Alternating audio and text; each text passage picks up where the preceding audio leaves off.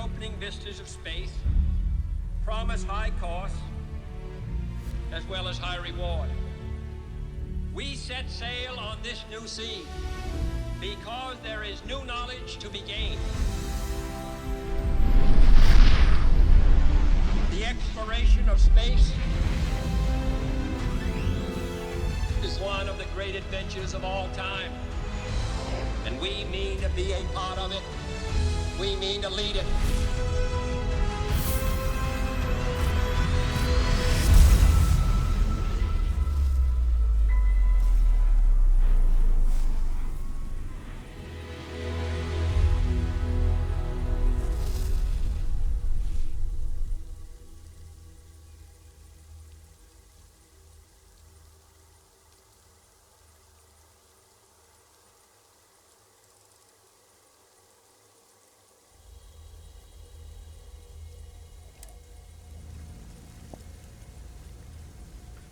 Welcome back.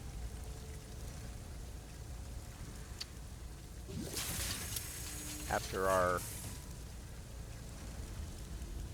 journey at the clinic that nobody got to see because,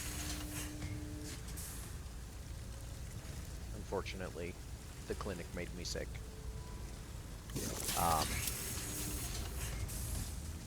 We had a time. But, feeling a lot better now. Still little remnants, but, as the Rockman song says, I'm high as a kite. Not really, but sort of. So we're gonna continue our little pirate adventure today. I did a little bit of ship modifications. Not to the Arachnorazor. There's really not much to do to this ship anymore. I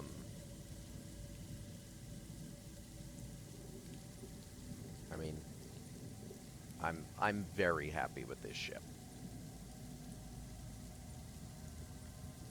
Eventually, I do get happy with a ship.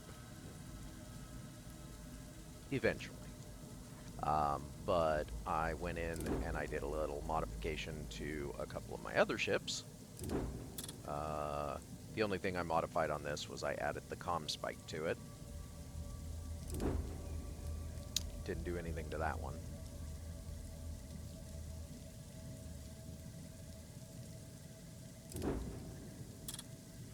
I did some recoloring on this ship.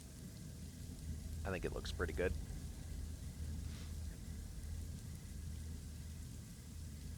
Also added the comm spike to it somewhere. I might fly it again. I don't know. Honestly, I really like the Arachnorazor, so we'll see. This used to be a Naginata 3, I think. I can't remember. I turned it into this. I'm not entirely happy with the way these engines are currently, but I don't know how to fix that. Basically, the gap. I don't like the gap. But I don't know how to put something between there that won't look bad either, period, or that particular engine style, it goes deep. The actual, like, part where the, you know, where the little thrusters are, it goes really deep. So anything that I put in between there that's long enough to go between there and fill that gap is usually going to overlap in a way that looks bad inside the actual engine. So I'll either figure it out or I won't. I don't, you know, meh. Whatever. I probably won't even ever fly this ship, but it exists.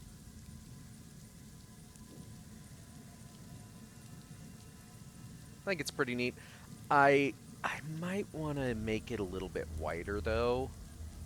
I'm kind of a fan of ships that are somewhat as equally wide as they are long, but I don't know exactly what I would do to it. I made a couple of minor modifications to the Hot Pocket. Added a reactor. Put a couple more weapons on. You wouldn't really be able to tell too much difference if you saw the previous version, but I think that's a really cute ship. Legitimately. It's ridiculous. It's got tons of overlapping parts in order to make it work. I added cargo. Has almost no crew capacity, absolutely no passenger space. Like, I don't know what you would use it for. It doesn't actually have a lot of weapon systems comparatively to most of my other ship designs. It has a lot of EM weapons. There's a bunch you can't see that are built into it. And then I added some more when I added the other reactor, along with a third shield.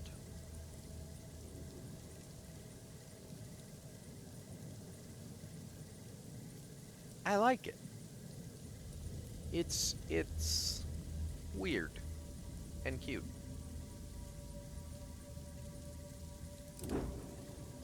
Didn't do anything to that. Don't know if I'm ever going to do anything with this, mostly because I have to register it first, and I don't know if they've ever fixed the registered ship bug. There's a bug for ships that you have to register where it will default the ship back to its original designs. And I don't know if they ever fixed that. I basically just don't use ships that I have to register.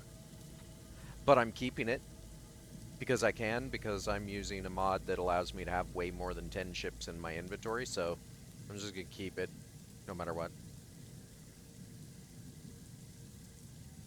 That's about it. Absolutely unimportant. Alright.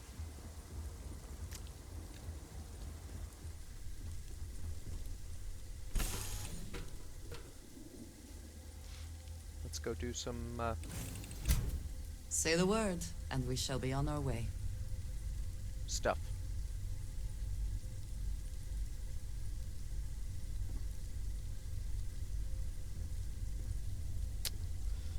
Oh.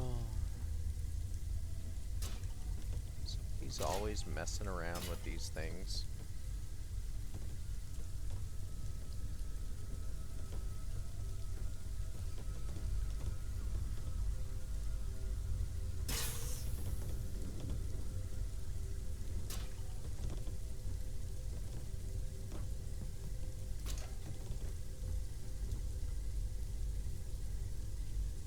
Sometimes these loose objects will just move on their own. It's not somebody actually bumping into them or anything. It's just you walk into the ship and they go scattering everywhere. And sometimes they go scattering everywhere. Other times people bump into them.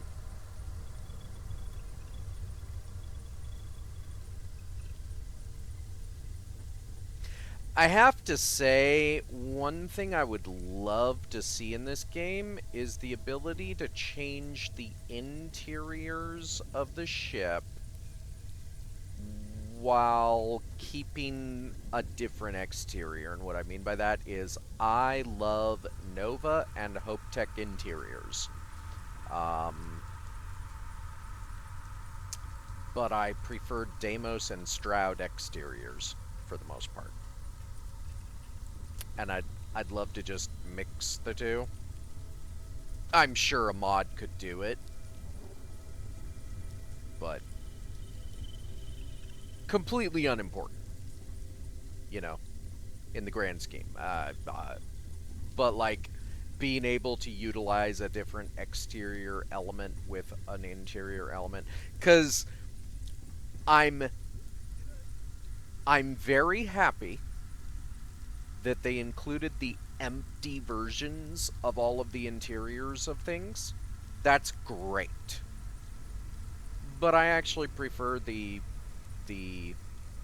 interiors that are pre-furnished, even though they look the same as literally, there's never any difference between each one. That's actually not true. And I don't know how these variations occur, but this particular room right here, this is the computer room for Nova. This has a different appearance. If you're going on to the Crimson Fleet White, there's three whites. There's a white one, well, it's just white, I think. And then there's a white 2 and a white 3. And little minor things change between those. One of them doesn't have this box. I think another one doesn't have this box. When it comes to how things are decorated, it's mostly the same, but there's like a couple of, like, I think there's a mat here with some tools on it as part of the decoration. It's real minor differences, but that's the kind of thing that I wish they had more of, like minor differences. And how about this? How about put this whole little thing here on the other side? Just flip the whole thing. But that's, you know. And in terms of when you're building a hab like that, variation A, variation B, variation C, They did it with a couple of parts. They did it with the Stroud all-in-one. There's an A and a B for the Stroud. And all the A and B does is literally reverse the layout so that there's a bathroom on this side versus on this side. The beds swap sides, It's literally just a mirrored version of the same hab. They could have done that with almost every hab. Anyway, just little things. I think we put away all of our contraband.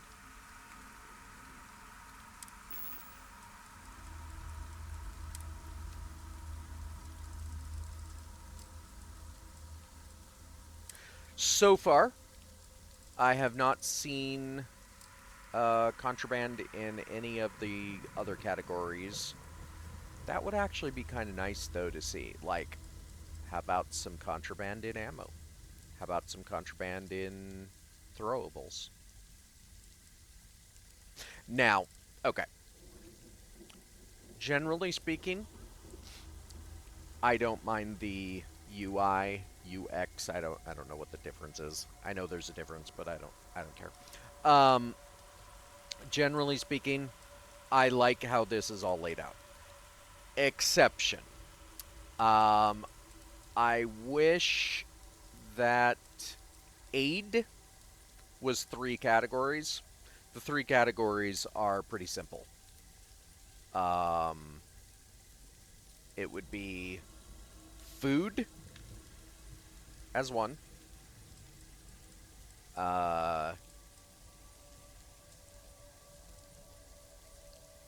meds as another, pharmaceuticals, drugs, call it what you want, but med type things as another category, and if I can find one real quick, there we go, drinks as a third. because honestly, they should be subcategorized, and I think there is a mod for that. I don't know if I'm gonna use the problem with inventory mods is a lot of them want to completely restructure how the inventory is done, and that's not what I'm looking for. I just want two additional categories for aid and two additional categories for apparel. The apparel categories would be headwear, clothing, and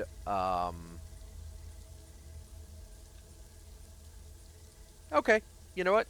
That's it. Just headwear and clothing.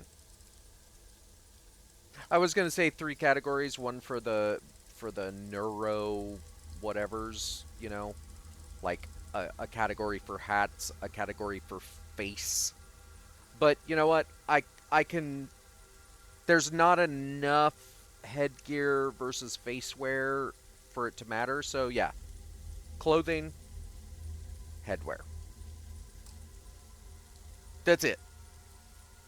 Just anything that goes up on the head, put that in its own category.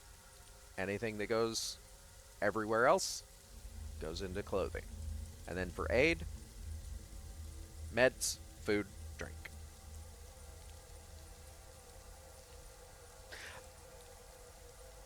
I think for throwables, I'm fine with only the one category, only because this is it. Like, there aren't that many throwables in the entire game. So, it's if you wanted to subcategorize, it would be mines and grenades, but like, eh. Um,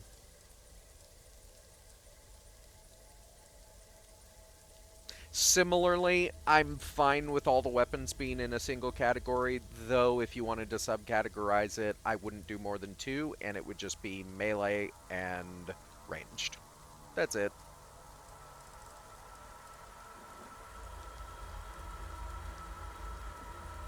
Now, miscellaneous, oof, I mean, I don't even know what to subcategorize this stuff as. Like, it just, there's too many variations of all kinds of junk that you can have in here.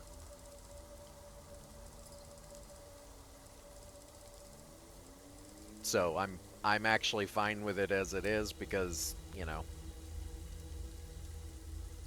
there would either be too many subcategories or the subcategories would be still too generic for what junk goes in there. Same thing for resources. There's all kinds of resources.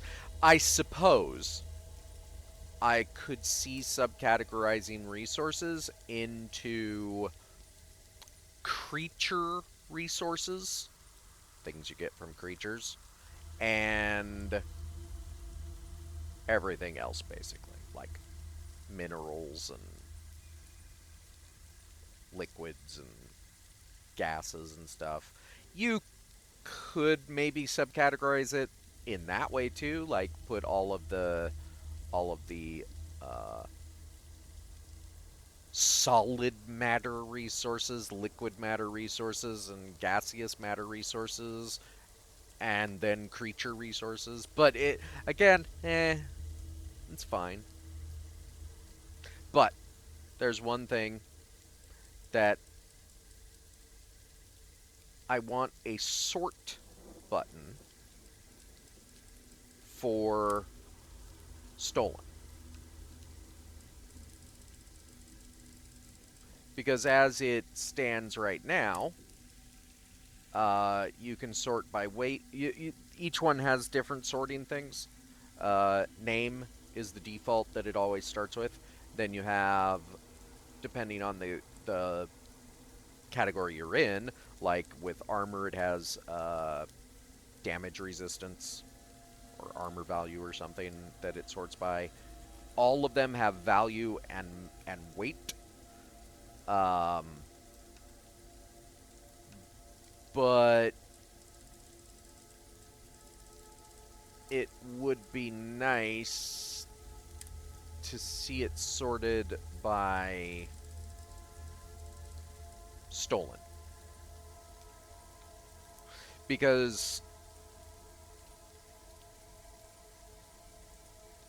it's kind of annoying to go through and find your stolen items if you go through and steal stuff and you don't remember what you stole. It's one of the reasons I don't steal things, generally speaking. But anyway.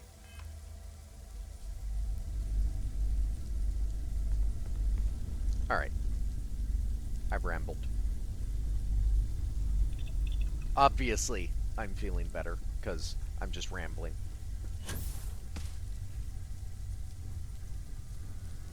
Well, I need to put my food items on the table again. Oh, I did do a little bit of decorating. Let me go up here and show that a little bit. Look, weights.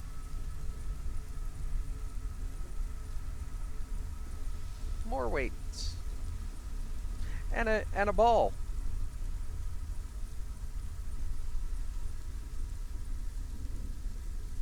That's it.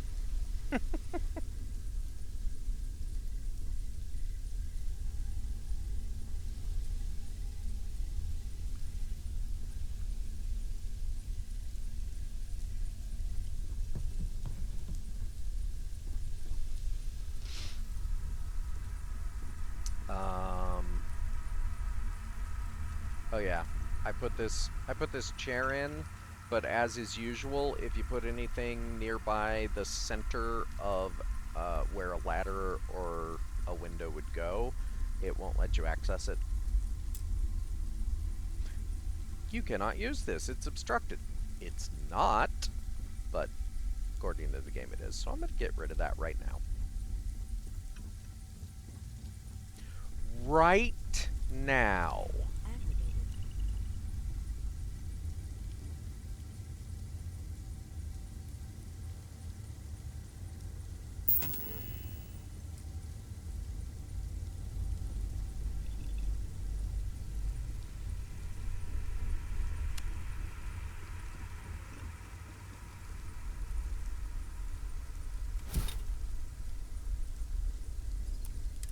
Just gonna delete it.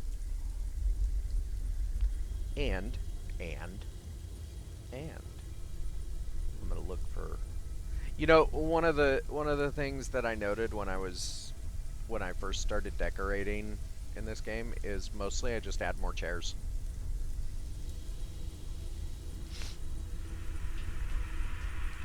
No specific reason, just, you know, add more chairs.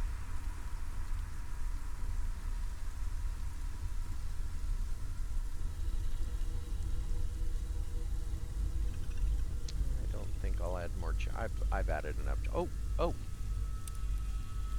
So this is a silly thing I started doing. Being a little pushy, aren't you, Andrea? This is the silliest thing I decided to start doing. Whenever this particular space is available in a app, I add a coffee maker.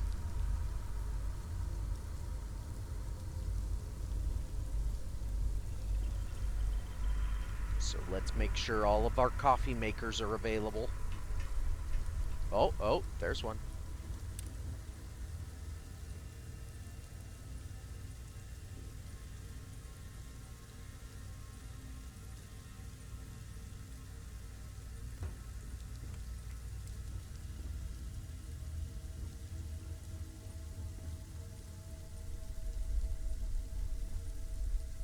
I don't think we need a... Actually, you know what? I think it's funny to have both versions of the coffee maker available now that I think about it, because, you know, you got your big espresso machine, and then you have your little instant coffee doodad. Has to be perfect. Actually, it doesn't, but...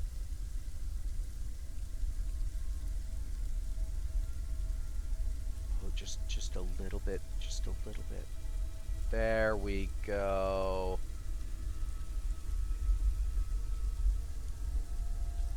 I think we'll put it towards the edge.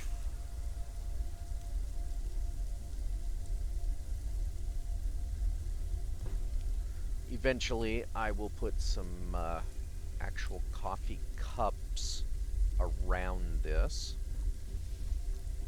But that's good for now.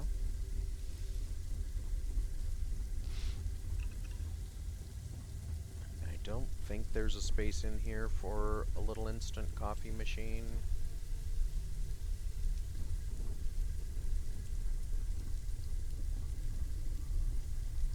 I was wrong.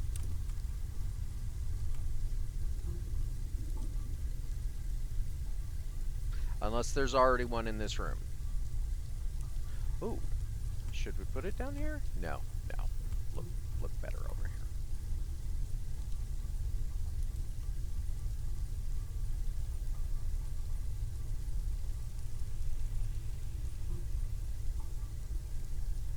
Good enough for cover. Nope. Nope. It's a...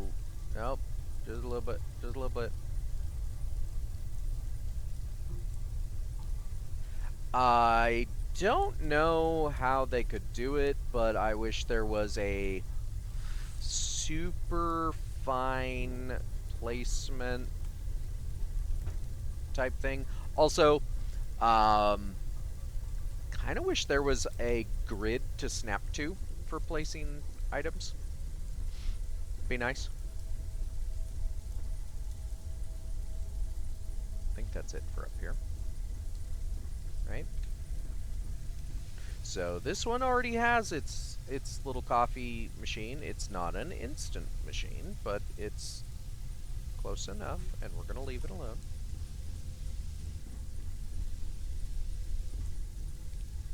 Oh, look at that. I didn't even put that there. See? They know. They know.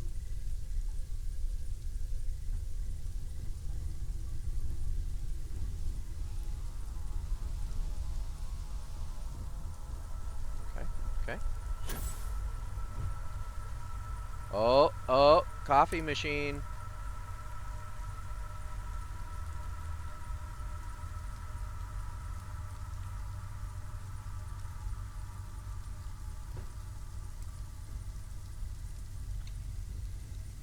Pardon me. You in the right? Yeah, I guess so.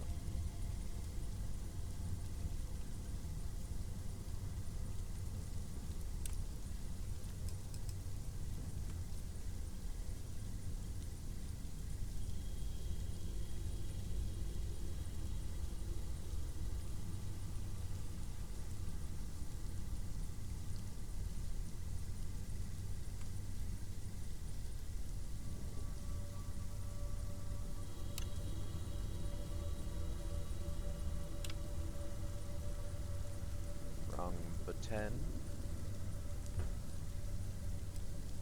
There's actually a mod to utilize things like the desk monitor and there's like a wall monitor somewhere, I'm not gonna go searching for it, as like a mission board for certain factions. I think it's pre-designed so that one is specifically for Trackers Alliance and the other one is... Honestly, I don't remember now, but that's a cool idea. Like, that's an idea that should be made vanilla, right? Like, don't even have like a, just when you're looking at these screens, have like a left and right version of the desk monitor that becomes a mission thing, you know, so that it becomes interactive. I put a drinks machine here. It's too bad they don't actually interact with it. That would be really neat. I should actually put another coffee machine in there just for the giggles of it, but I'm not going to. Why? Because.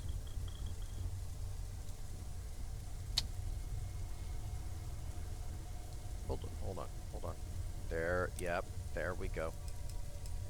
Coffee, coffee, coffee.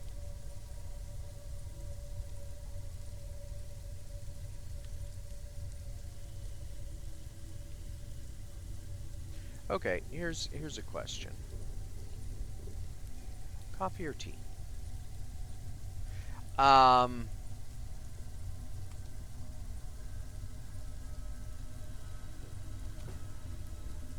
Personally, I don't like either on their own. If we're talking about the difference between coffee or tea as just like, okay, here's what I'll say about tea. There are more options with tea, and that's great.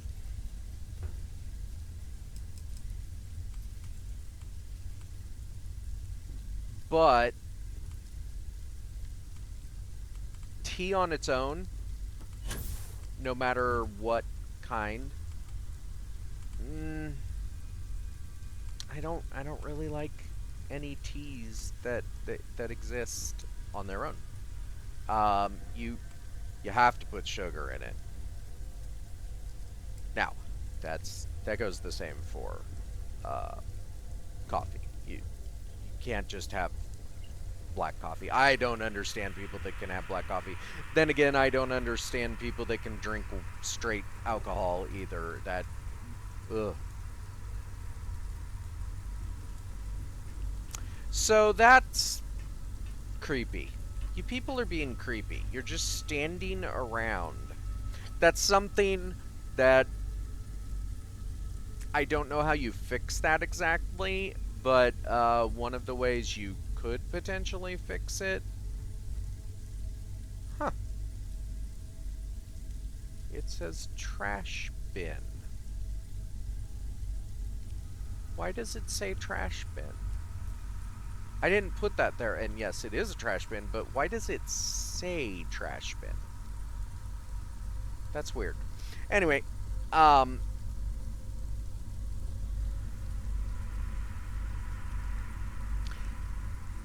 there should be some kind of simple NPC crew AI that tells your crew do something. Or alternatively, do nothing. But not stand around, do nothing. There should be an AI crew element that basically tells the AI, go sit down, go lay down, go work out, go have food, you know, and there is sort of, every once in a while you'll see them, but more commonly than not, this is what they do. They literally just stand around like weird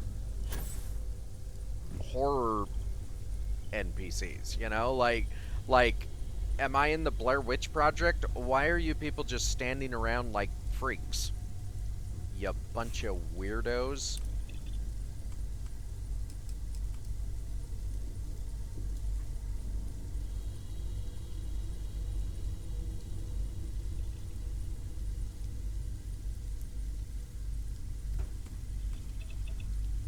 I don't know if that's the right place. What?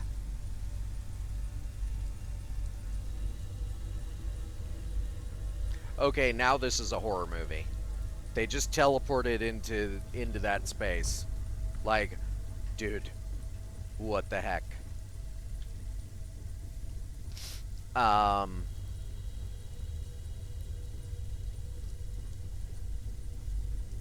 Ooh, coffee. Yeah, there should definitely be some AI. Now, I will say, when you are in build mode, the AI actually reacts differently for some reason. For example, they don't constantly talk to you when you bump into them, which is nice. Oh, coffee.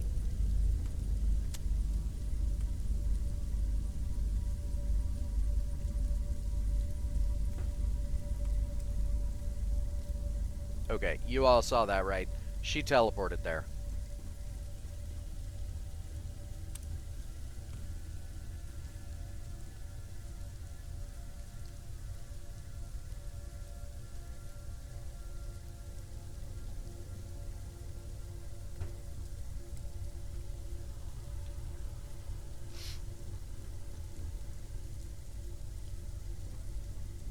I have a workshop.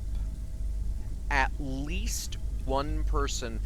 In fact, that would be probably one of the best, let's call it, uses of the spaces. If they have skills that are relevant to a particular thing in your ship that happens to be there, like they have some kind of medical skills or they have some kind of technical skills or whatever, they should be in that space in the ship. Like, I know for a fact I have a person with medical or like some kind of science skills. They should be in the infirmary messing about with the pharmaceutical lab. Just sitting there, you know, doot, doot, doot.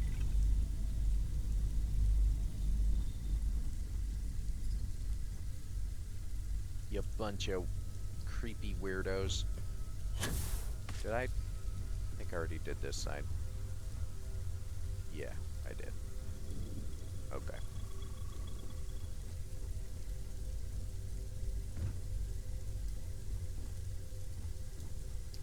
Don't think there's a place for coffee down here. There might be, though.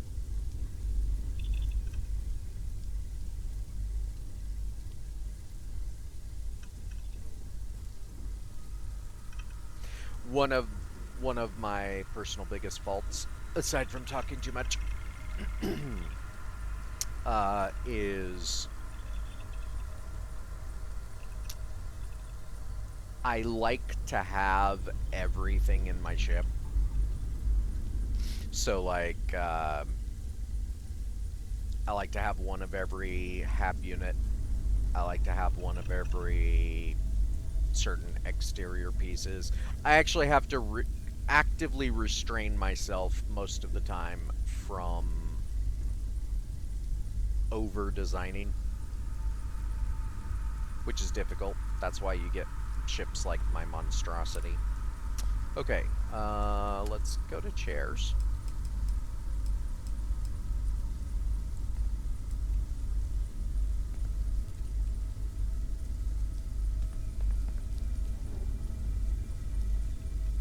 Oh!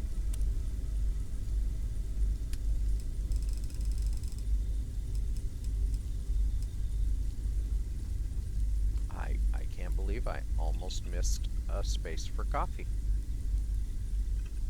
How dare I?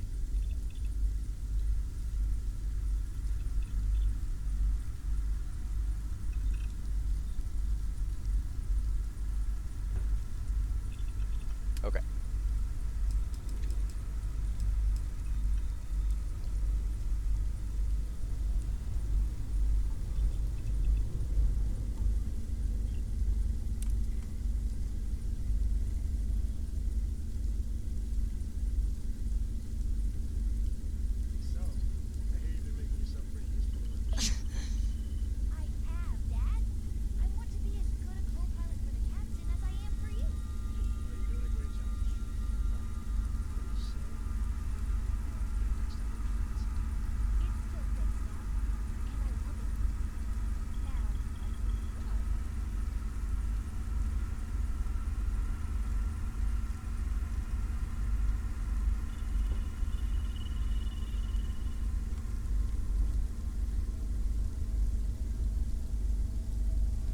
Now, I fully understand why they default the chairs to face you instead of facing away, but 9 times out of 10, when I'm placing a chair, I want it to face away from me.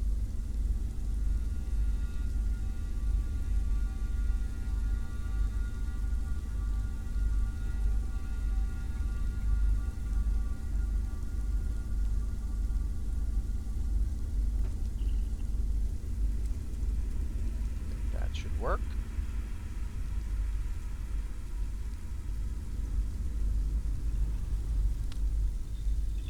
Got a coffee machine.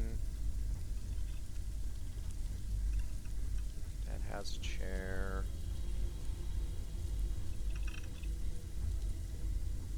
I'm 100% certain we will decorate more in here later, but for right this minute, this is what we're doing. Okay, okay. I think that looks good. I believe... Well, that's gonna have to be taken care of now.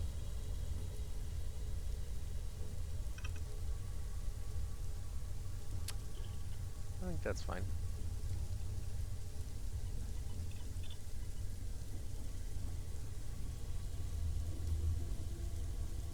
Aha. Now for this one, we could do 3 chairs. Or, okay, so I am actually going to do 3 chairs.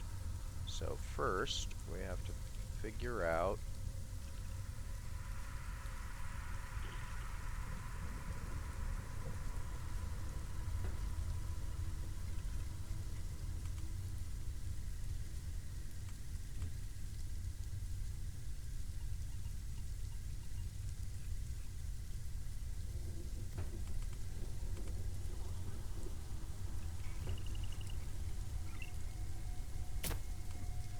easier to place them and then move them.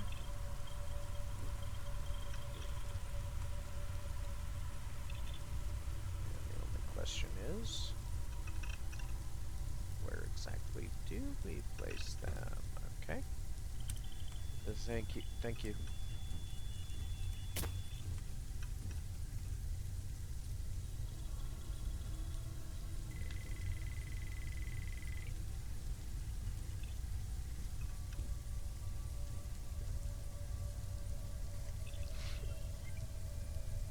Yeah, this is of course why I would love a snap to grid type building element,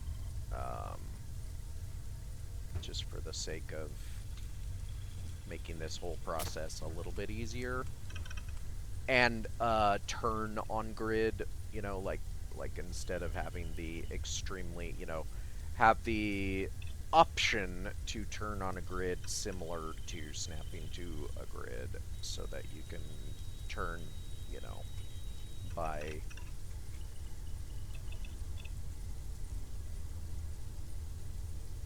cardinal directions.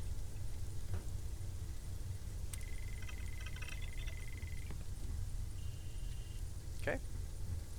Okay. I think that's good. I think that's actually good. Now let's do something with this, because I don't even know where this is supposed to go.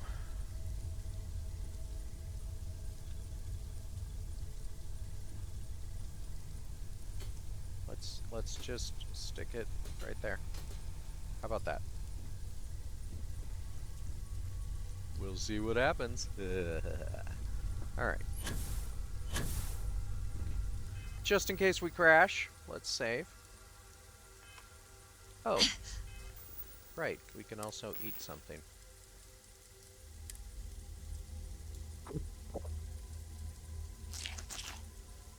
Deactivated.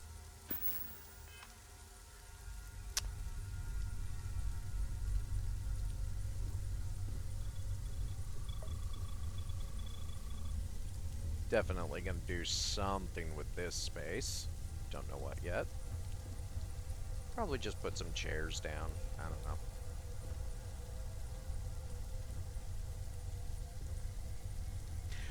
know. One of the things that definitely I don't another of those things I don't understand.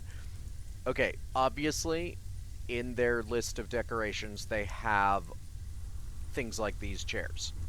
But if you go into the decoration options, these chairs don't exist. Like, why not? This table does, without the little dish rag, whatever. But not those chairs. And in this particular case, not even in that design. Like, there's some weird ones, like this couch design exists, but only in yellow and black instead of blue and black. Why not give us the option of also having a blue and black one? These chairs exist, but not in that color. They only exist in white, like the ones that I was planting. These chairs do not exist anywhere in the decorations. Why not? They're everywhere in the ship designs. Like, those are the things that I truly don't understand why they didn't give us these benches. I don't think exist. I don't remember. Like, why not? Why not? I want to build more of them. Anyway. See what I mean? These chairs are everywhere. So why can't I build them? I'd love to be able to do something at the ends of these. But the problem is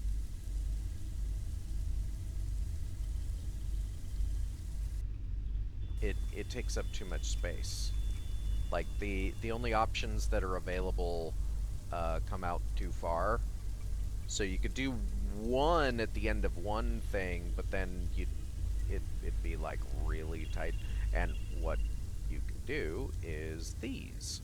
Now, that's another one.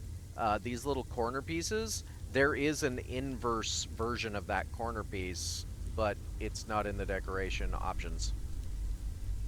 So you can't put like the, you know, a piece that would go around like that, and then another one that connects over there.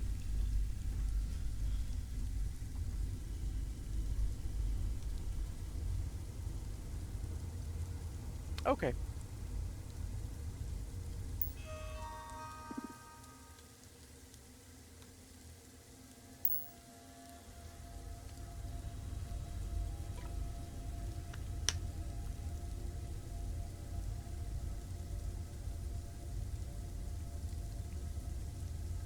Let's actually do some adventuring.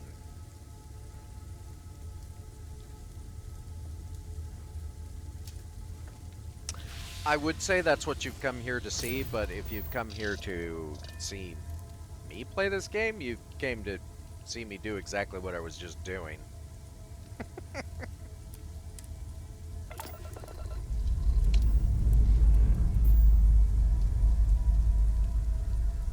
Struts retracting. Let's get out of here.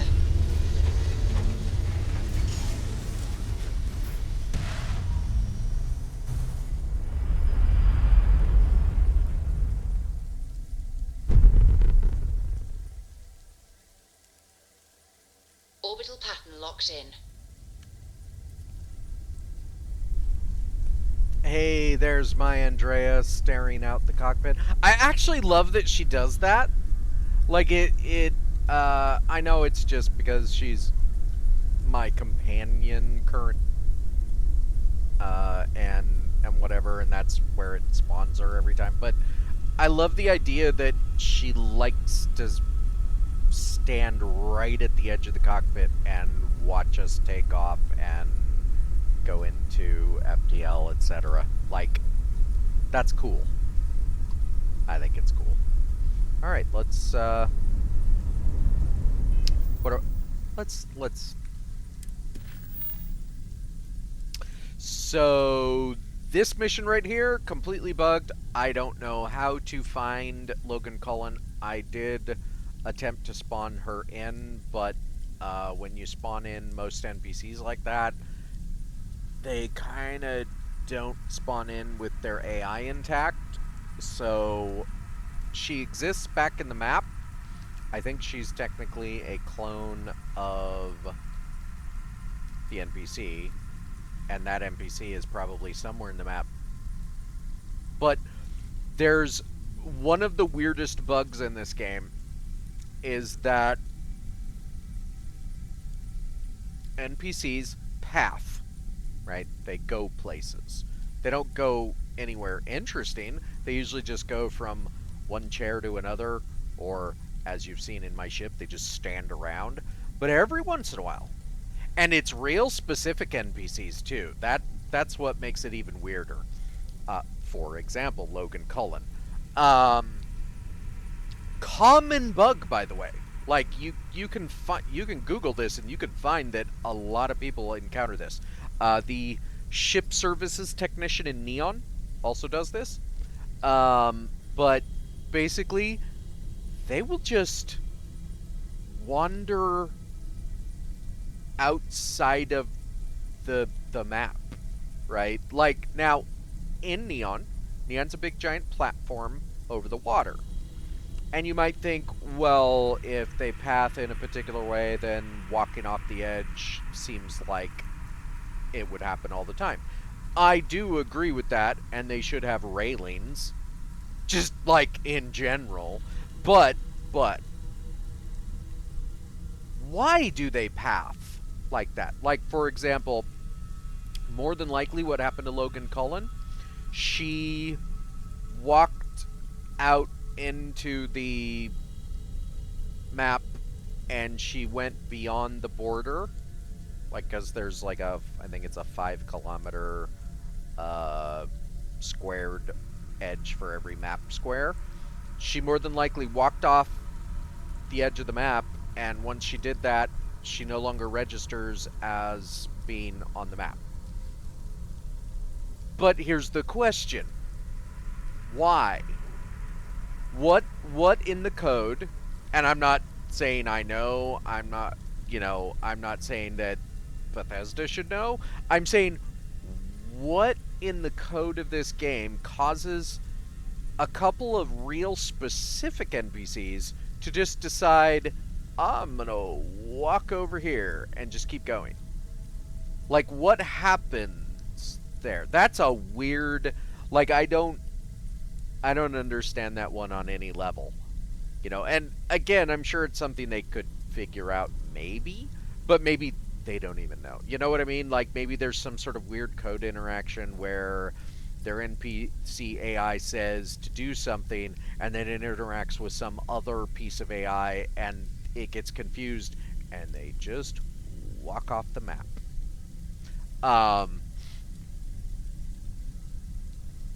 But it is obviously a little bit annoying because it means I can never complete this quest. Well, that may not be true. I'm sure there's a way to complete the quest by just going into the console and saying, complete this quest.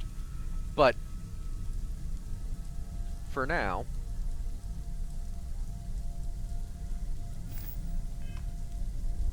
it's one of the weirder bugs that,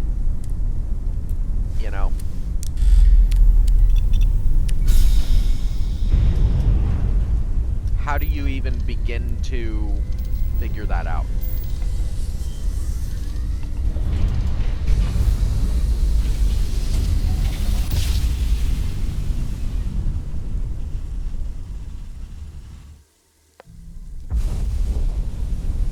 Well, you didn't put us into a planet, so we must be in the right place.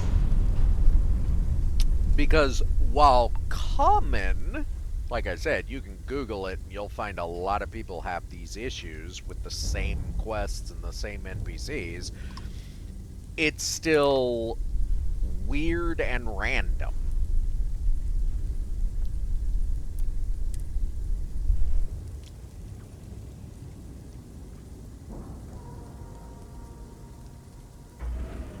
Can you believe I've been playing for almost an hour All and right, done let's nothing? cycle that airlock and get aboard.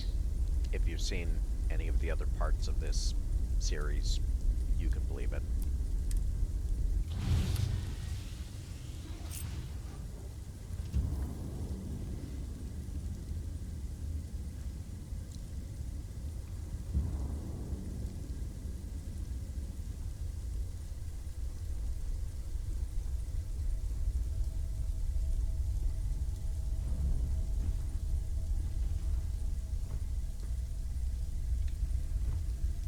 Yeah, so that's a new bug. I don't know if it's an interaction with any of the mods I'm using or not, but not hearing my boost when I'm docked. Just when I'm docked. That's weird.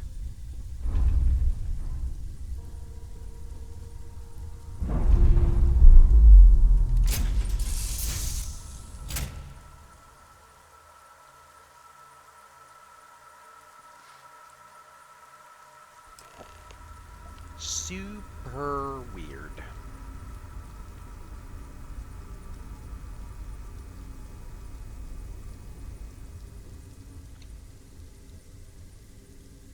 Oh, hey. I read about you. How's the pirating business? You know, I'm not actually a pirate. Well, I mean, that classified station you mentioned. It was SY-920, wasn't it? Yeah, it was. And you can probably guess what project it was for. I don't have to guess. I read a report. Yeah, I thought you might.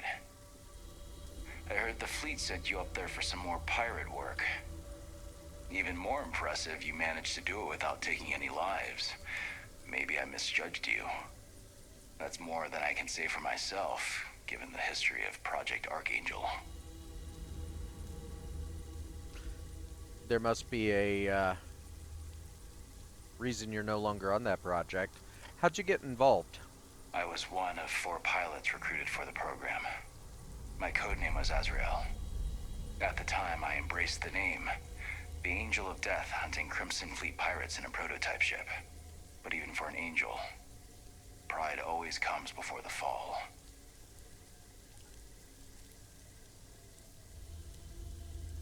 What was the project about?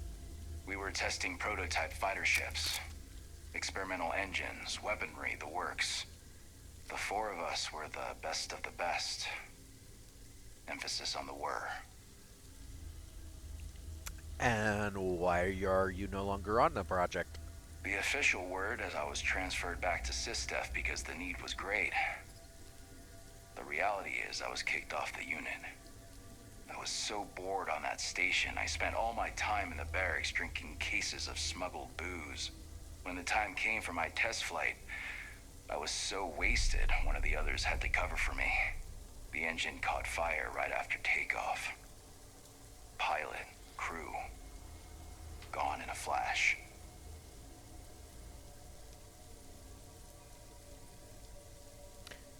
You know, I found proof of fraud and systematic cuts to safety and security, so it wasn't your fault. Is that right? I guess that lets me off the hook with the jailers, but not with the judge upstairs. I appreciate what you're trying to do, though. Just give me some time to process it. I mean, you were all test pilots, and test pilots do a dangerous job, but, you know, you can blame yourself all you want. That's your choice. I'm just saying,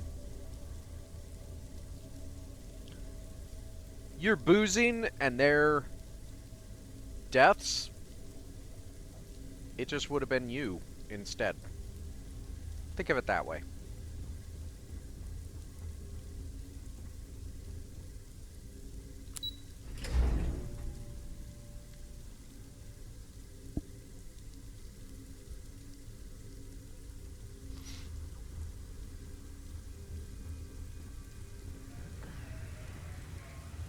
Oh boy, let's go talk to Commander Jackass again. Oh, did I say that with you in earshot? Well, I meant to. It seems you had quite the eventful mission on your hands. You still have the Crimson Fleet's trust, and you were able to spare lives in the process. Sorry, Commander, stick up your ass.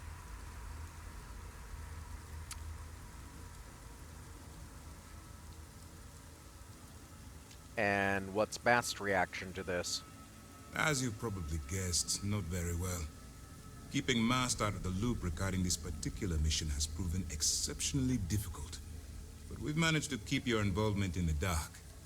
Sparing the lives of the soldiers on SY-920 has definitely made our position with the top brass much easier.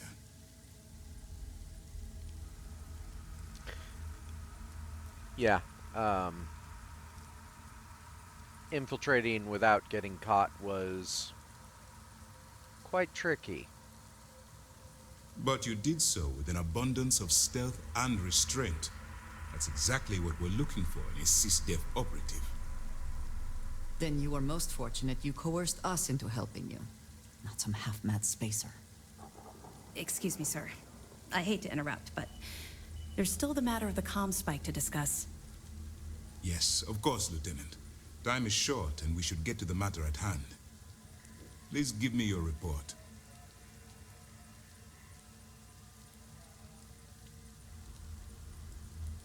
What do you mean by time is short?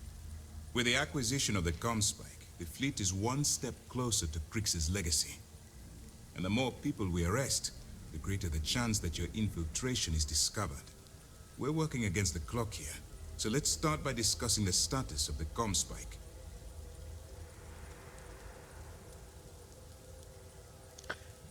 Delgado has Jasmine Durand working on the comm spike. She goes by Jazz. Girlfriend of Neva. Not that any of that is important.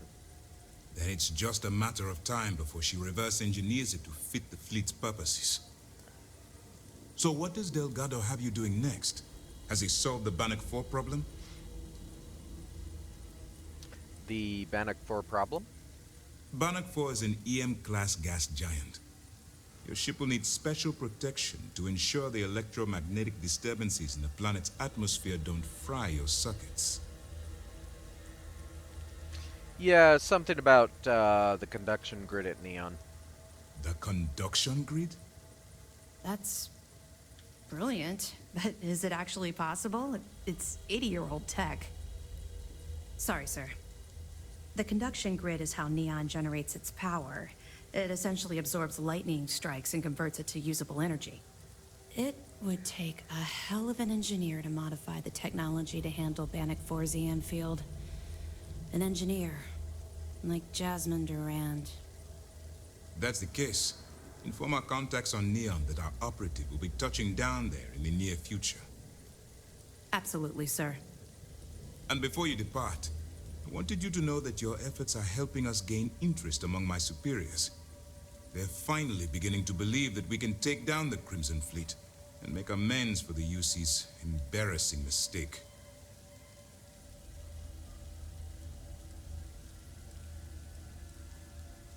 What embarrassing mistake. The fact that our common enemy owes its existence to the United Colonies, of course. It was the riot at the Lock, touched off by Jasper Krix, that inspired him to create the Crimson Fleet in the first place. Thanks to your assistance, we'll be able to rectify that mistake, and Mast will authorize an all-out assault. And you're still not concerned that all of this is basically just putting the fleet closer to the legacy? Of course I am, but it's a calculated risk. You know, you said that last time. It doesn't change the fact that all I'm doing is helping them get closer to a goal you say. You know what? Never mind. I hope it means I'm getting a pay increase. I'll see what I can do. You've certainly gone above and beyond the call of duty. All right. I suppose that's all for now. I'll be looking forward to your next report. Good luck. And please, Be careful.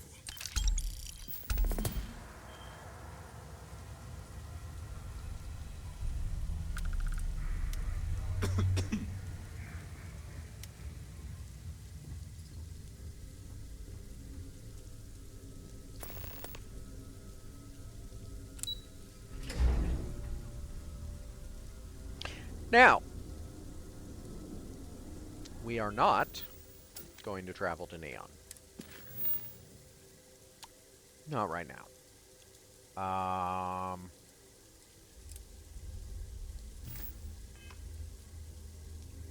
Our next major objective is going to be going to Aquila, which we're getting closer to doing.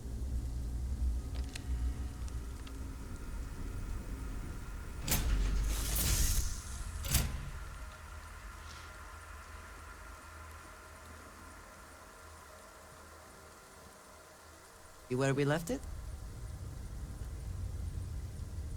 I hope everything's where we left it.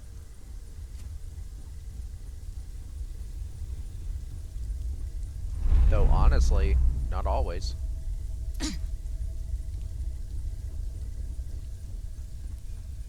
So I've been thinking about, a lot of people want stairs in their ships, and there's a singular cockpit that has stairs, but honestly, I don't like the design of it on any level. I don't like the exterior design of it, I don't like the interior design of it, and it's only useful if you only have 2 layers to your ship, you know, one half unit layer and then another. If you're going for 3, if they were to do stairs, a hab unit with stairs, it would have to be a 2 by 2 by 1 unit. And basically, it would be the stairs would take up the middle space. You'd have, like, there'd be open space up above, and from one ladder space to another ladder space would just be stairs.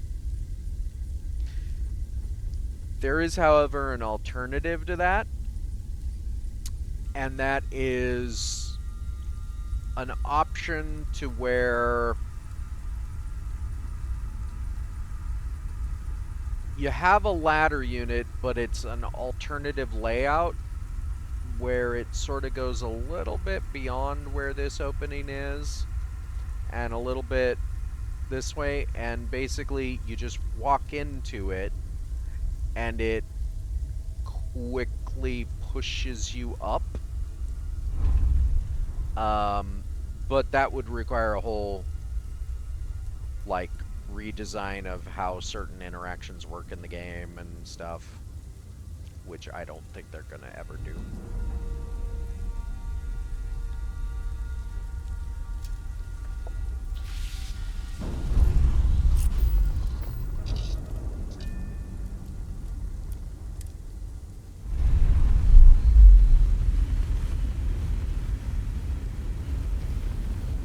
We're free and clear for flight.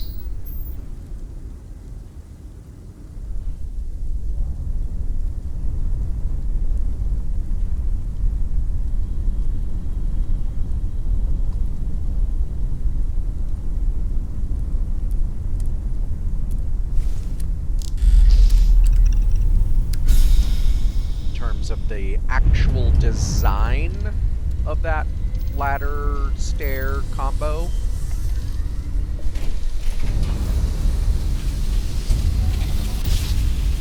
watch Guardians of the Galaxy. Switching over to standard engines. Next something for you, Cap?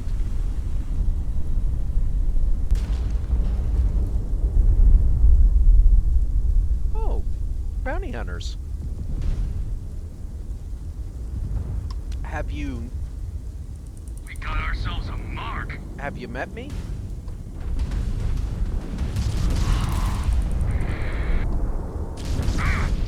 Target. taken out their shields.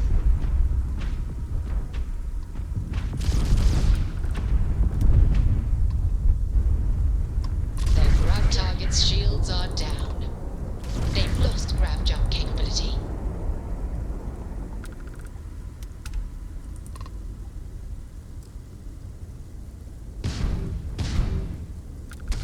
Ha! The target, we've blown out their grav drive. Target's engines are down. Enemies' jump targets lost their shields.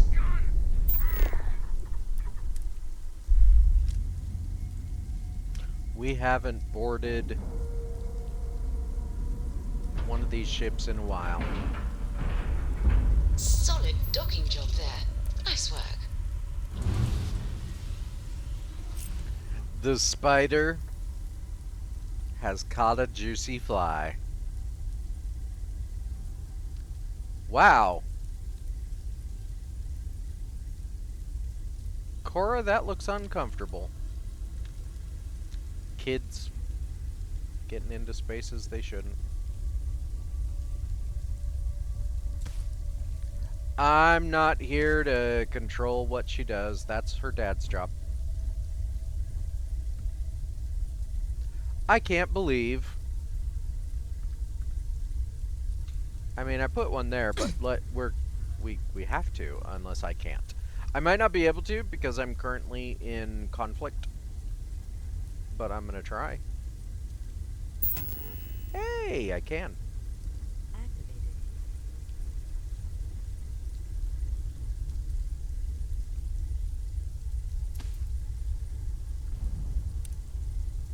It might seem weird to have 2 coffee machines.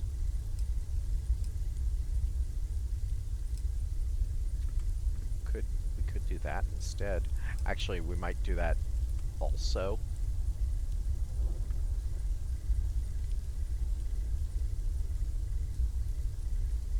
Because that would be funny.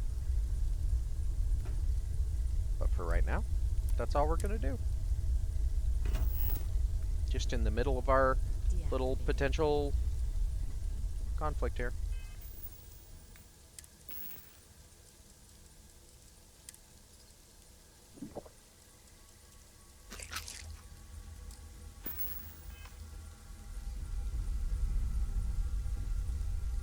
Now the only question is, hey, we got coffee there.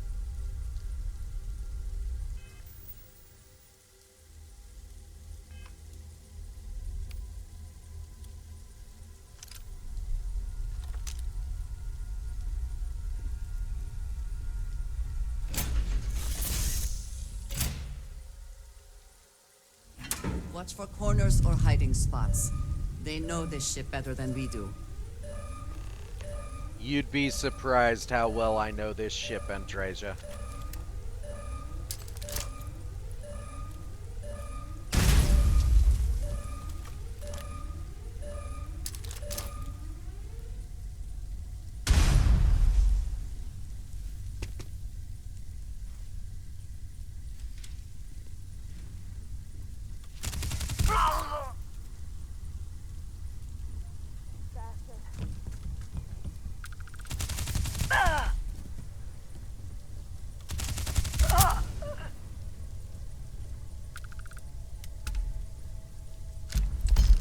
Okay, that's cool.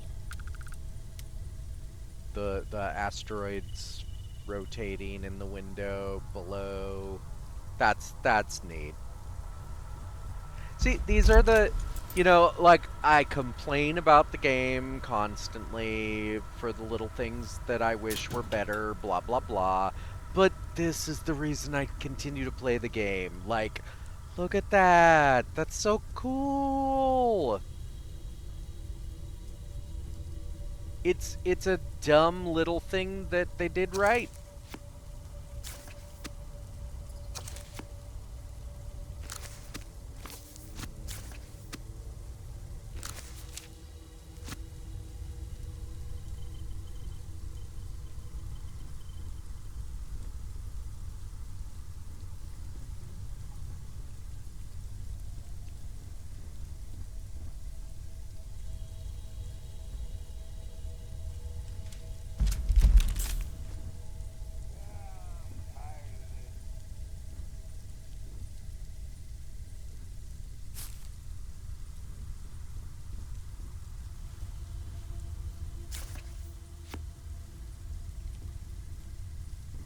Oh yeah. I need to buy one of these. There's a couple different designs of this particular ship. I can't remember who sells this design outside of the Crimson Fleet. I also don't remember the name of it. In the Crimson Fleet, I know it's a white. But you can buy this, quote, version of the ship from one of the other manufacturers. I think we'll do that after we go do the thing for Bog.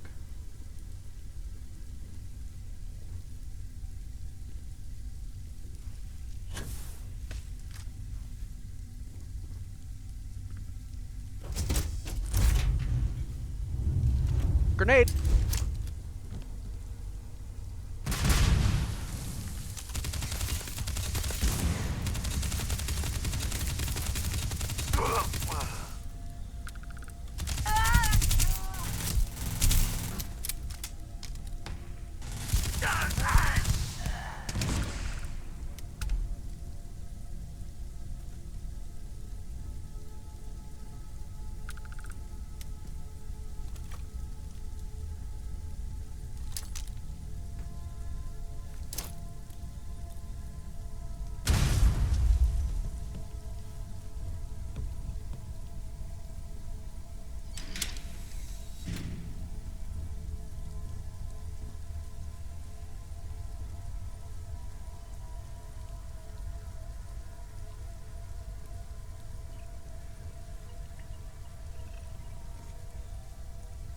I actually, aside from the actual specific layout of where the ladders and stuff are in this ship, I actually really like this ship.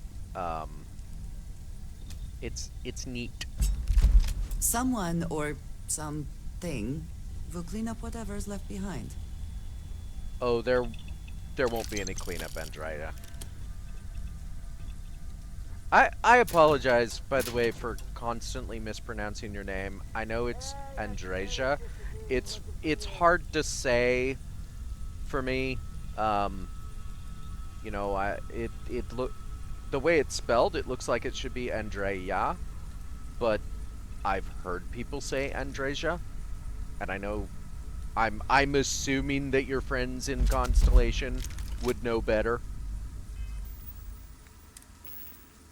than I would.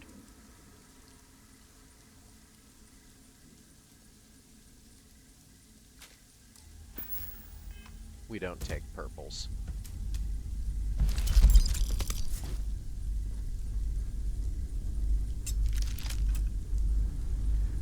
Purples and blues are beneath us.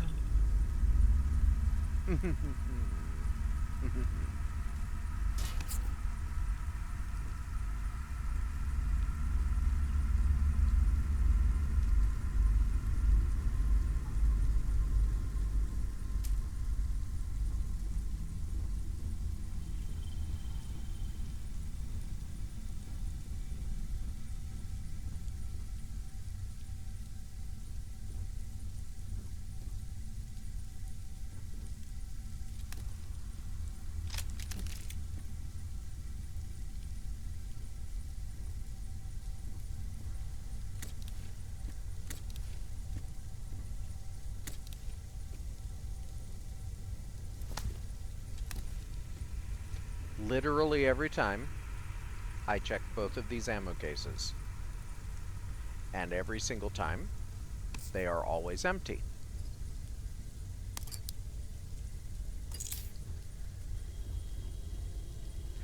I never check these.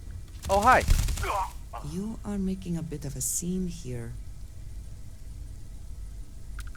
A scene? A scene, Andreja? Is that what we're calling it? I like that.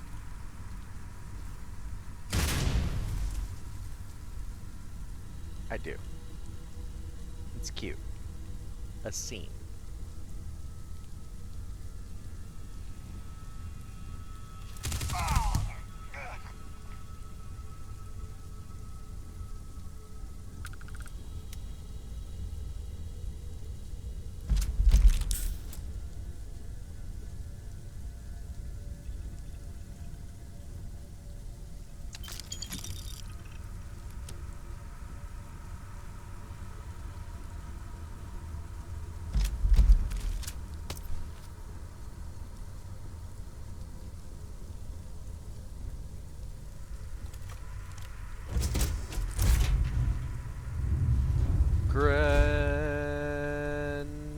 grenade.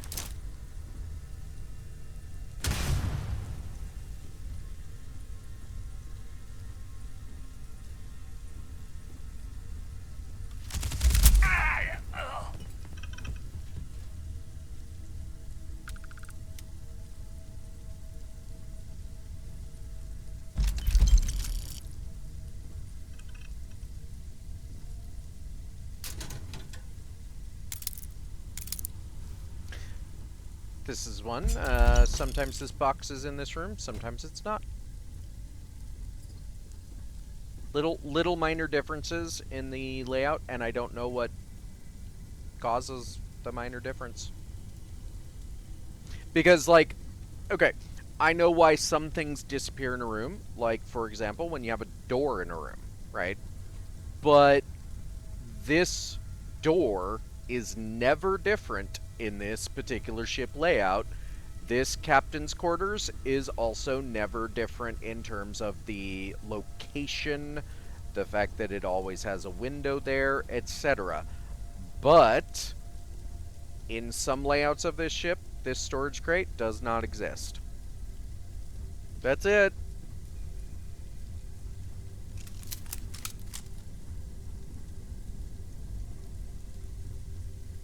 And I wish there were more variants like that within the various designs of ships.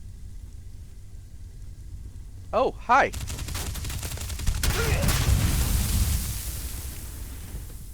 How are you doing? Open fire. Another victory. Well earned.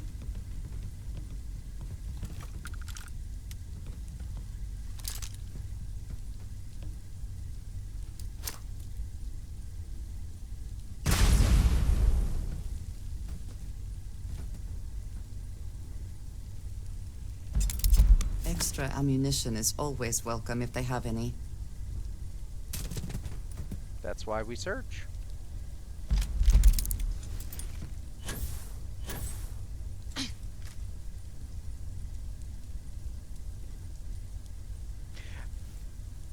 I think I mentioned it before, but this is the weirdest one. Nothing on this ship is considered stealing because these are bad guys, and it's, you know, take anything you want. It's not stealing. Except for this one Solar Frontiers game and this one cosmetic supply box. In this locker, right here, in this hab unit, in this specific ship. I don't know why. That's one of those weird ones that, like, you know, obviously when they were placing objects, they put the wrong tag on something, or maybe they put the right tag on it. I don't know. But, like, why? Nobody knows.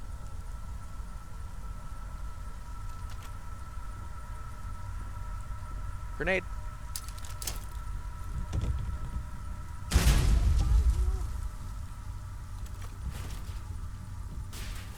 Grenade.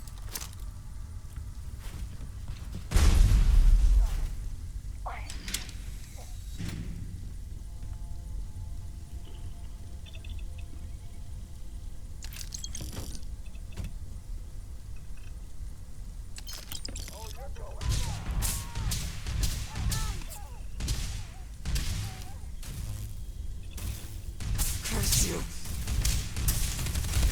No more signs of trouble.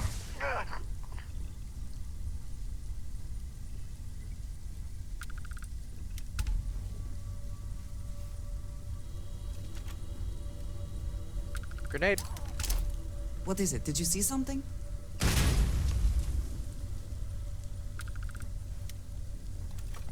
Not anymore.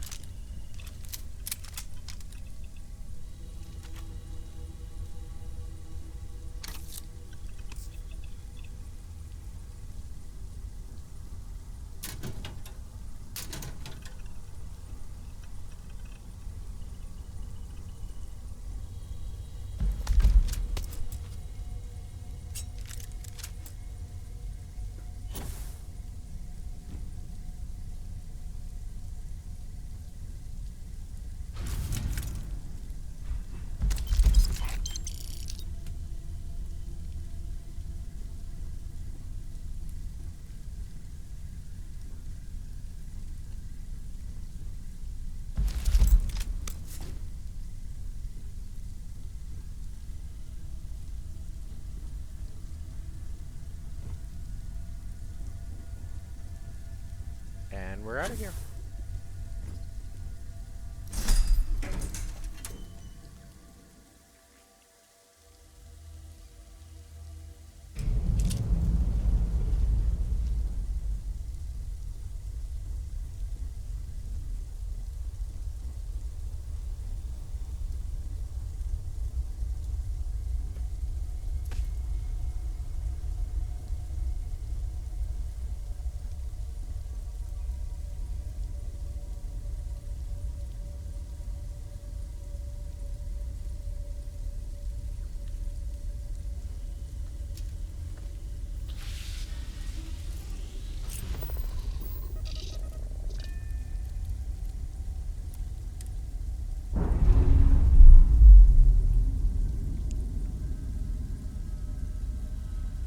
Docking seal released.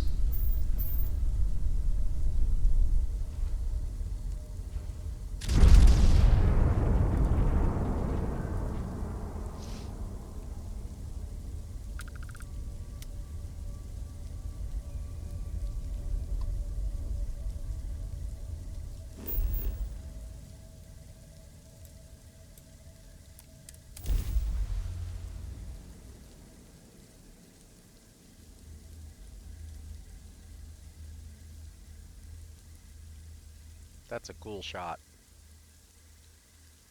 Landing site locked. Take us in.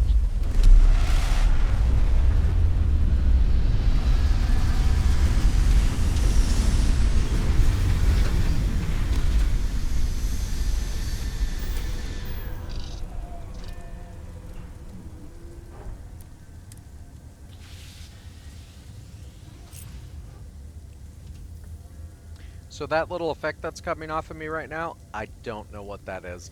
It has to do with boarding, because it only happens after I board certain ships sometimes. It doesn't happen every time.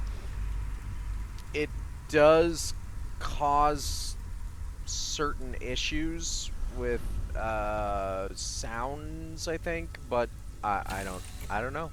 I truly don't know. I don't really care anymore. Some of the bugs in this game, you know, you just have to kind of get over it.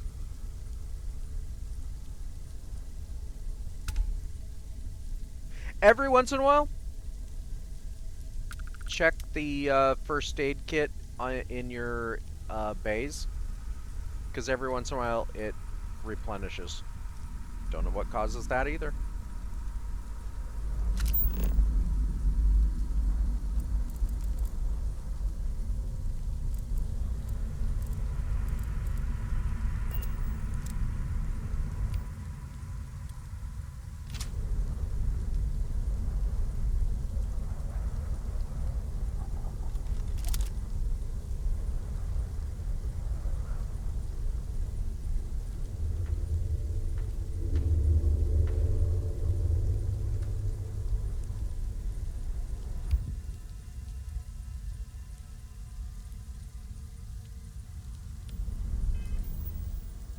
Oh, right. I'm wearing something that, let's go ahead and take that off. I like that they marked it in the naming convention so that it's easy to take off. Because we're not here to be quiet.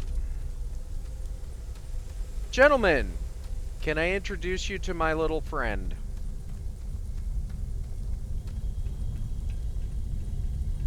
Hi.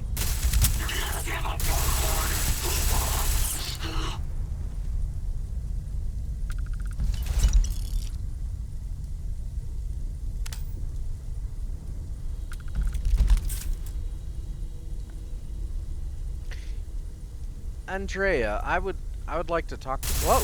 Hi! How are you? Where'd you come from?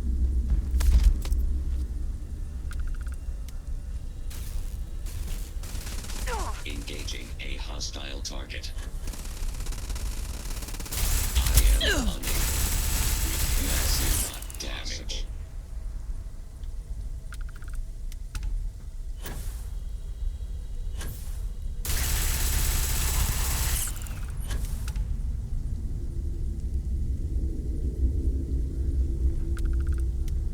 Profit is never necessarily the aim, but if there is something worth taking...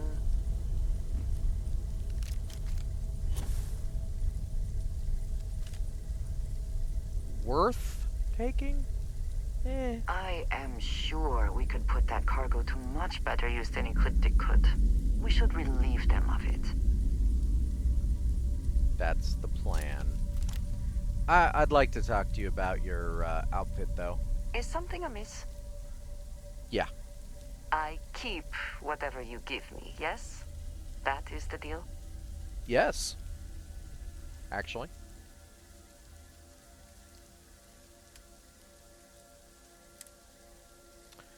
Alright.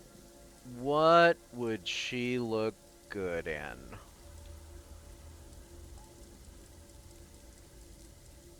Now, I don't want her to go around looking exactly like me. That's not her vibe.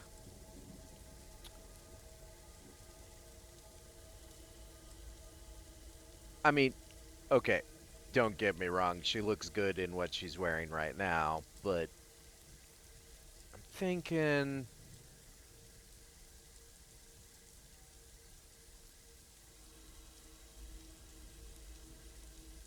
Nah. No. Definitely not.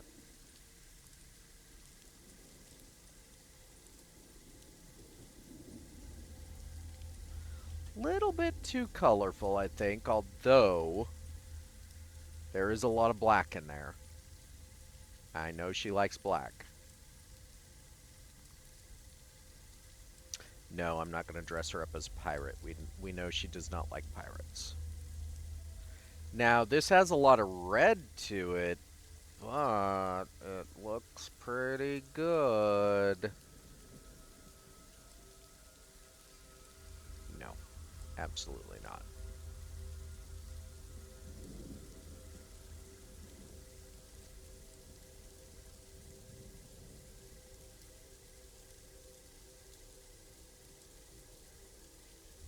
No.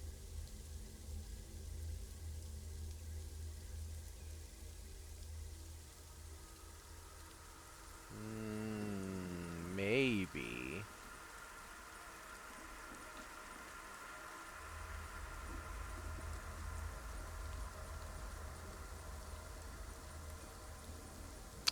I mean, okay, look, I know she has some issues with the Varun, but... I'll be honest. I think it's either gotta be...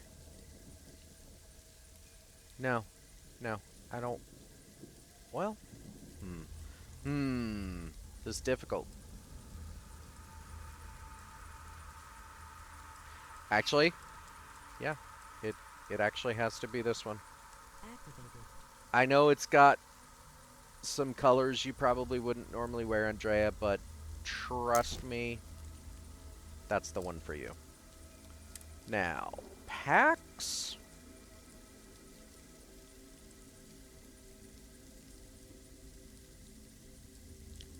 I think we keep the packs fairly simple for her. Although there's also the...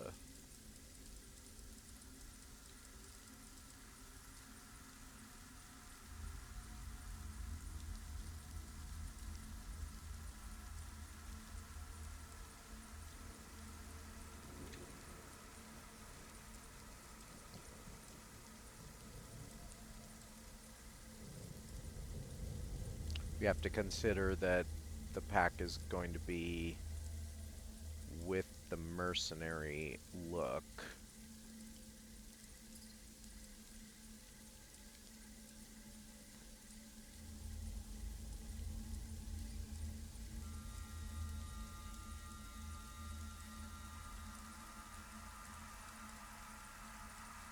Definitely not pirate. I think she'd look great in some pirate gear, but she does not like the Crimson Fleet, so...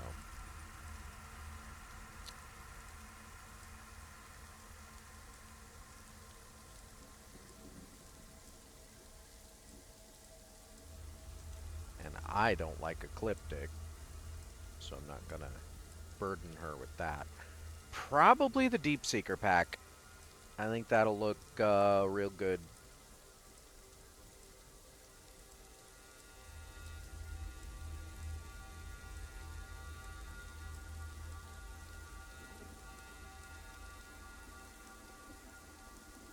Honestly, she might look good with the constellation in constellation colors.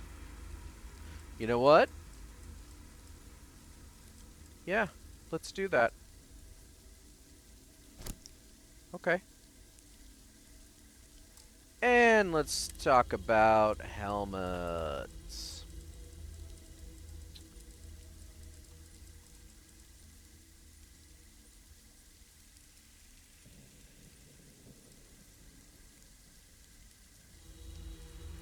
No.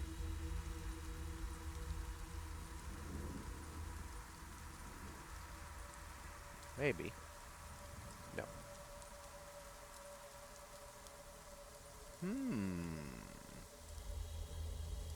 No. Okay.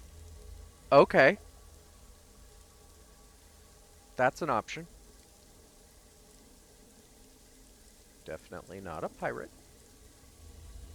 No. Too colorful. No. We'll have to get rid of those. Nope.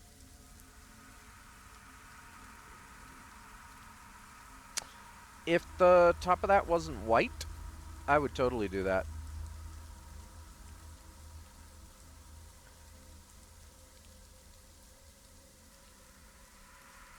No.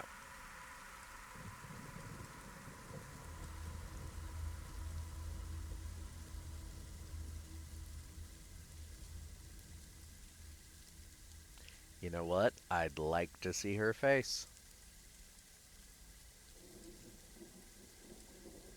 Yeah. Deep Recon. Okay. Deactivated.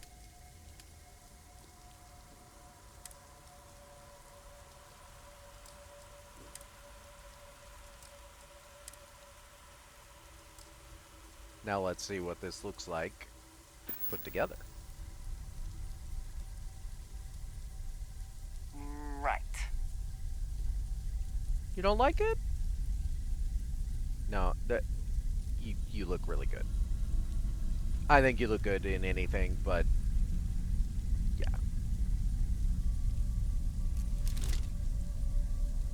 All right.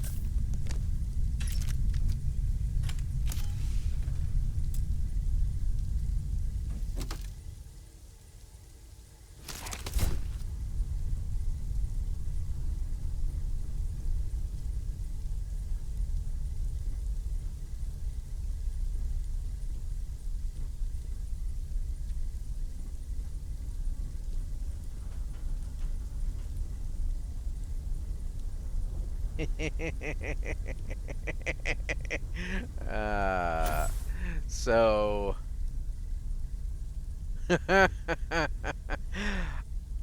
my ship is as tall as this ship, parked on a landing pad that is like 3 stories shorter. I love it. I love it.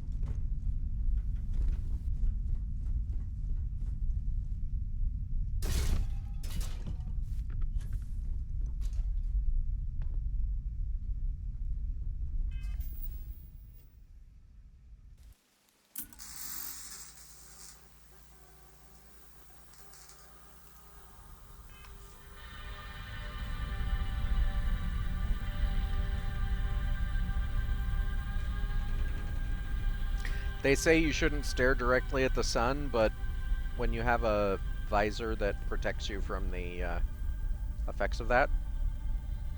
It's kind of neat to look at. Especially on a planet with no atmosphere where you're not, like, distracted by the other aspects. Anyway.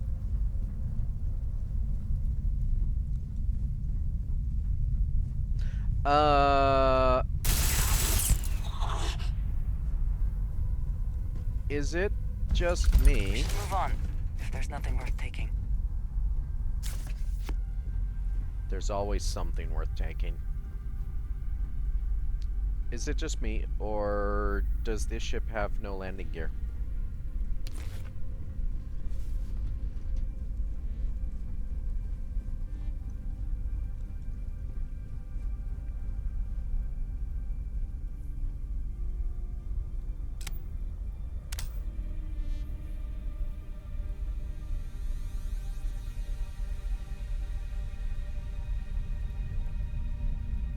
So, this is a landing gear right here.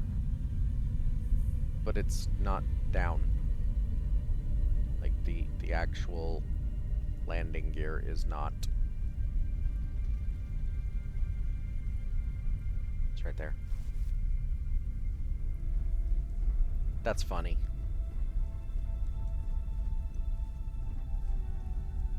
Also, these giant side cargo bay things, I don't know what exactly those are.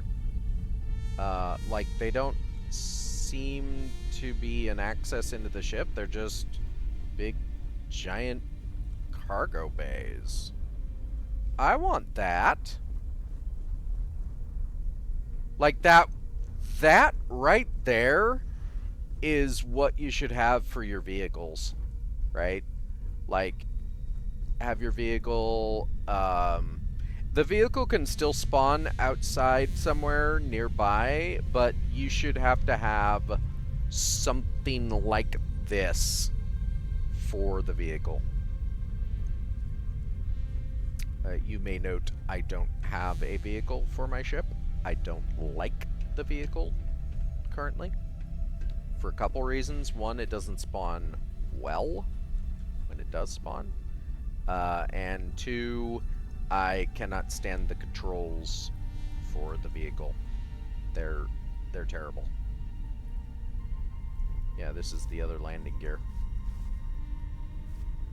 And yet, not down.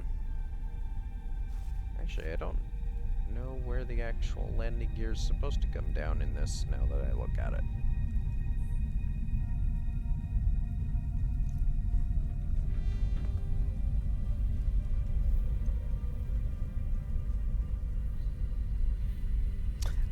If they ever allow for the controls of the vehicle to be a little bit more customizable than they currently are, and or they just make the default controls better, I will probably use one, but currently I do not like them.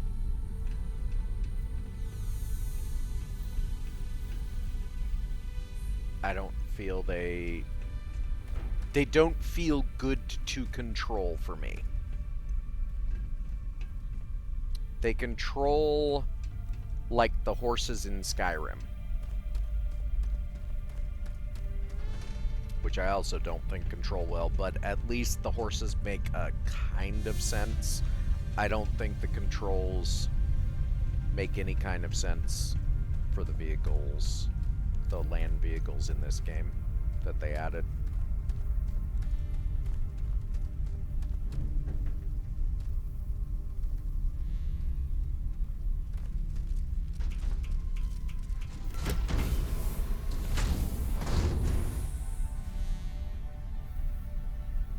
New commands?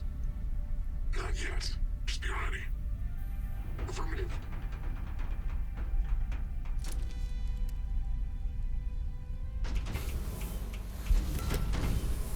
Grenade! We're under attack.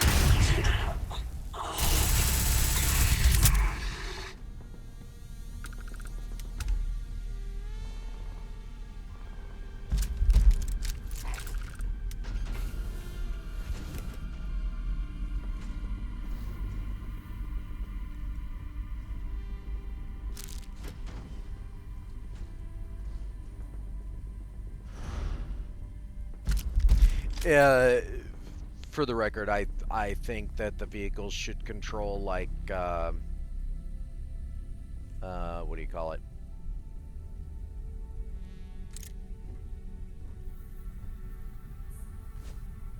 The cars in Grand Theft Auto. You know, with the accelerator being on one trigger, the brake on the other trigger, weapons firing on the shoulder buttons.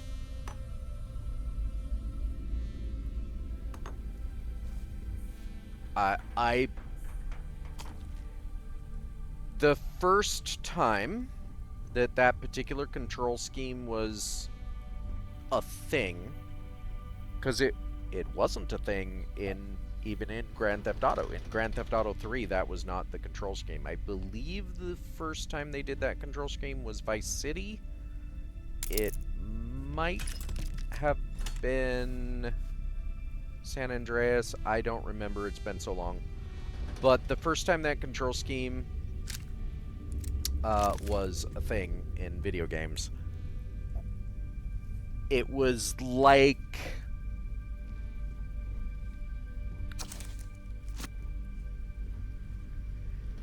it was discovering the default that should have always been, if that makes sense. You know, up to that point, you pressed, well, on an Xbox controller it'd be the A button, on a Nintendo controller it'd be the B button, on a PlayStation controller it'd be the X button. The bottom button for the standard 4 face buttons would be your gas, and the right button would have been the brake. And that's, you know, that made sense at a time when nobody considered anything else. Then Grand Theft Auto, I will say maybe some other game did it differently before Grand Theft Auto, but one of the games out there decided, what if we changed it to the triggers? And the reason that the triggers make so much more sense is A, the brake and the accelerator in a car are analog, and at this point, hello. At this point in... Well, now, that is unexpected. I wonder where it goes. We'll find out. It might have been like Gran Turismo. Always worth checking. Never know what you might find in their pockets.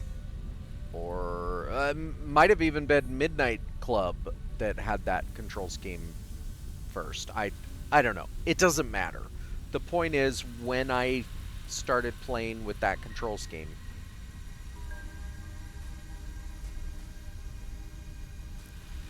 my brain immediately said, this is correct. And ever since then, every time somebody does a vehicle that doesn't use that, or does something slightly different that isn't as immediately user-friendly to my brain, I want to change the controls.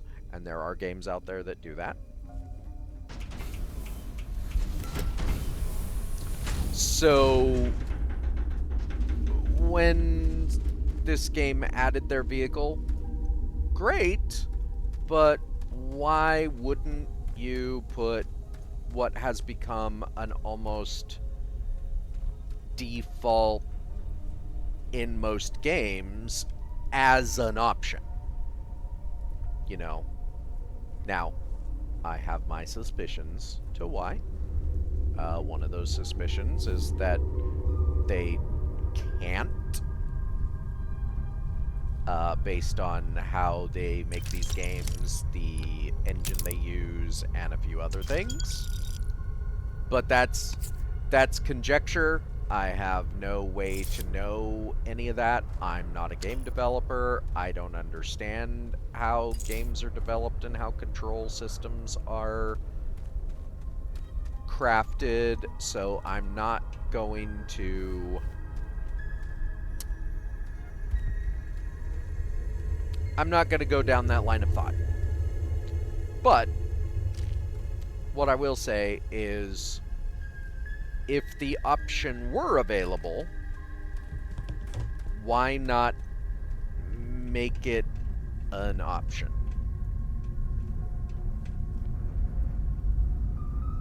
You know, and I am saying an option, because there are actually some people that do like the vehicle controls. I've talked to some of them who say, "Oh, I love the vehicle controls." You know, okay, that's, you know, everybody's different. I'm one of those people that always changes the controls of looking up and down to inverted because I control on a controller like a flight stick. Now, fun fact, I don't do that on a mouse. If I'm using a mouse for a first-person type control, I want the mouse to go down is down and up is up, because that feels more natural with a mouse. Which is why I very, very much like it when games separate mouse controls and controller stick controls. Not all of them do. This one does. Thank you, Bethesda. And for the ones that don't, for the ones that put them together as one, oh, it's all the same. No, it's not. I tend to prefer a controller, for the record. I'm weird about that, though. Like, it depends on the game. It depends on the... Like, if it's a survival crafter, similar to, like a Minecraft or Subnautica, it's a good one, then I actually prefer the mouse. But if it's like a more, let's say, action-oriented game like this, I prefer a controller. I definitely prefer a controller for something like a Grand Theft Auto, no matter whether I'm playing in first person or not. I don't play that kind of game in first person. I played in third, but...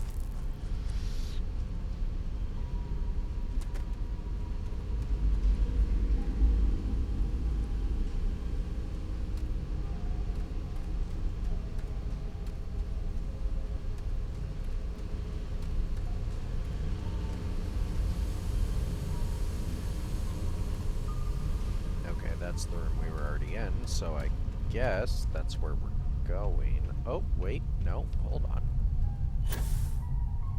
There's stuff up here.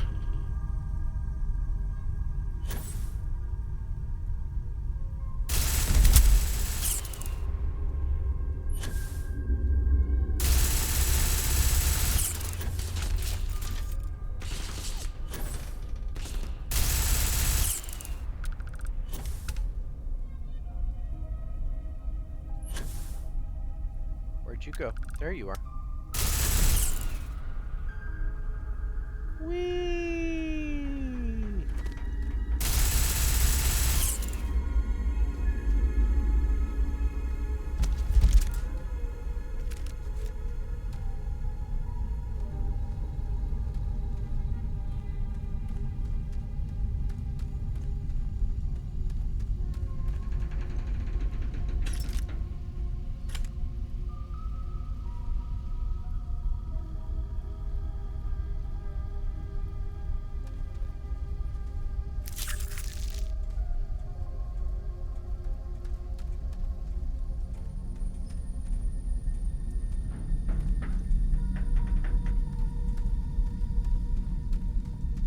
RTS games, definitely a mouse.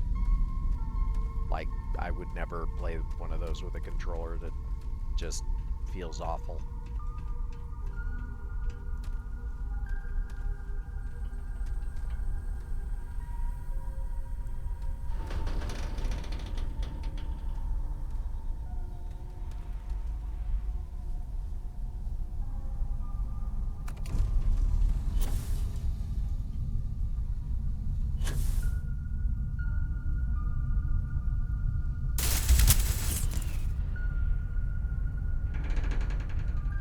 I love this gun. Just throw the ammo out there, see what happens.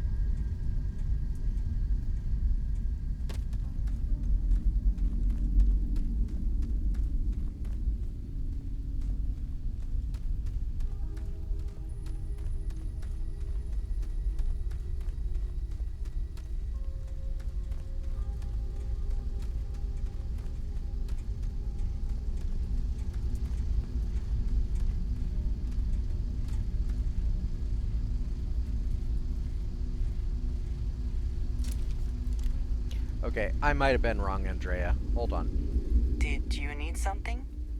I keep whatever you give Yes. me, yes?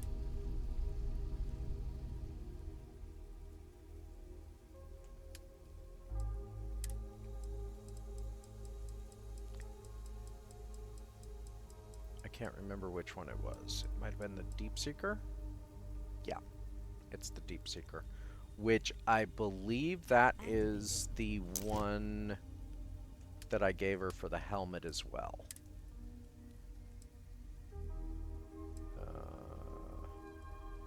Equip that. Deactivated. Give me that back. Activated. Is that the helmet I gave you? Deep Recon. Okay. Oh, right. The Deep Seeker was a different one. Okay, okay. But I do like the Deep Recon. Because the Deep Seeker helmet is the one that's all black.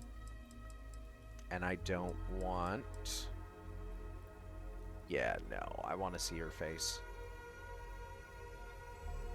However, I am also going to give you a different pack. And I believe that is the Deep Seeker as well. Deep Mining, Deep Recon. Yep, nope. Deep Core. Yep, that's the one. We Deactivated. Activated. definitely want to give you the Deep Seeker pack. Okay. Deactivated. Now, you can equip that. I'll take that back.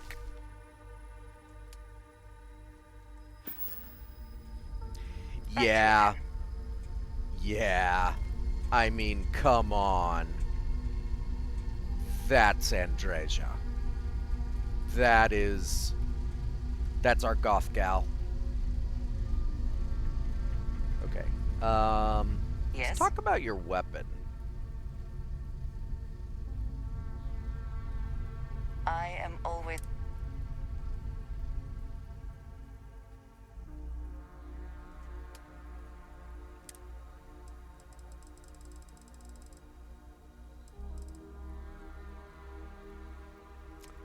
Think we want to give her a particle weapon.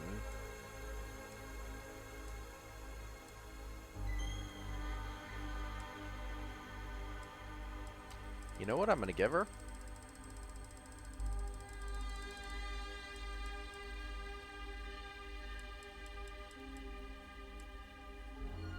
Yeah.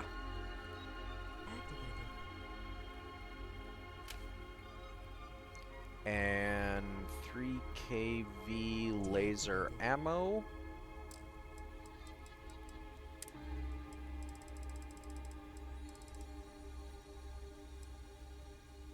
We've definitely got enough of that to give her. Here, have 50,000 of them. That should be enough.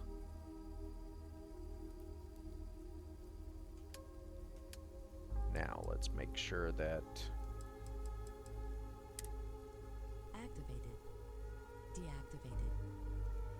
make sure that she has. There you go. All right, then. Yeah, that's the gun for you. You look so good, Andreja. I hope I'm saying that right.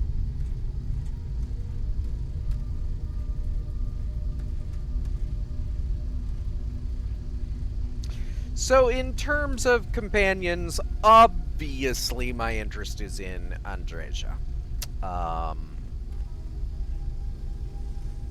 There's some sort of weird deep-seated thing there that I'm not going to get into with my personal interest in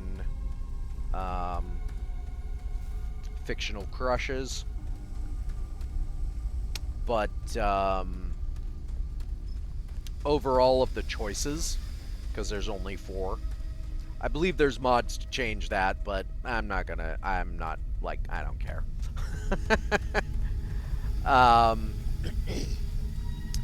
Of the, hello.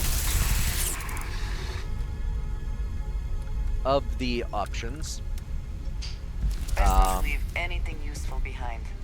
Sarah, Barrett, Sam, and Andreja. I personally cannot stand Barrett. He was designed to be that kind of character that is always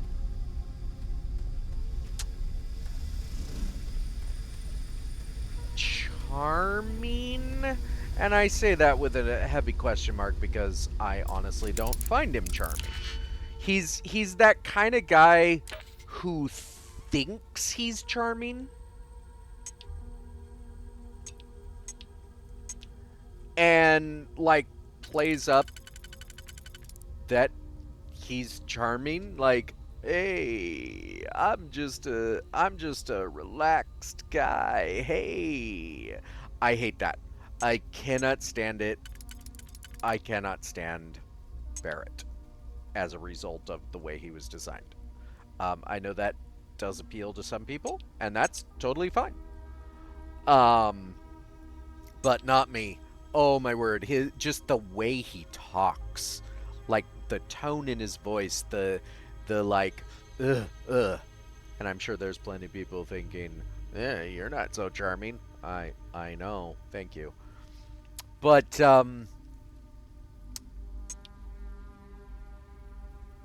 outside of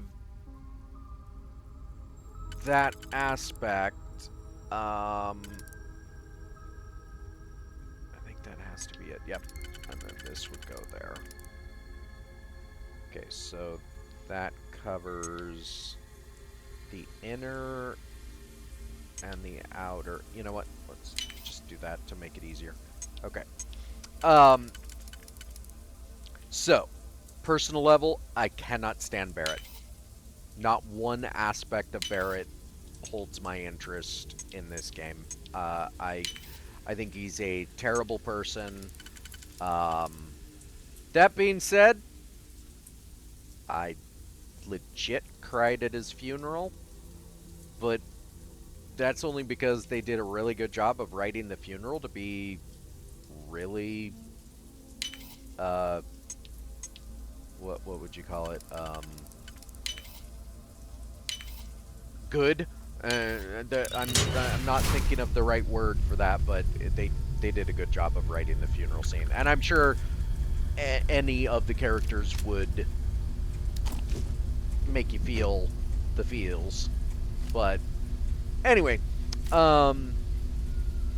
Sarah. Sarah's just too, like, I don't know.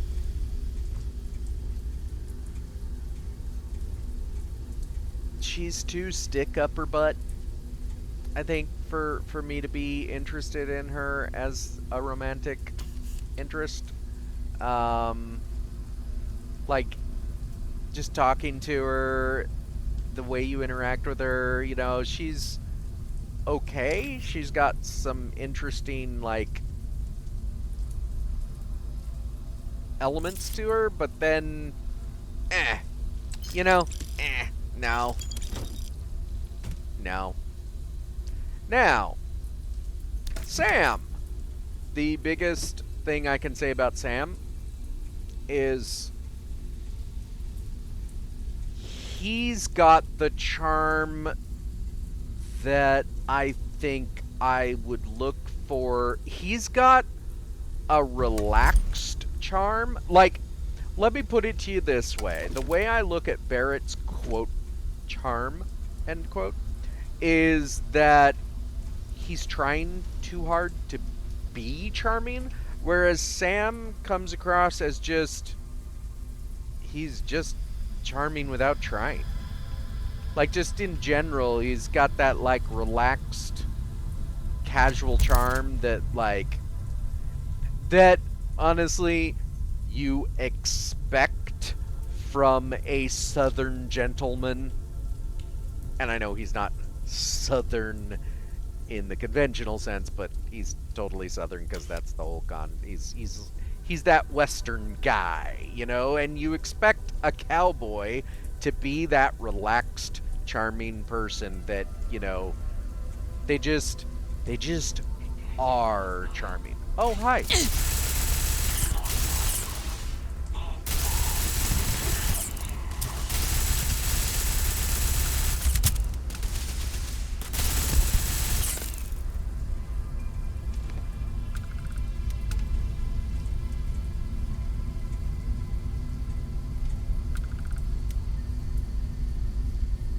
So, for that reason, I like Sam. But the real reason to romance Sam is so that you adopt his daughter, Cora. She's just super cute.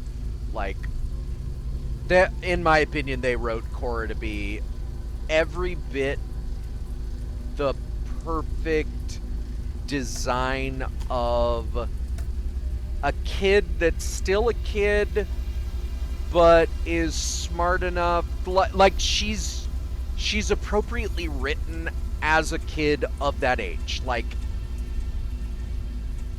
it's not common that writers write kids to be appropriately written to be a kid of the age they are. And when it happens, perfect. And she's written very well, in my opinion. She's still a kid, but she's a kid that's been around a bit. But anyway.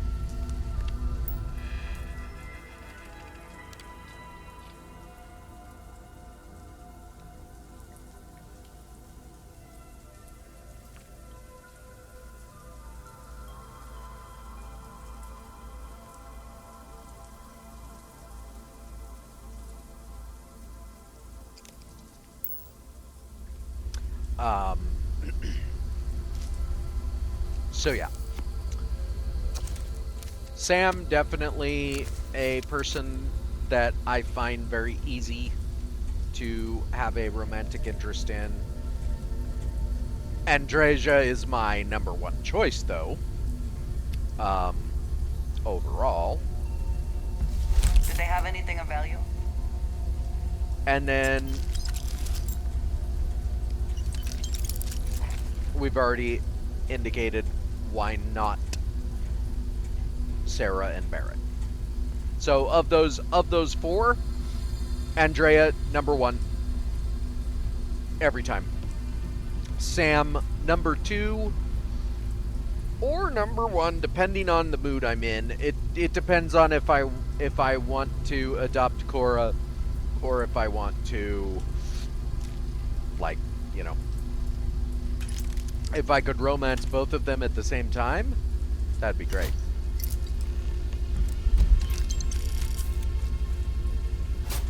But you can't do that. Not by default.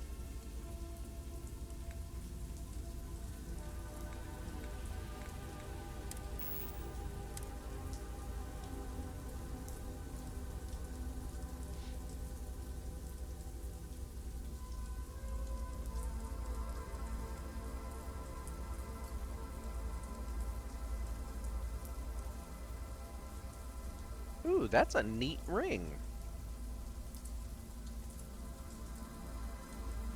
It's that time of year again. And here I am. Still carrying your ring. Still with Ecliptic.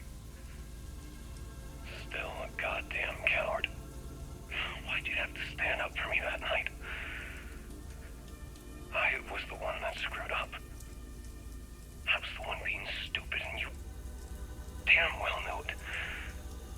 I didn't want to kill you, but they left me no choice. And you knew I'd do it to save myself and me. I didn't even have the courage to at least look at you when I pulled the trigger. I should have let Bog have you. I knew how much he loved you. Hell, you even loved him. I just didn't care. I figured the moment you had each other, I'd be alone. And look at me now.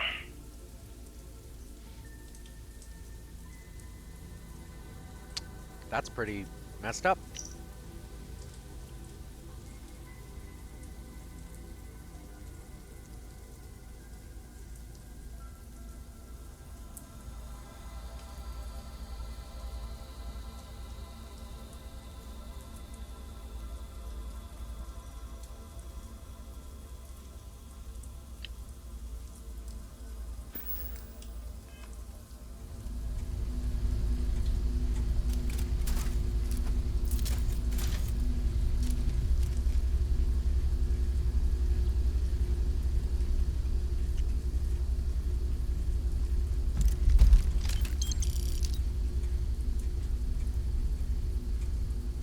Now, as for alternatives to the basic four, if there's mods out there to allow you to Look, romance we can see your ship from here.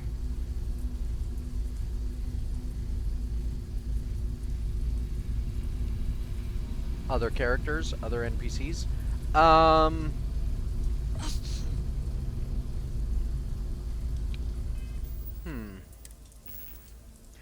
I mean, I gotta say, if the option were presented, I would definitely romance Jazz in the Crimson Fleet. I know she's already involved with Neva. They could have made a whole storyline about you taking her from Neva. Or, alternatively, the opposite of that. You taking Neva from Jazz. That would have been neat.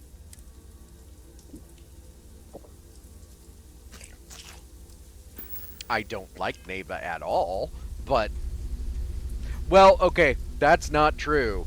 Aesthetically speaking, Neva's hot, but her outfit, her hair, her everything else, but her attitude and personality, the way they designed her, yuck. Like, ugh. And I know I just said I would romance Jazz, but honestly, I wouldn't, because she's interested in Neva, and the fact that she's interested in Neva makes her uninteresting to me, you know, like, you're attracted to Neva's personality, are you? Well, that's unattractive. Oh my word, that does look cool.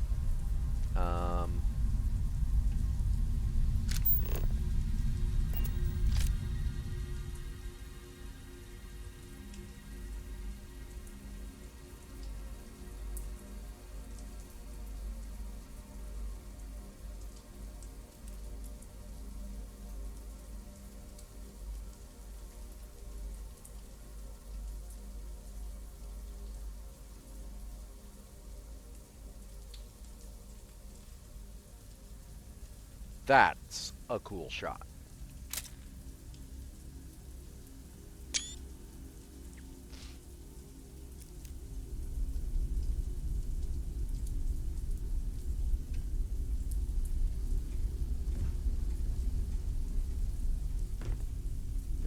technically we're done in here. However,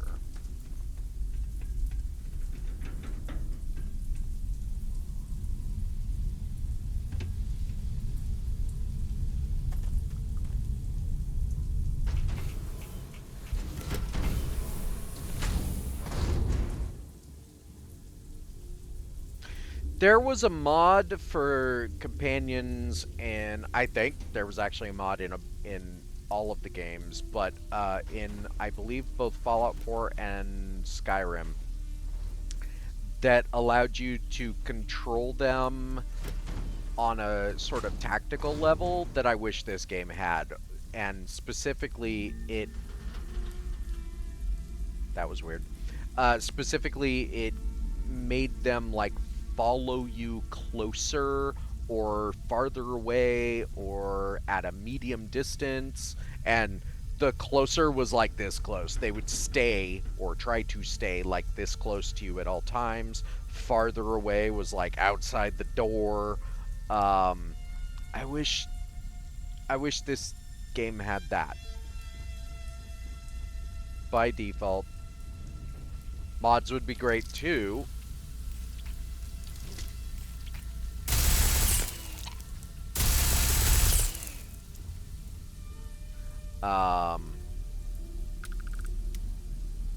You know, mods are always great, but Are you quite sure you want to hold on to that?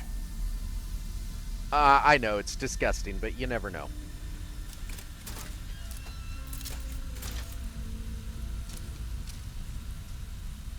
I like a tactical interface similar to something like from Ghost Recon or from Rainbow Six New Vegas. Specifically New Vegas, because New Vegas had a very simple yet easy to use interface that allowed you to be tactical while still being fun. And it was fast.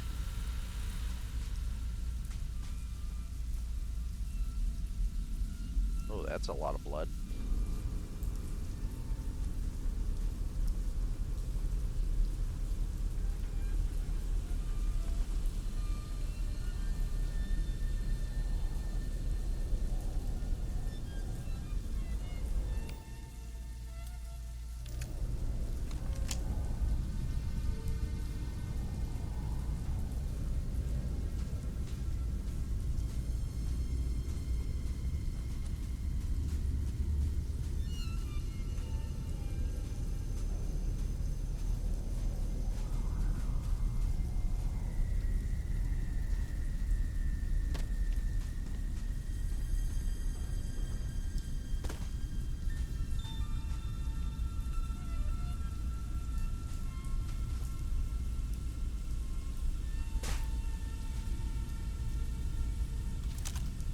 The environment looks to be working to our advantage here. Huh? What?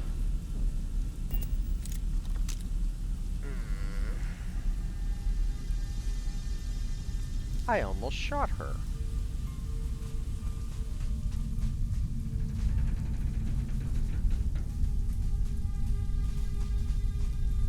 Oh. Okay. That was a disappointment.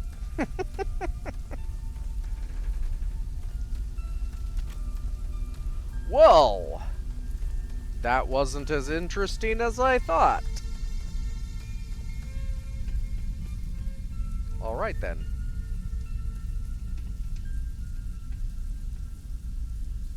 Whee!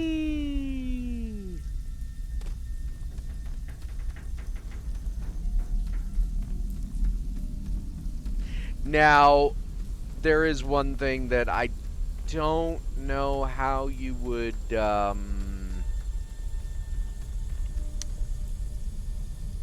don't know how you would implement it well, but if you've ever seen, the images of people moving on the moon,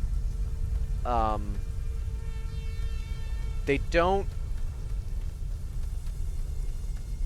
lower gravity, you don't move normally. And you'll note you can hop. Yay! And that's cool. I like that. But even walking would not be normal. And I feel like there could be an implementation of that somehow, where you're basically skipping.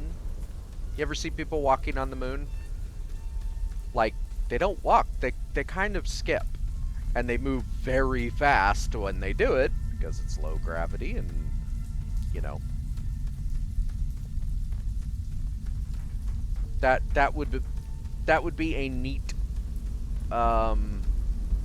thing to do. Though again, I don't know how you implement it to make it feel good. So, you know, justification, your suit has counterbalances or some kind of baloney that makes it so that unless you jump, that's my balonium explanation. All systems are nominal. We are ready to depart.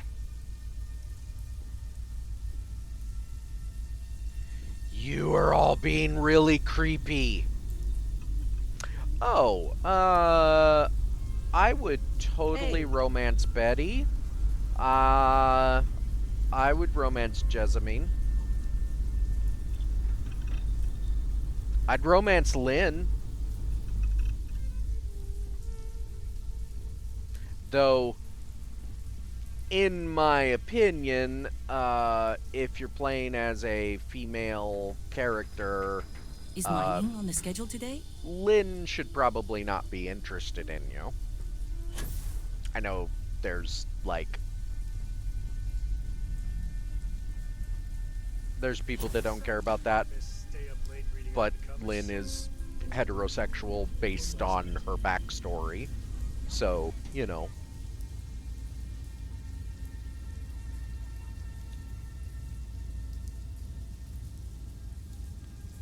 But I guess it only worked because they just lived on one planet. And that sounds boring. Remind me one of these days to tell you the tale of a certain Solomon Coe, and where his stargazing landed him.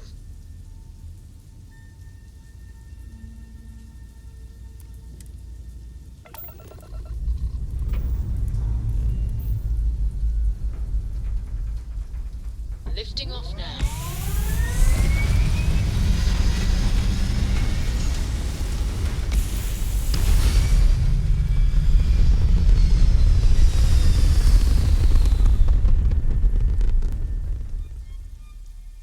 I need to make my scorpion chip. Retros firing. Orbit stabilized.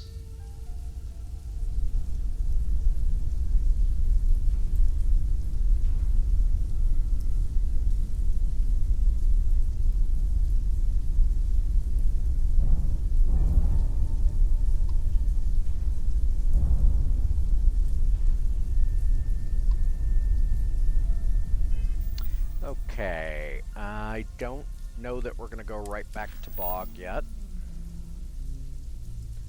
We're definitely not doing that one yet.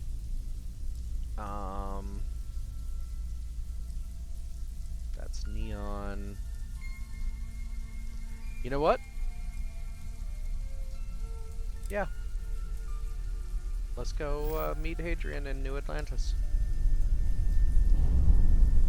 Oh, but first...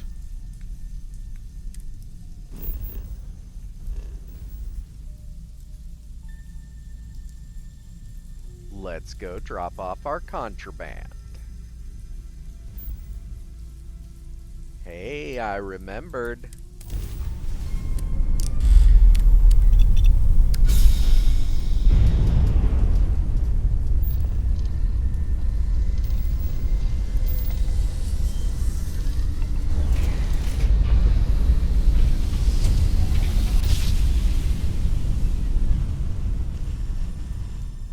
Navigational feedback checks out.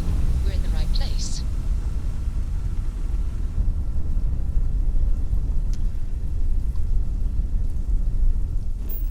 Now, I know the theoretical plan for this game is to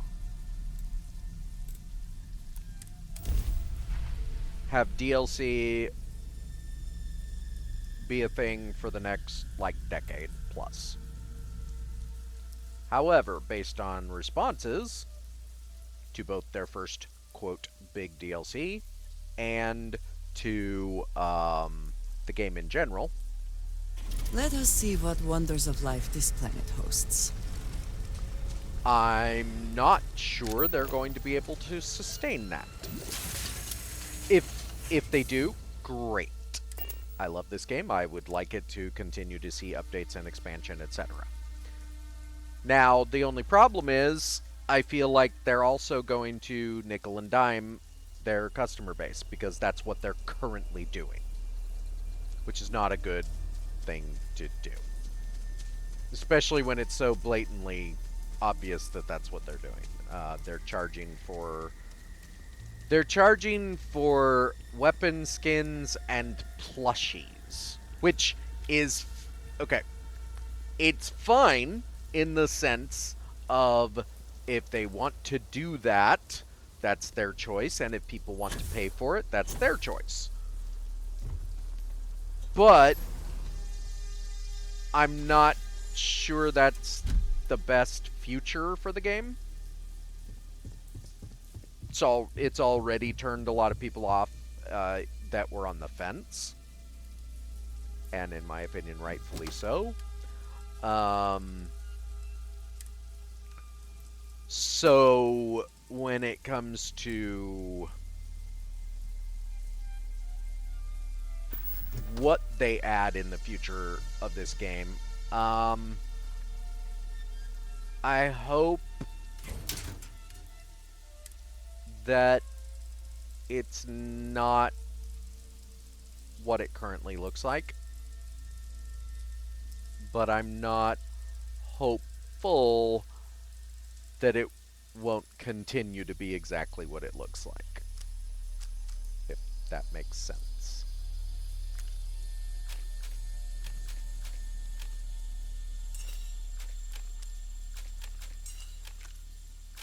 It'd be nice, you know, if they took a slightly different approach to what they're currently doing, but I doubt it very much.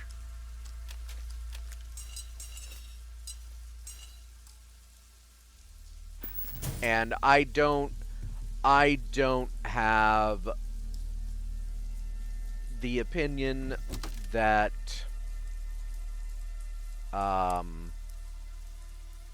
there's anything specifically wrong with, I mean, okay. I do think there's something wrong with the concept of microtransactions and the predatory nature of some of them. But when it comes to how they want to sell their game, that's up to them. When it comes to how people want to spend their money, that's up to them. I have definitely bought plenty of cosmetics for different games over the years. There are times when I was very unhappy with how particular companies did certain things. For example, if you're going to call something an exclusive and then like 3 months later make it available to everyone, I don't particularly like that practice.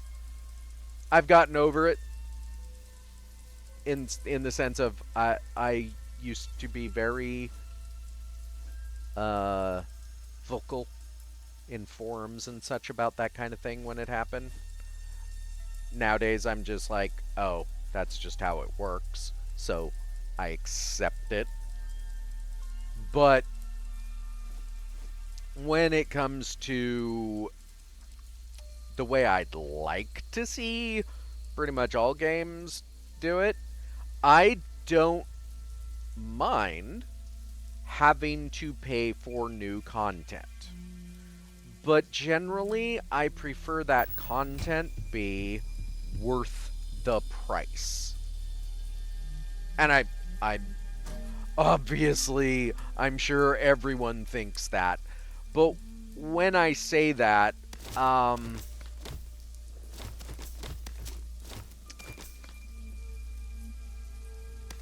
I don't think that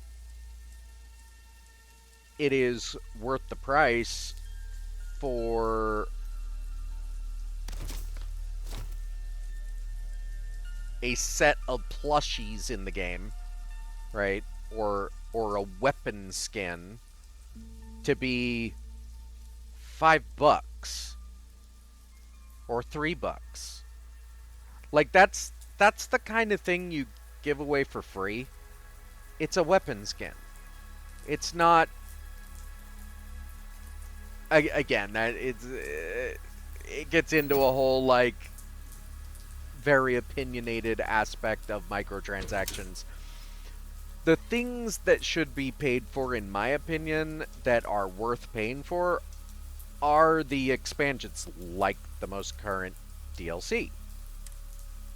Do I think it's worth paying for? Maybe not at the price they put it at. I probably wouldn't have bought it at full price if I didn't already own it, because I bought the higher priced version of the game that allowed me earlier access and gave me that expansion for, quote, free, unquote.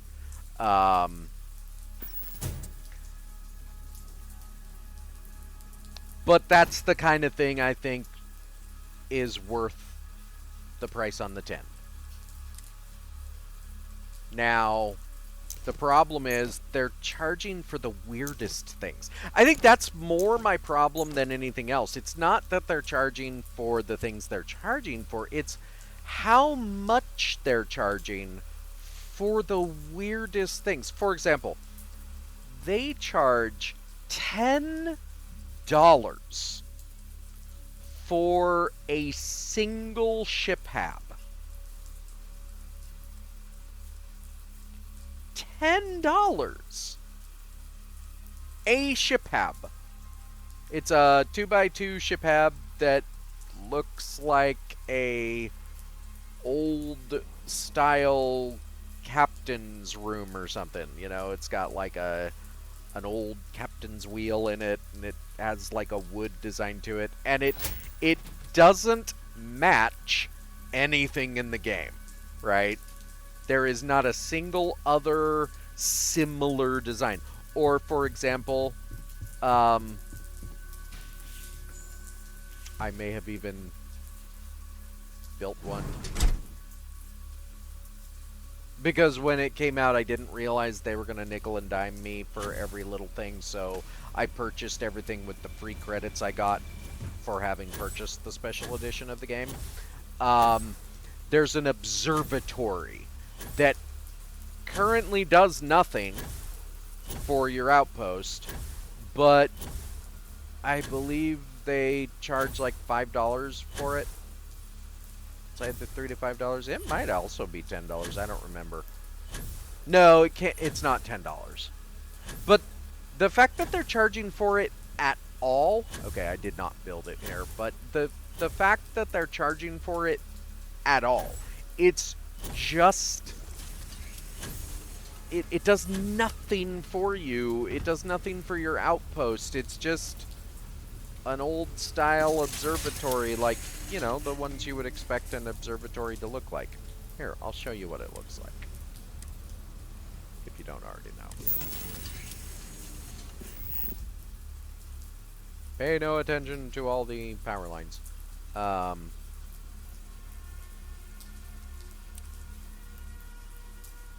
see, it's under structures? Yeah, here we go.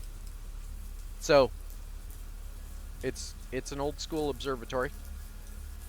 You cannot stack it on top of this central hab unit, which, like, why not?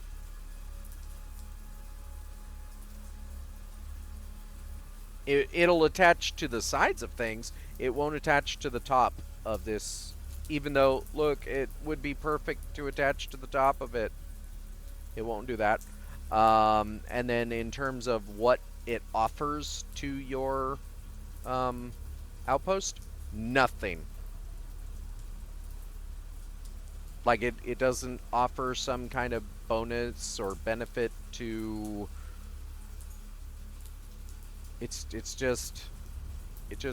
exists. Why? Oh, and that's one that really annoys me. The foundation is too tall. Why would you? Sorry, I'm harping on things, but the point is, for sustainability, I don't think Bethesda is like I think on the one hand they're thinking, well, the people that will buy this stuff will sustain paying for the future of the game. But what you're doing is you're driving away other people that might have played your game that are looking at how you're doing it and saying, screw you, absolutely not. So, and to give you an example of what I think is worthwhile, even though their pricing structure is a little bit overpriced, I still think it's fine. Planet Coaster or Warhammer Total War, Stellaris, Paradox, by the way. Yeah, I'll even go so far as to say The Sims 4. Oh my word, that thing will eat your bank account with how much DLC there is for it. But I think it's all priced about right. For what you get for what you purchase, they have $40 packs, they have $20 packs, they have $10 packs, and they have $5 packs. And you get about what you would expect to get for that value. Now, in that game, it's almost all cosmetics, but that's the point of the game. I feel like if you want to nickel and dime people properly, which is a terrible thought, but follow that pattern. Like, look at what The Sims 4 does, and do that. You know, or preferably look at what No Man's Sky has been doing and do that, because they've been giving away expansion packs for free on that game since it launched. And you can argue all day long they, quote, have to do that because of how it launched, but no, they didn't. In fact, there's been some detractors of that game that have turned around on it and said, you know, wow, this game is actually worth it now. And there's even been people that I know for a fact were detractors that hated the game at launch, and now they've even said, you know, you could make us pay for some of this expansion content at this point. Must have been a good jump. Trust me, in one piece. if you do it right, United Colony space. Maintain people current course will while we pay. scan for contraband. Well, not everyone, but, you know. And complete. Enjoy your stay in New Atlantis. Anyway. I'll get off that horse for now. Soapbox? Soapbox.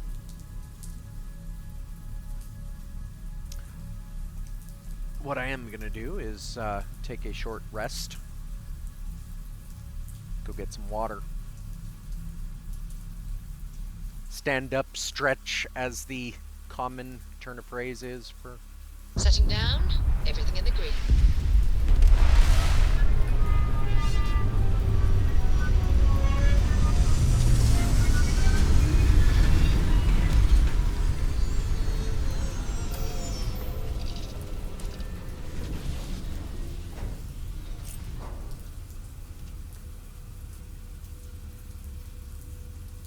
Feel like that effect that's on me is getting worse. Awesome.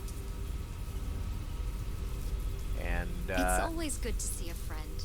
when we return, we'll go continue the mission for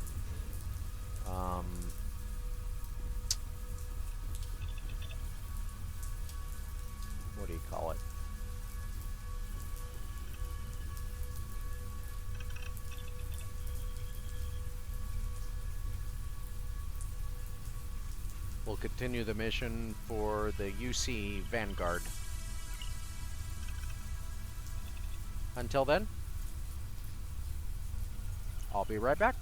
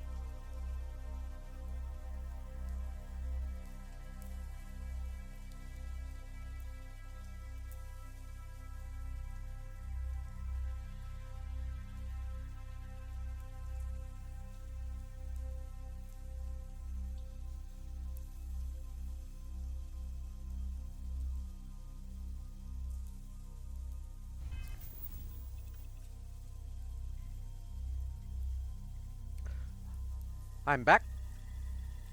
A lot quicker than the last break I took.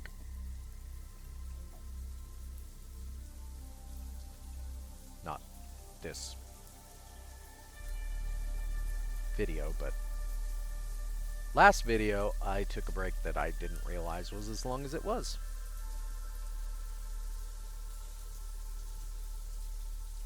This time, I didn't.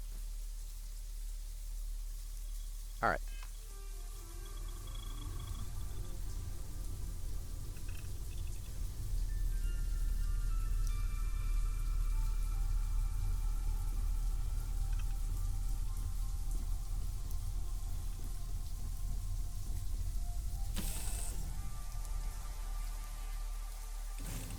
So many people, all in one place. I still cannot feel entirely comfortable.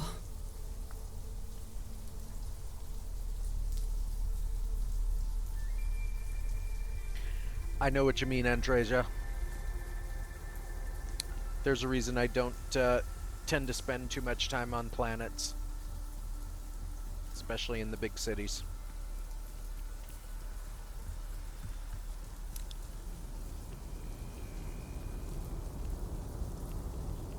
You will be scanned as you enter the city.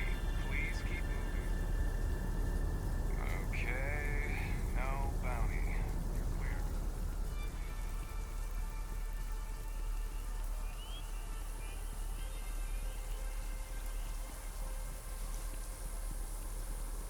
By the time we actually get to Aquila, we're gonna have so much to do there.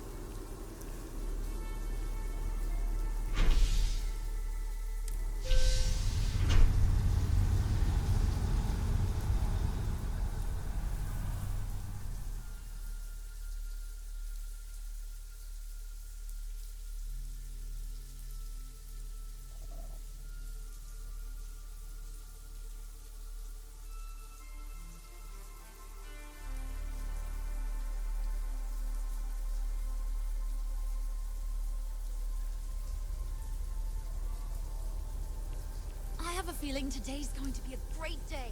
Don't you agree? Sure.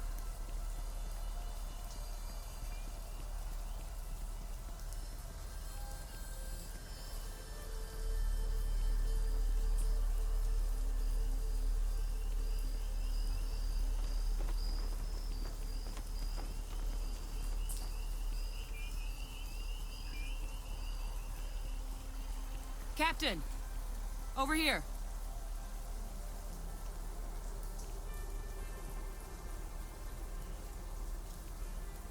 Adrian? Sorry it's been so long, but, well, you know how space gets. The workup's in the cabinet's hands. They said they'll call for us once they've gotten to properly review it. But listen, I know I should have been more forthcoming about who I was earlier. So, in the interest of full disclosure, there's one more thing you ought to know before we head up there. My relationship with the UC, it's more complicated than it might seem at first glance.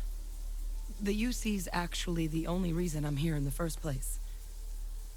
I am a clone of a man named Francois Sanon, one-time fleet admiral of the UC during the Colony War, former head of the UC Navy.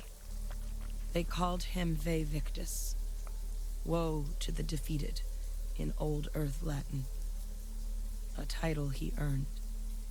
The program I was a part of, it was the UC's attempt to create a new generation of military minds from one of their most respected tacticians. Secure the leadership of the UC military for generations to come.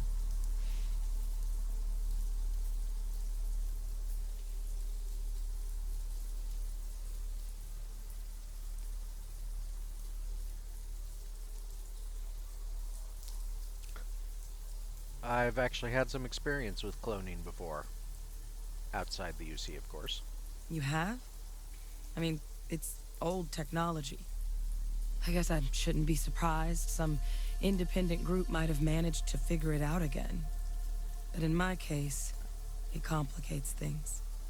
The man I was cloned from, my father, was executed for acts he committed during the war. The man caused a lot of death on both sides. Freestar Collective and UC. Military and civilians. And the things he did, well, they're a part of the reason the UC and Freestar Collective aren't really on great terms to this day. So my involvement, it could be another obstacle they throw at us up there. I just wanted you to be forewarned.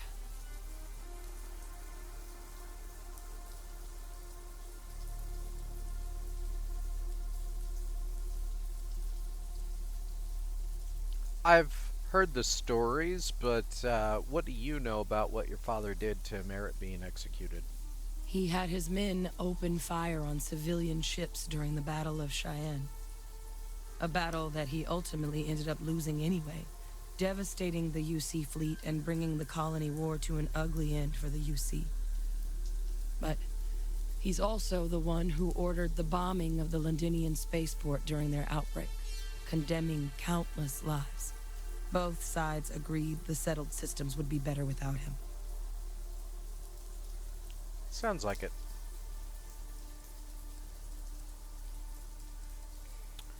But you're not your father, in quotes. If the cabinet doesn't see that, it's their problem, not yours. I really appreciate you saying that. I just thought you deserved to know, considering how much you've done already. Holding a grudge against where a person comes from that is both ignorant and cruel. Just the way things are sometimes. You know, while we've got a second, was there anything else we needed to discuss? I know you got dropped into the middle of this pretty fast. Or, if you've got any last-minute business to attend to, now might be a good time. No telling how long the cabinet's gonna keep us waiting out here.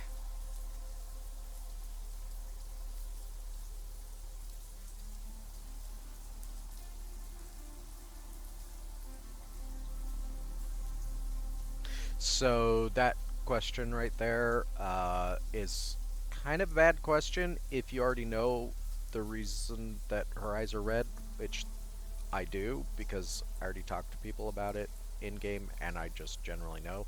That's having been on Mars for a long time. So I'm not going to ask that. Willing to tell me any more about your father? I mean, we never spent a lot of time together. He was too busy being fleet admiral to deal with kids. I was raised by a pair of guardians instead. Until his defeat during the colony war, though, he was known as an extremely effective commander. Savvy.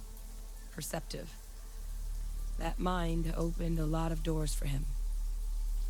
And for me, too. But Victus, for all his ability, was heartless. Ruthless to a fault. In the end, that's what cost him his life. Sounds like it was a life well lost. Any suggestions on what you think I should say to the cabinet? It's hard to know exactly what might sway them. I'd just be honest about what you saw. A colony wiped out, and a lot of lives lost.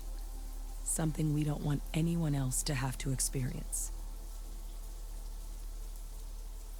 And, what are the risks of us accessing this data? Eye strain from the amount of reading I've got on the horizon if we succeed. The Terramore project never went anywhere. It couldn't. They're deadly creatures, but they aren't xenoweapons. The cabinet not opening the archives is probably a bigger risk than them handing over the files. That data itself isn't dangerous, which probably wouldn't be a bad point for us to bring up, should the opportunity arise. Well, let's get to it then. Then I guess it's just a matter of... If you have the time, I wish to speak to you. Sounds like our cue. Here we go. We'll be with you shortly, Hadrian. Yes, Andreja, I have the time. What do you want to talk about? I have something I wanted to say. But I confess I am afraid of how you will react.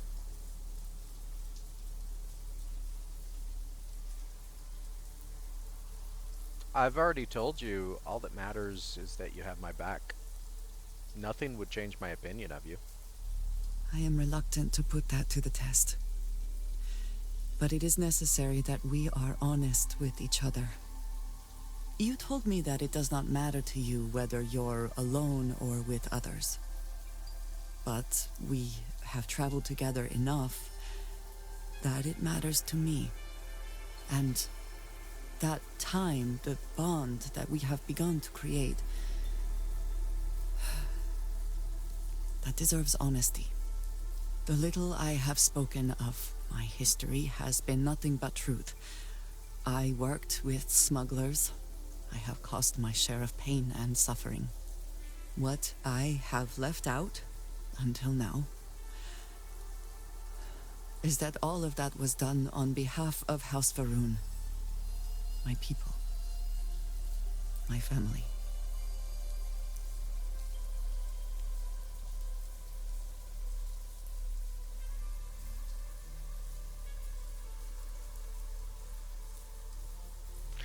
If that were coming from anyone else, I'd think it was a joke. I am not joking. I was born in the great city of Dazra, and raised with the teachings of Jinan Varun. I underwent the rite of Krejar when I came of age. I am of the promised, those who know the truth of the great serpent and his inevitable return.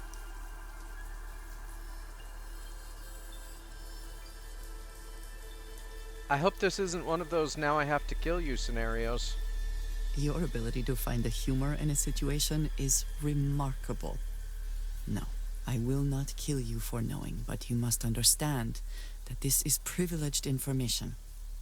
Several years ago, I intercepted requests from Constellation to access Varun's space, speaking only of exploration. I was sent to infiltrate Constellation, posing as a former smuggler looking for a new purpose in life.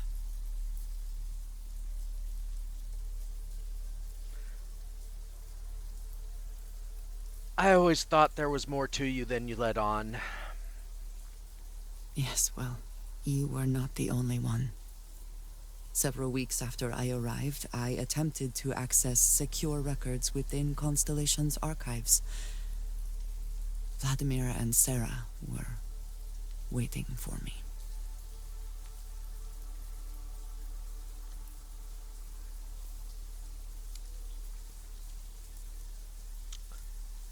You're still here, so it couldn't have been that bad. I had no idea what to think. I was horrified. My failure would be reported to the High Council, and the penalty would be severe.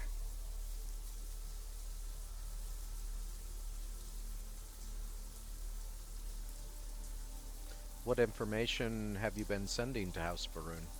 The history of Constellation, where expeditions are sent, data on star systems House Varun has not explored, some information on their members and goals. As you have seen, there is relatively little that would be considered classified. I'm guessing, does House Varun know about the artifacts, then? They do not. I have, for now, kept that information to myself. You and I have spent so much time together. It has been increasingly difficult to keep this from you. And I am sorry for that. Telling you this violates so many of the orders I was given. But it was the right thing to do. I can feel that.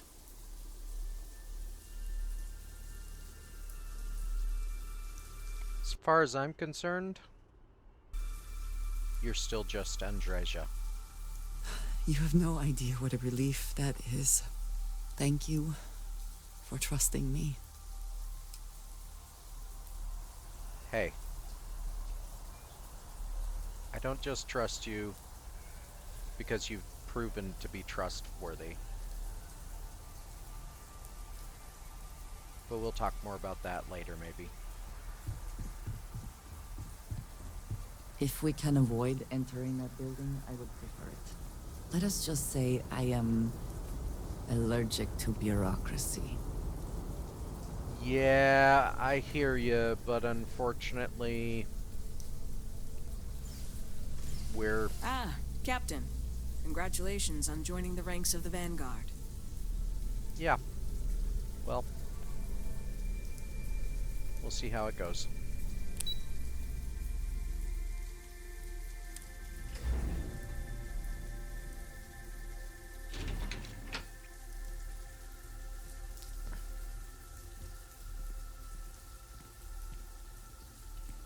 Thanks for waiting.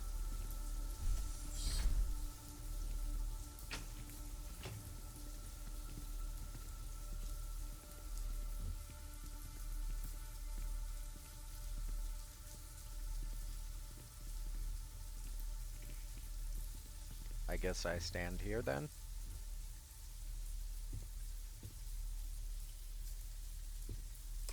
Ah, welcome. You must be the captain Hadrian mentioned in her report. You have our thanks for the risks you faced in securing this information.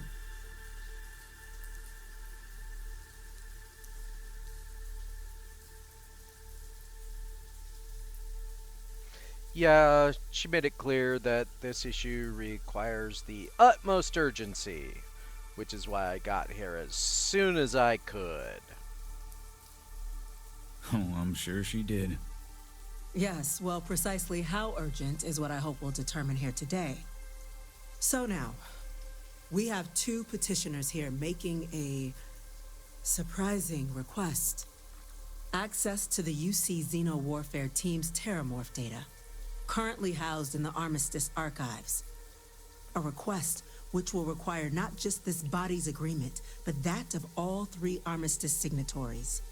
UC, Freestar Collective, and House Varun. Now, Captain, we've all read Hadrian's report on the subject, but we have yet to hear from you. Perhaps you could summarize for the Cabinet what it is you see as the goal of this endeavor.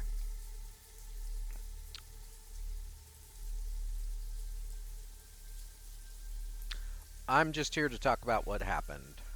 Hadrian's the one with the bigger plans. Duly noted, Captain. Madam President, I object to the very premise of this meeting. While no one would argue that what happened on Tau Ceti was anything less than a tragedy, Terramorph attacks are not some sudden new threat on the horizon. They've been happening for generations. To demand we hand over banned archival knowledge and possibly upset the balance of galactic diplomacy because of a single attack seems at best panic, and at worst, a power grab by the daughter of a bloodthirsty warmonger and her associates. I would remind the chief diplomat who he's speaking to. If it's my father you're looking to address, you're welcome to consult a medium. I would also ask how many deaths the Cabinet requires to act. 50? 50,000? Because if tragedies like Tau Ceti are just prelude to more attacks, I have no doubt you'll get the body count you require. Let's keep this civil, shall we? And while there should be no doubt the preservation of life stands paramount among this body's duties, Chief Yassine has a point. Will a single attack, however troubling, be sufficient to convince the other factions to grant us access to what they no doubt consider weapon data? I don't think it's enough. Perhaps you can help, Captain.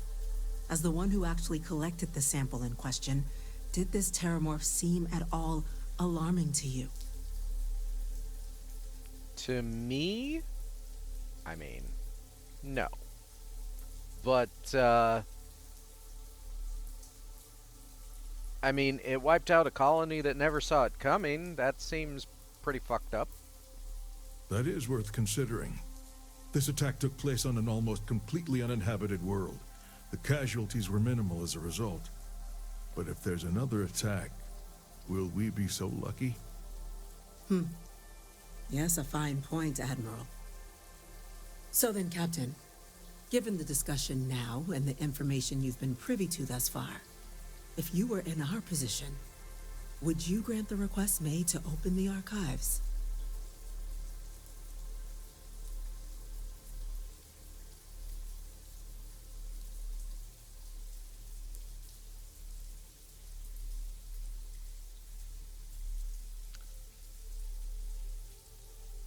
If the fear is the data being weaponized, the Terramorph program already failed. So we know the data is not dangerous. You are correct, but it must be considered that with the data in hand, someone else could succeed where that program failed. That? I hadn't thought of that, Captain. An excellent point indeed. The other powers would likely be much more inclined to work with us knowing that. Chief Diplomat. That point is a good one. Very well, you have my agreement. The galaxy is lucky you were here today, Captain. You and I are in agreement, Chief Diplomat. So, if there are no other objections, I believe we can agree to give our full backing to make the request to... What was that? Attention. An incident has occurred. Facility lockdown engaged. Incident? Chief Sarkin, what's happening? There's been an attack at the spaceport. Terramorphs. Terramorphs. More attacks. Just as predicted. Good God. Oh no. There must be another explanation. The creatures evaded our scanner somehow. There will be plenty of time for conjecture later. Chief Sarkin, order the evacuation of the spaceport and have your men contain the things, but do it discreetly. The last thing we need is a citywide panic. Yes, ma'am. Admiral Logan, the local barracks can provide support? I'll make the order myself. Nearest anti-Xeno squad, though, is off-world. Going to take a while to bring them in. Well then, we'll have to make do with the tools we've got. You two, we can't risk those things getting out of the spaceport. I want you both on the next train there. We'll let them know you're coming and that you've dealt with these things before.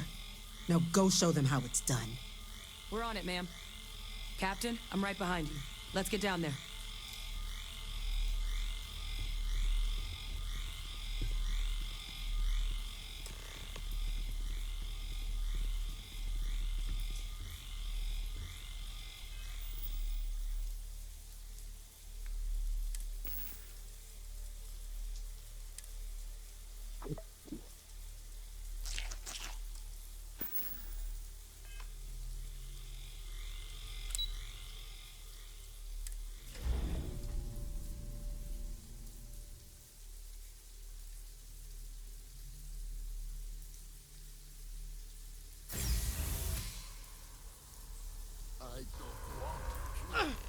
You! Rifle, grab it! Now! Stop! We're trying to help you! I can't stop!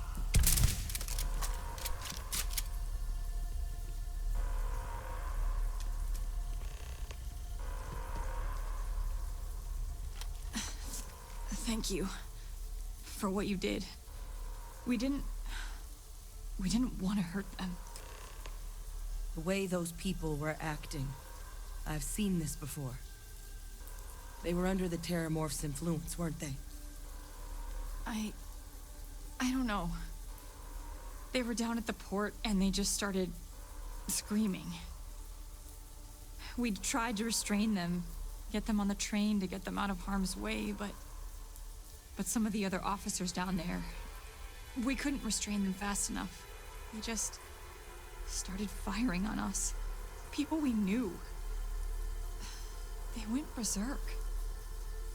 Pheromonic projection. Some Terramorphs, they can induce this fog. It affects everyone differently, but some people just lose control, turn against everyone around them, even if they don't want to. They're like a puppet. You kill the morph, you break the hold. But this means we're gonna need to be real careful with our fire, and keep that EM weapon at the ready.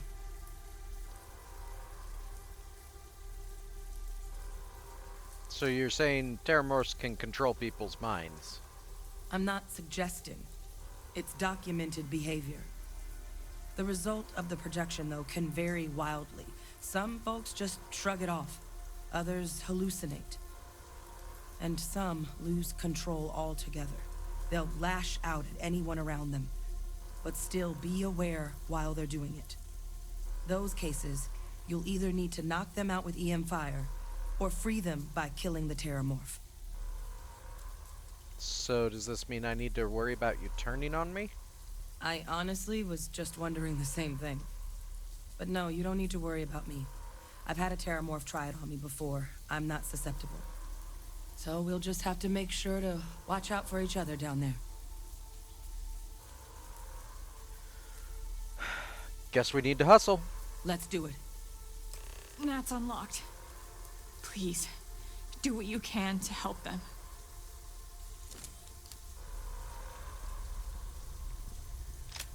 That's it. Now hit him with everything you've got. You gonna be okay? Oh, think they busted a couple of ribs. Well, be careful.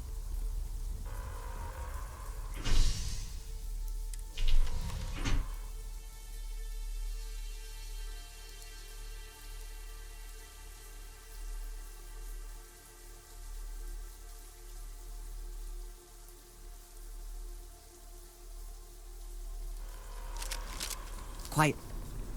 Did you hear that? Oh my God, no time to waste, Captain. Stash the EM and pull some firepower. Let's move! Evacuation order has been issued for the spaceport district. All citizens are required to proceed to the nearest shelter.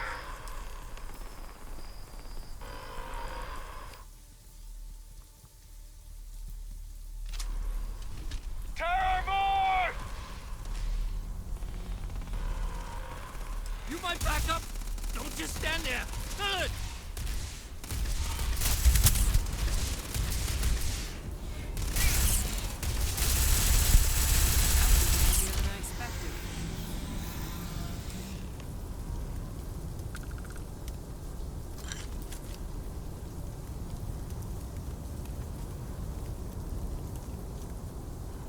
Wait, Sergeant? Officer? Are you and this woman experts? Take whatever we can get right now. We've got the remaining creatures locked down on the landing pad, but we're barely holding our perimeter. They said you've done this before, huh? Well, we've got one fire team to spare and whatever supplies you need, but I can't risk them taking over any more of my men. Put those things down and do it fast. We'll hold them as best we can.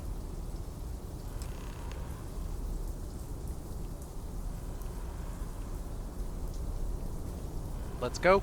Heard you might be looking for some backup. You say the word, we're out there on your 6. You two have any experience with Terramorphs before? Only the brief they just gave on the way here, but we know how to handle pressure. Surviving a full-on mental assault isn't the same as keeping your cool in a firefight. Might make you more liability than asset. We're not UC security. You don't need to worry about us. And you're sure you're not gonna turn on us out there? We're not afraid, but we'll stay here and hold the line if that's what you want. You're the experts. You're right, we are the experts. We'll handle this. You stay put. Your call. We're on the line.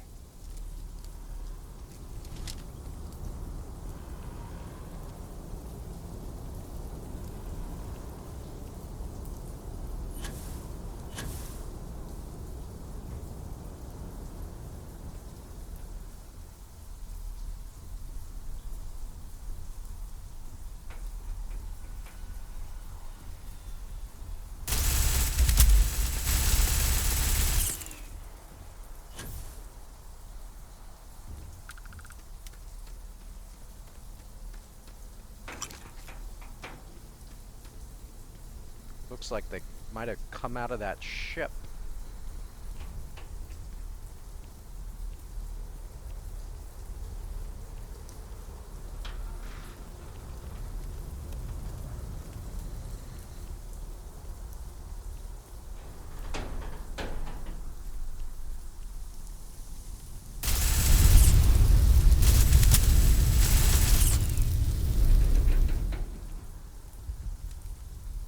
The rest of the city is safe, thanks to us.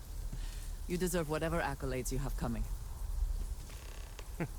Thanks, Andreja.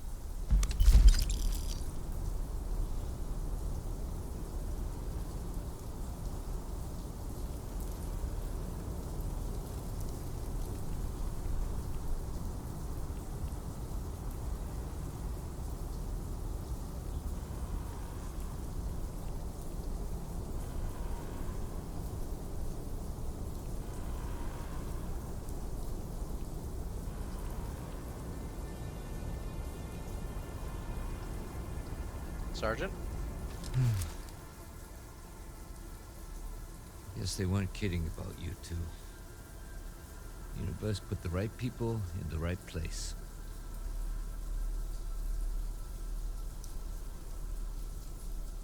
Just remember who saved your tails. No way I'll ever be able to forget. I don't want to think what would have happened if you two hadn't been here. Just glad we could rise to the occasion. Captain, we should report back to the President. Let her know the Terramorphs have been dealt with. Take care of yourself, Sergeant.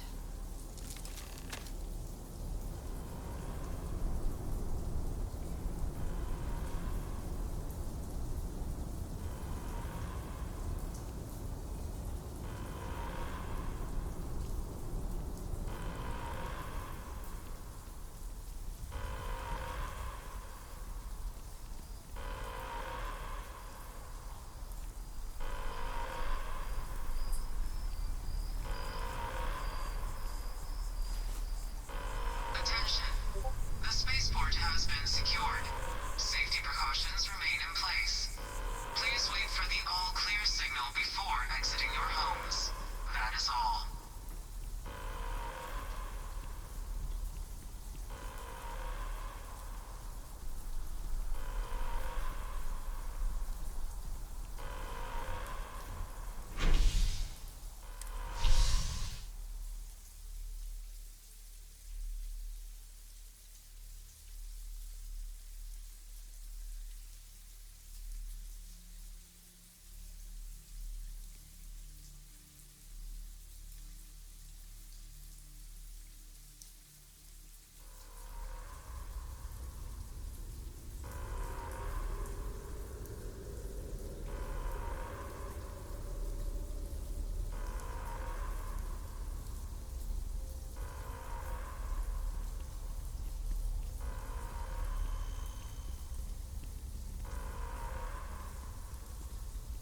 Everything's still okay up here?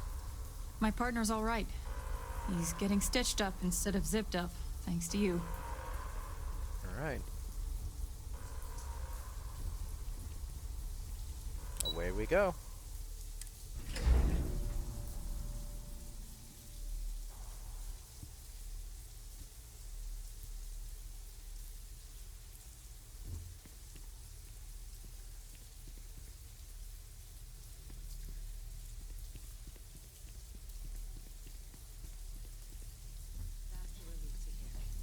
Thank you, gentlemen. Let your people all know how much we owe them today. Yes, ma'am. Ah, there you are. I believe we have some things we should discuss. You think? How about now? Captain? Hadrian? It would appear that the cabinet owes you our thanks for what you did for the city today, as well as an apology. Your concerns about the Terramorphs, well, consider them validated. Thank you, ma'am.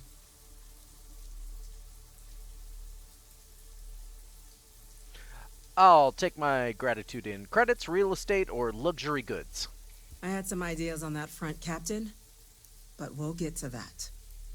Now, today's events have only clarified our path forward in the eyes of the cabinet. You will have our full support in collecting the Terramorph data from the archives, as well as a subsequent investigation into the nature of these attacks. But to accomplish those goals, we're going to need the right people in the right places. As such, the cabinet has authorized me to reinstate you, Hadrian, effective immediately, to your former rank of Major. As soon as we've got the data in hand, we want you investigating these attacks and how to stop them. Will you do this? Yes. Yes, ma'am. I'd be honored. Excellent. But as you've both made clear, for such an investigation to succeed first, we're going to need someone to convince the Freestar Collective and House Varun to play ball. Someone who knows precisely the sorts of dangers the colonies and all the galaxy are facing right now. The cabinet wants you, Captain, to be that representative. I was going to make a joke about how you were staring at me while you said that, but you didn't exactly, you weren't subtle. Why not send a diplomat? You know, someone trained for this sort of thing? The cabinet wants progress, and wants it quickly. You're already far more familiar with the situation than any diplomat would be. There's also no diplomat alive that can claim they helped keep a cadre of Terramorphs off the embassy doorsteps. The cabinet was unanimous. They want you. Tell me what I'm getting first and I'll consider it. The very next item on my list. In exchange, we're willing to fast-track your citizenship upon collection of the data. Get you access to those credits and real estate you're after. So, will you help us? You know, technically I was being sarcastic about all that. Well, partly. But, yeah, of course. I'm glad to hear it. Now, we, of course, won't be sending you in without the proper support. Deputy McIntyre in the Office of Interstellar Affairs will be your guide on gaining access to the archives. You should be able to find her in her office across the hall. And on behalf of the whole of the United Colonies, you have our thanks. You're dismissed.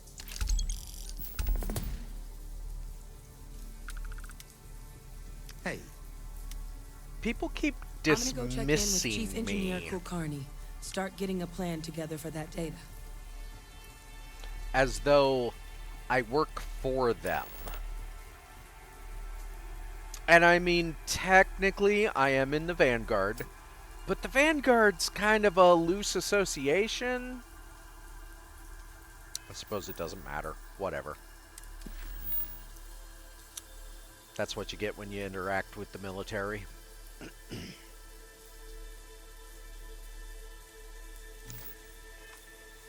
Yeah, sure. By the way, Captain, Sergeant Yumi was looking for you. Sounds like he's got more work.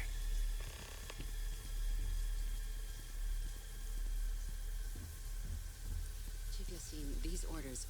A Vanguard captain. You... Yes, sir. I'll make sure they get what they require. Yeah, you will. Let's talk. That must make you my Vanguard captain. Welcome to Interstellar Affairs. I'm Deputy Chief Diplomat McIntyre, Chief Yassine's second-in-command. I heard you were instrumental in protecting the city from the attack. You have my gratitude. I was also informed that you gave quite the presentation to the cabinet. Chief Yassine wants you to know the Interstellar Affairs Office is fully committed to this endeavor, accessing the Terramorph data and beyond.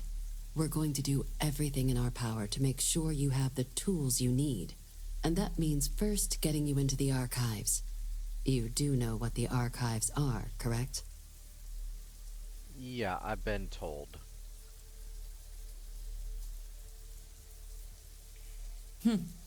Someone paid attention in current events. So, then you also know that it was originally managed by the 3 major galactic players. Access to the archives is only granted in cases of dire emergency, and requires a one-time use code from each of the 3 Armistice signatories. UC, Freestar Collective, and House Varun. Now, the UC is already on board, so that means we'll need to convince 2 people. The ambassadors of the Freestar Collective and House Varun to hand over their codes. Get them both and you'll have your data. But that's a lot easier said than done.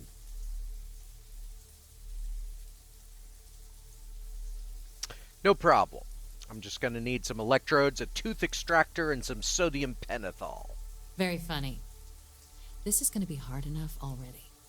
Both ambassadors have reasons they won't, or can't, work with us. Now, I'll provide guidance on how we believe you can acquire each code, but ultimately, it'll be up to you to get them both to cooperate. And I do mean cooperate. Threats and violence are off the table here. Though that doesn't mean we can't get creative. But it does mean we need to get you up to speed on who you're dealing with. Who do you want to start with? Ambassador Radcliffe of Freestar, or Ambassador Balmore of House Varun? Well, let's start with the Freestar, since isn't House Varun, like, non-existent? Ah, the good Ambassador Radcliffe. She's a veteran of the Colony War, and her only goal in life is to make ours miserable. It sounds as though I will enjoy this. Now, officially, our office is suggesting you try and negotiate with her. Use your experiences as a member of the military and with the threat we're facing to convince her to lend her support. And who knows? Maybe that'll work. Stranger things have happened. But my suspicion is we're going to have to rely on other tools to get her code.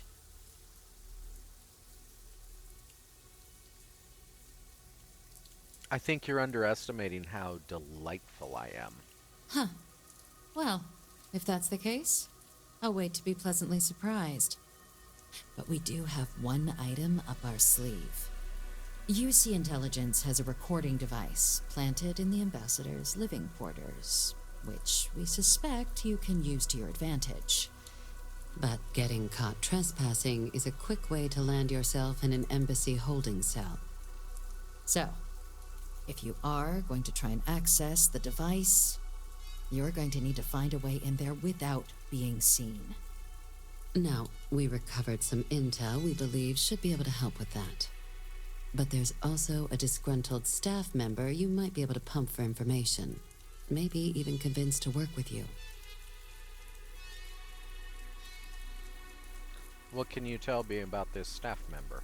Name's Cameron Long.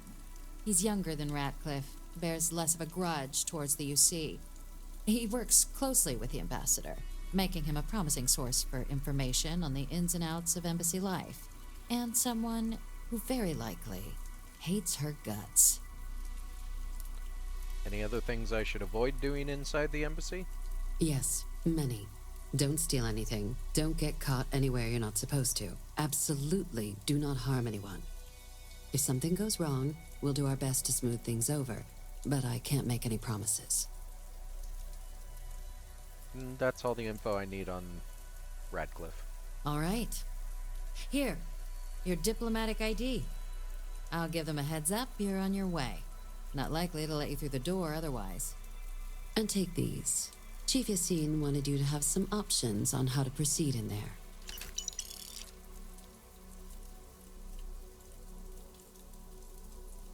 Now, what about the House Varun ambassador?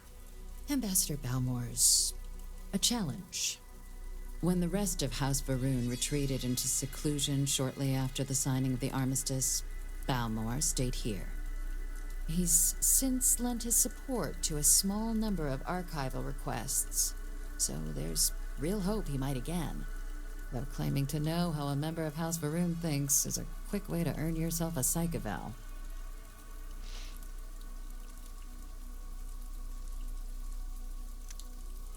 What's wrong with House Varun? Well, these days, they're primarily considered a security threat. House Varun Zealots, a fundamentalist outshoot of the group that stayed behind when the rest retreated into seclusion, want nothing more than to send everyone not dedicated to their cause to the great serpent in the sky. But that hasn't always been the case. After they ended the Serpent's Crusade about 70 years back, House Varun did take a real run at trying to normalize relations with the rest of the galaxy. It's why they have an embassy here in the first place, why they were included in the armistice negotiations. But then, without warning, they left, leaving behind, to our knowledge, just the ambassador and his duty under the armistice.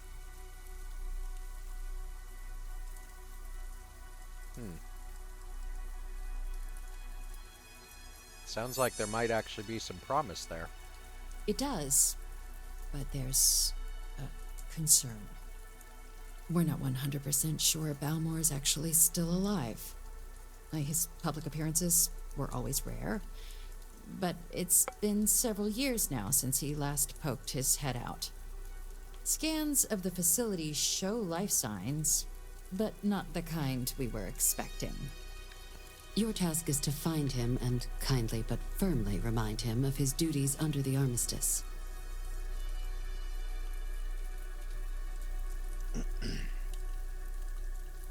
No one's actually been inside the embassy? The embassy is still legally House Varun's sovereign territory, so we're not technically permitted inside. We've snuck in the occasional spy, of course, but the ambassador has proven more evasive than you'd expect for a man of his age. But we're quite sure he hasn't left the city. The man stands out. What kind of life signs did you detect? The Varun delegation brought more than a few of their native flora with them when they set up in the embassy. It seems those plants have been allowed to flourish, making it hard for us to verify what's flora and what's ambassador.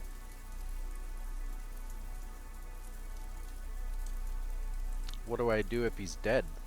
Then you search the embassy for his biometric key, collect your code piece, and we'll go about notifying his next of kin. If we can ever find them. But let's hope it doesn't come to that. Well, here's hoping we're not chasing a corpse. It would at least be a speedier negotiation. But I, of course, hope the ambassador is alive and well. Now, the embassy front door isn't an option, but our spies have stated there's a side entrance that should allow you access. Here, this device should get you all the way down to the embassy interior. Once you're inside, though, finding the ambassador is going to be up to you. And fair warning, we received a report that alarms might have been tripped inside the embassy during the attacks. Watch out for automated security in there. Now, if you have additional questions or require clearance for a new approach we haven't already discussed, don't hesitate to ask. I'd suggest you start with Ambassador Radcliffe. Approach her while the attack is still fresh in her and her staff's mind. Be smart out there, Captain. Sounds like an idea. Of course, I assume you don't mean be a smart mouth.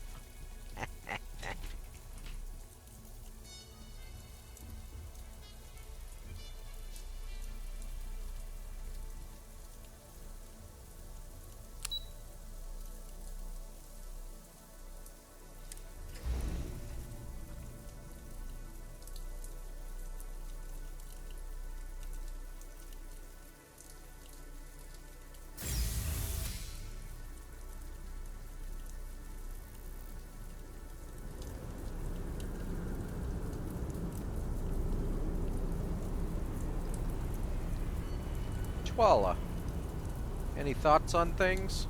Captain, Admiral Logan informed me of your part in halting the attacks. Whole damn city owes you. Now, what do you need? You know, I don't really need anything. I just wanted to hear your opinion on things, and I think I got it. You have a nice day.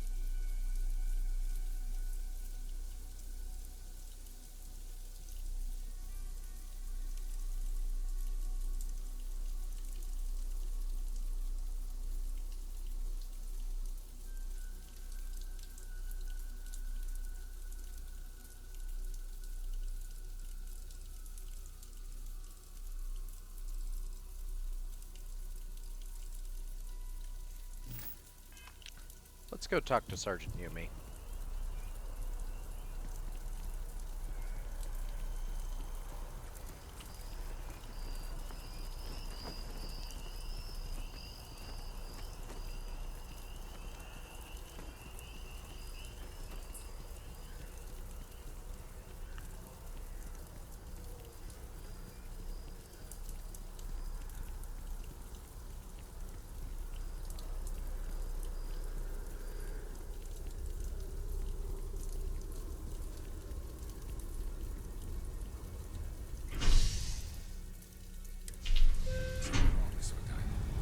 No way. Seriously. Now I want to look up every word in the dictionary.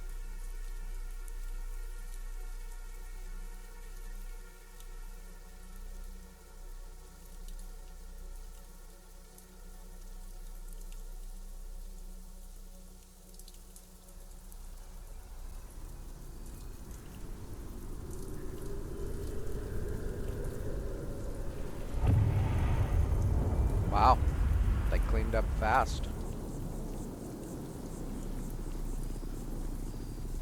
I suppose sometimes a bureaucracy can be efficient when it tries.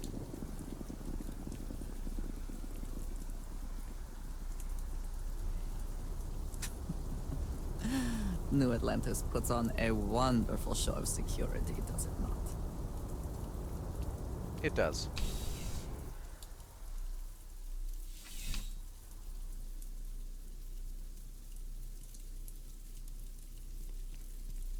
Sergeant Yumi. Ah, if it isn't my favorite part-time security officer. Crime has slowed down since you started helping out, which is good for morale.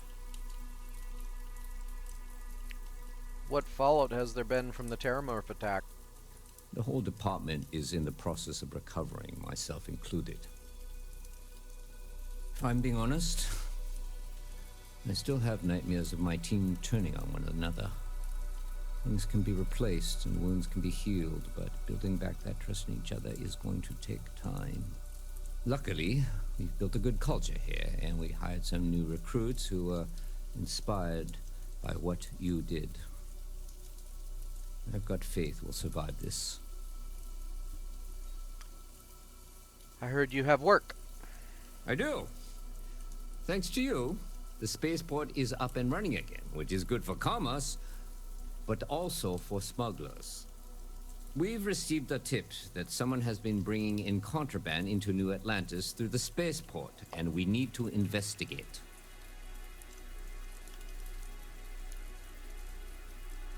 How are the smugglers evading contraband scans? Well, technology-wise, criminals have always been one step ahead. No different now than it was centuries ago. Smugglers often have a fancy shielding or scan jammers that allow them to evade the checks. But luckily, we can still use old-fashioned detective work to track these criminals down. I can find them for you. Great. First, speak to one of the technicians over by landing pad B. Ask them if they've noticed any suspicious activity. Once you've gotten a lead, cross-reference their testimony with ship records over at Aegis. When you're done, report back to me with your findings.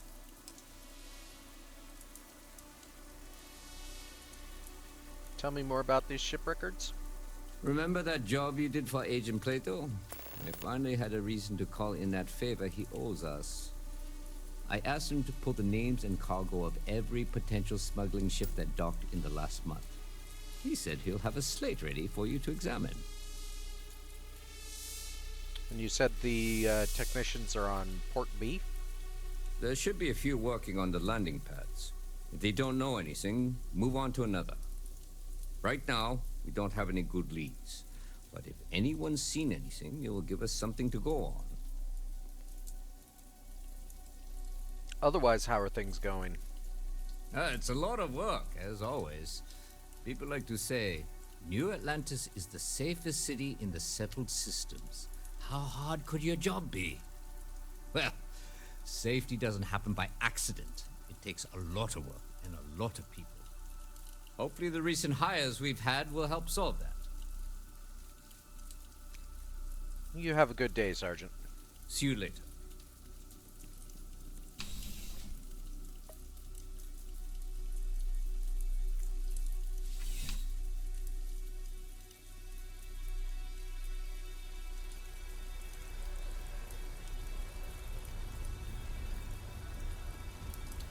Looks like part of their plan is to have more security bots. Makes sense. Theoretically, they can't be taken over by mind control. Theoretically.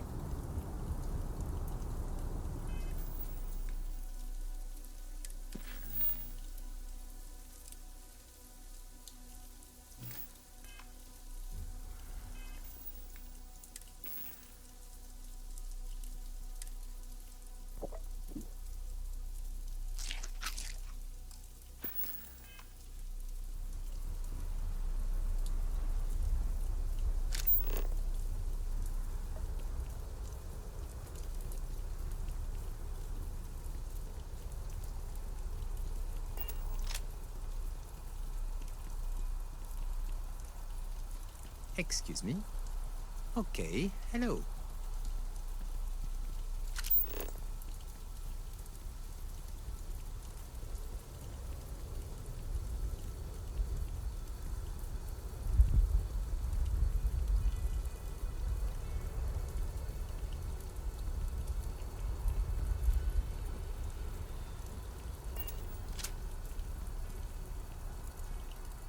Hello. My God. Captain, the attack, just thank you, okay? Thank you. All right. Hello? The things people do to their poor, poor ships. Well, I mean, it's not always their fault. You know.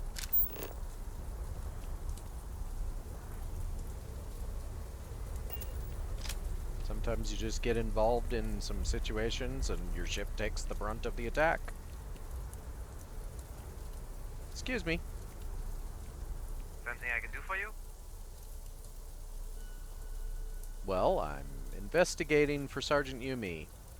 About smuggling. Seen anything suspicious? It's about time. I've been telling my supervisor about that cargo ship for ages. I'm beginning to think he was ignoring me. What about the ship is suspicious? It's the way the crew handled the cargo. They were being way too delicate. The manifest said they were carrying potatoes, spuds. I don't know what was in those crates, but it certainly wasn't that. What's the name of the ship? That's the problem. I don't really look at the ship names when I work, just the ID number granted for clearance. I think it was UC576B. I do know it's a cargo class transport, if that helps. Thank you. You've been helpful. Bye.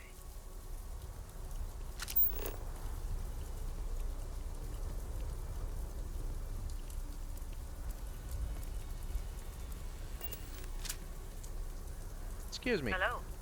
Something I can do for you? Yeah, been checking up on some possible suspicious ships. Can't say I have. When you work a job like this, you see so many ships. They all sort of blend together. So you didn't see anything? Nope. I just keep my head down and do my job. Speaking of which, I better get back to it. Are you Sorry I couldn't be more sure help, you're but I not... got work to do. Okay.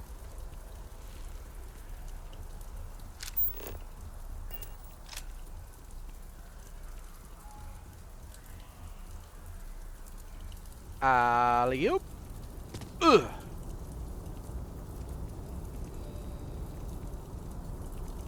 You will be scanned as you enter the city. Please keep moving. Okay, no bounty. You're clear.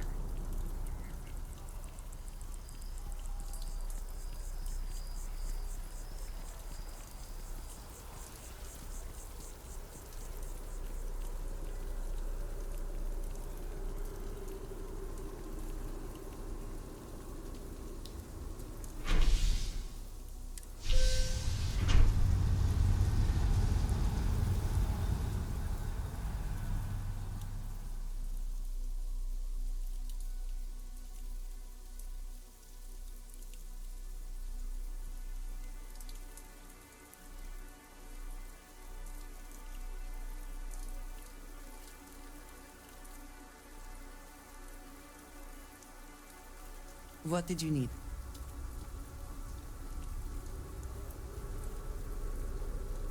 I'd love to answer that question later. Really exciting things with holograms. They're incredible. Sorry, what?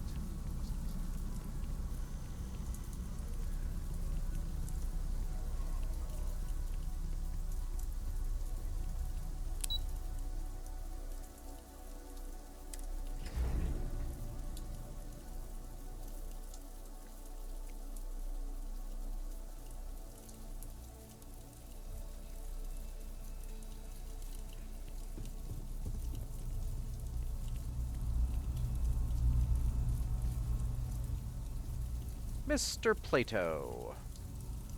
Remember me? I'm hard I'm to afraid forget. I'm not at liberty to discuss the details of my division's work. I already know what your division does. You are, of course, welcome at any time here in Mast. Same as anyone. Just be aware that you are being monitored. Yeah, I would expect. I was told you have a slate for me. That I do, Captain. Sergeant Yumi said you'd be coming to pick it up. You've got good timing, too. I actually have a friend on a classified star station who sent me this list of potential smugglers the other day. Here you are. Given I owe you for the last job, I hope it serves some use.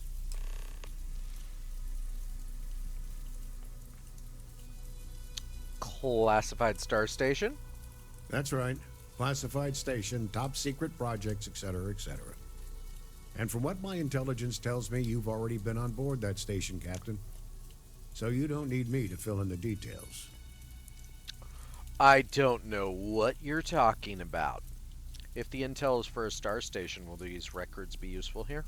Yep. Every ship on that list has a route that goes through New Atlantis. Not surprising, given we're the biggest port in town. And if they're smuggling stuff there, you can bet your ass they're smuggling stuff here. You have a good day. Keep your eyes open. I try to.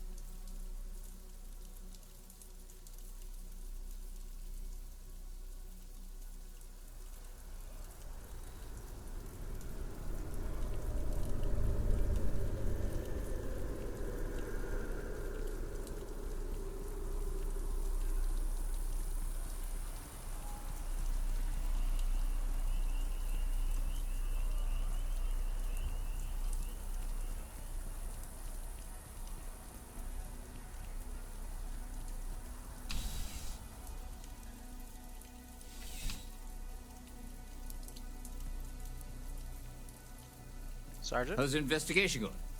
Found those smugglers yet? I've got information on the ship. Is that right? Do you know the name by any chance? As far as I know, it's the Anansi? Captain Enjai's ship. I think you might have hit the mark here. You had reports of their crew being less than professional on several occasions. Still, being a little rough around the edges isn't exactly a crime. Are you sure it's the right ship? Let me look at the slate again. That's fine. Take all the time you need.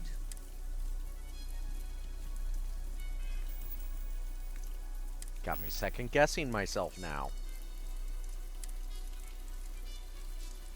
And I don't even know where to find the thing in my list, because I don't remember what the slate was called.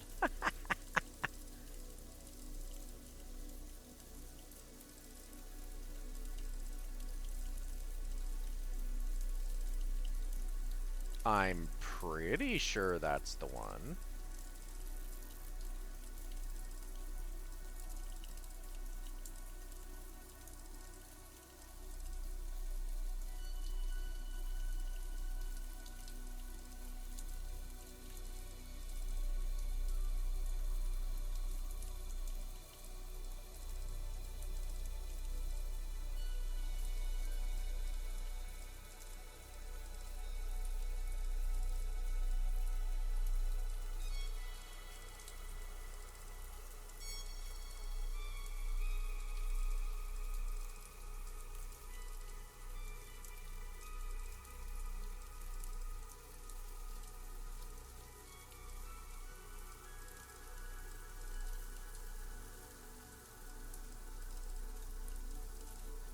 And because I don't know what the slate was called, I could have easily skipped over it already.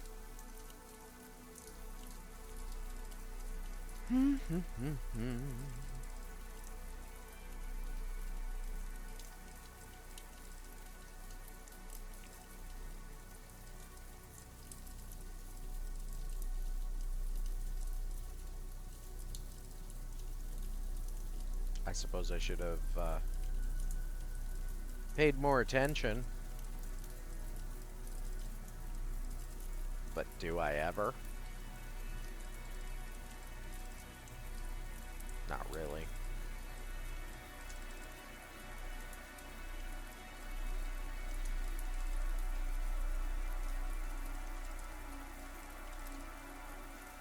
After action report, Guard Bryant reporting.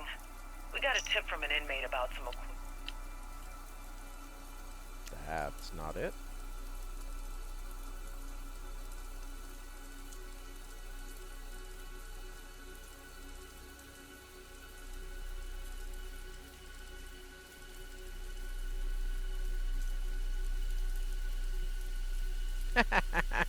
I have 6 wanted slates.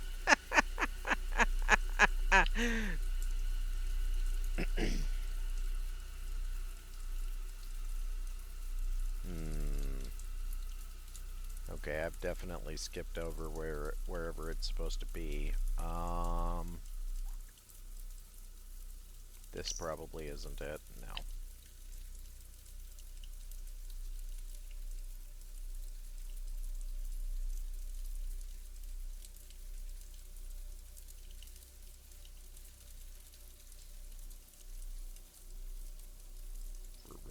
Brothers and sisters.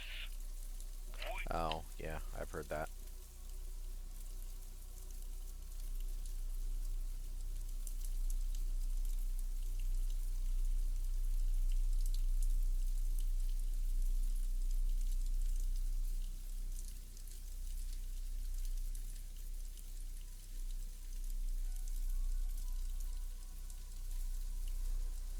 It's not going to be called survey data.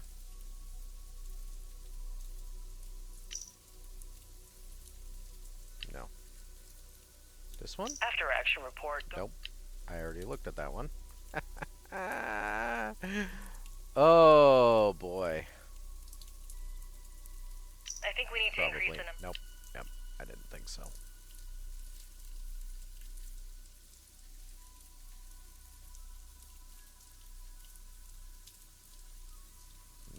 Survey data.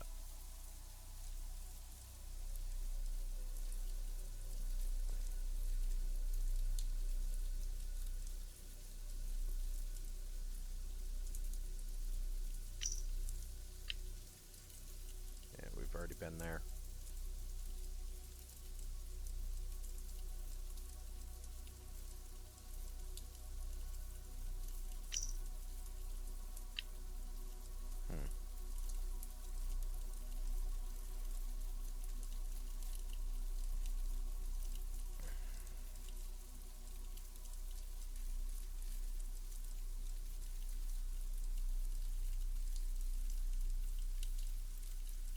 There we go.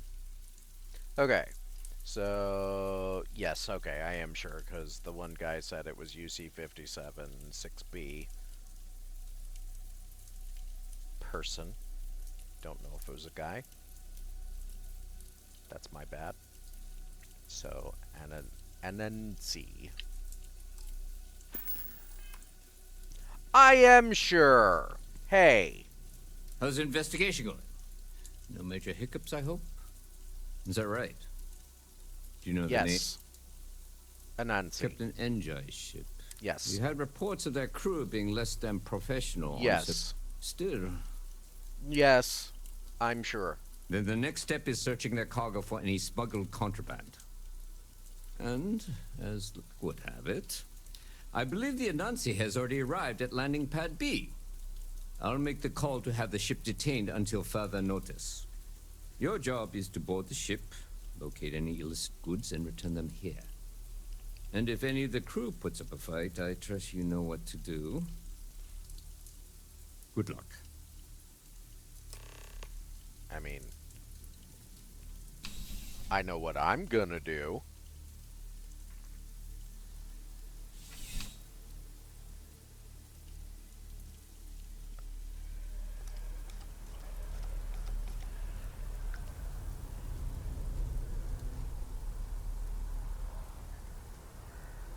We're not talking rocket surgery here.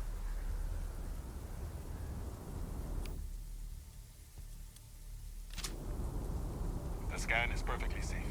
Please keep moving.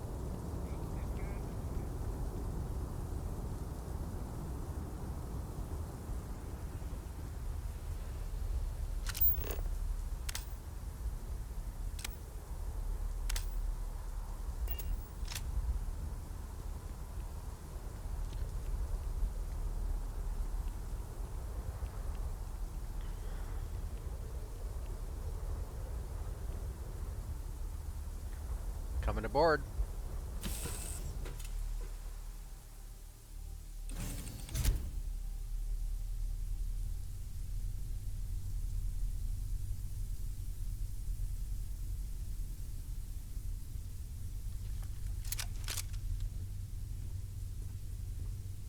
I have a feeling they're not going to take me kindly.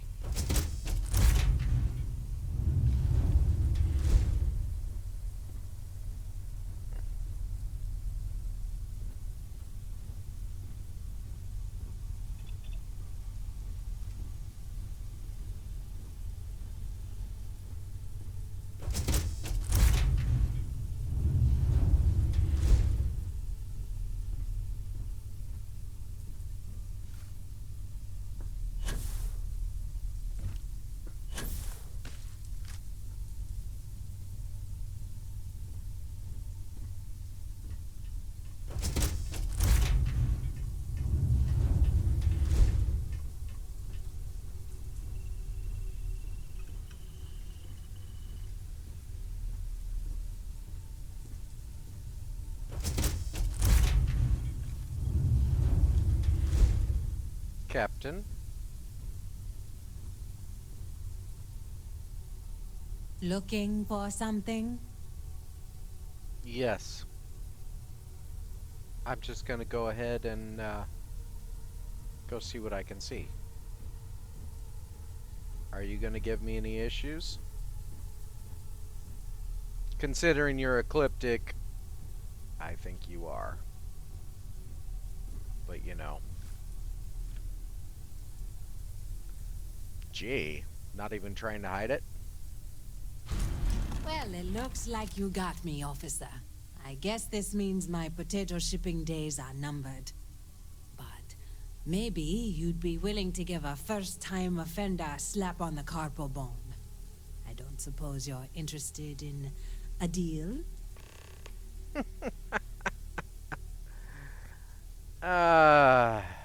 Even if you escape, you'll be a wanted criminal. Do you want that life? You do have a point. The penalty for smuggling contraband may be steep in New Atlantis, but it isn't death. And how bad can the prisons be anyway? Compared to Aquila City, probably like staying at a resort. Fine, take it. Do what you have to. All right, then. Not that I don't trust you, but I don't trust you. I'll just be taking everything that isn't nailed down. You don't mind, do you?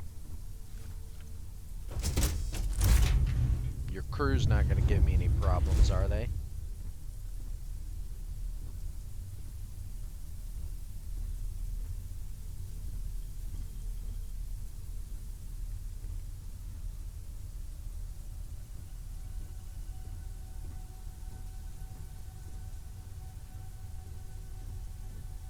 I'll take it as a no.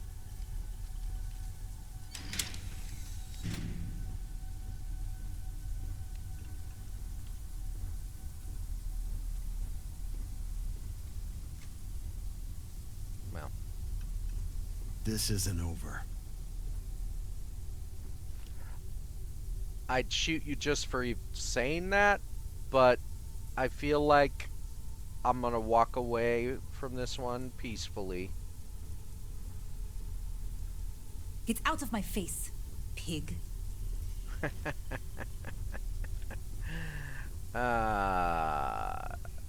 Enjoy your time.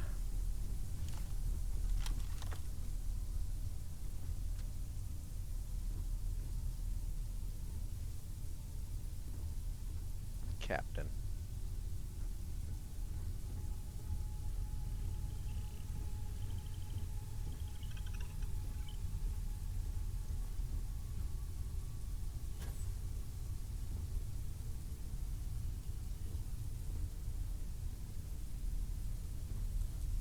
Let's go, Andreja.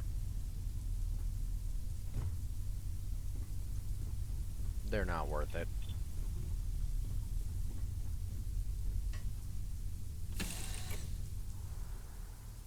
The bright lights and reflections are almost enough to make you forget about those living down in the well. Almost.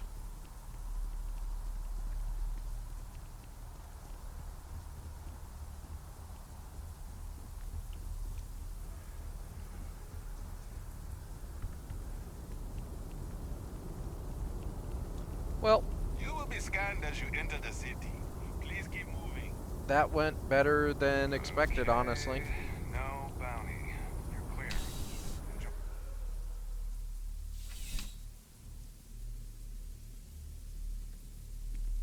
Sergeant?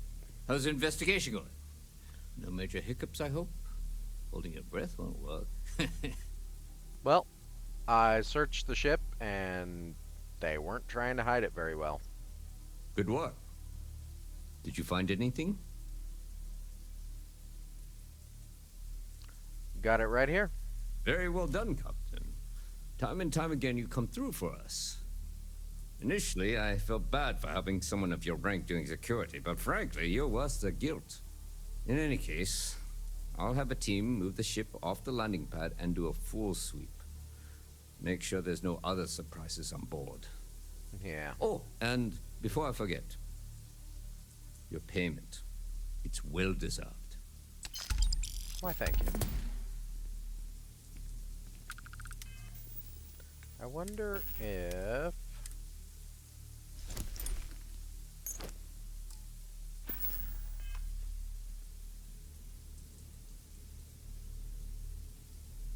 Nope.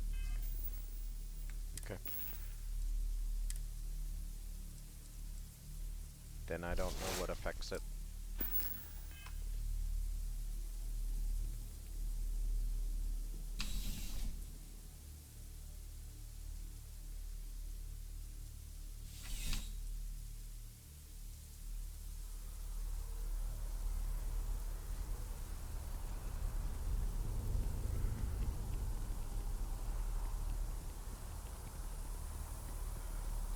How do you feel about talking to SSNN, Andreja? Well, you don't have to do any talking. I will, though.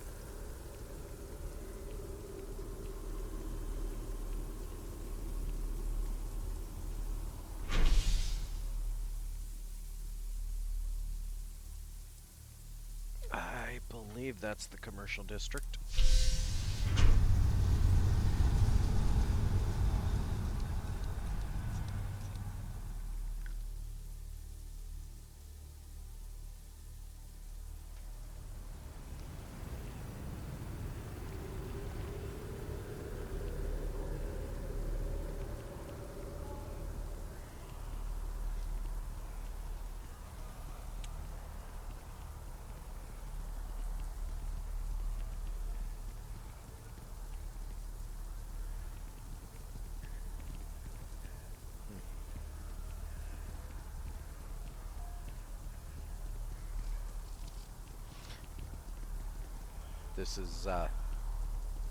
This is my Logan Cullen clone.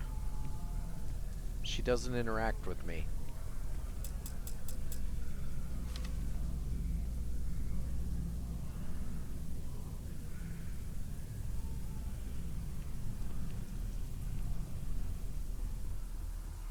Shame.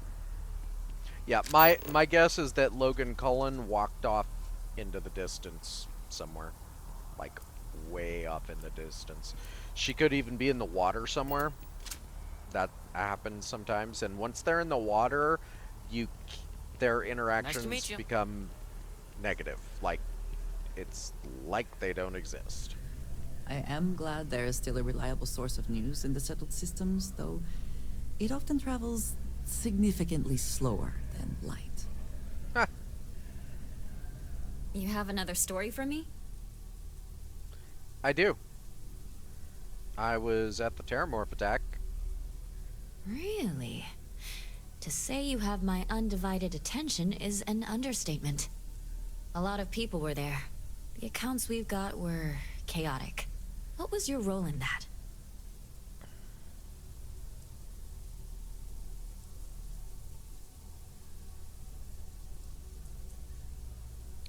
I personally took out those Terramorphs. I pretty much saved the day. Wait.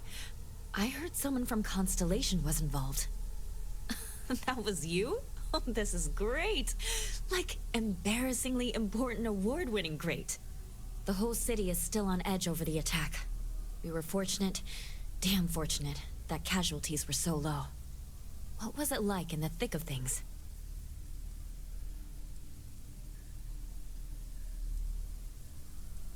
I just focused on protecting people, staying alive. Didn't really have time to think. Pure instinct, huh? It sounds like New Atlantis, heck, the whole UC, owes you a great debt. Any closing comments? I already have a good story here.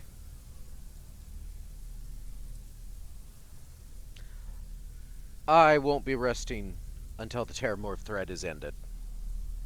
That makes me feel better. I feel like such a sap, but it does. Hey, Constellation? From all of us that live here, thanks. We use the word hero a lot in news, but you really are one. Why, thank you.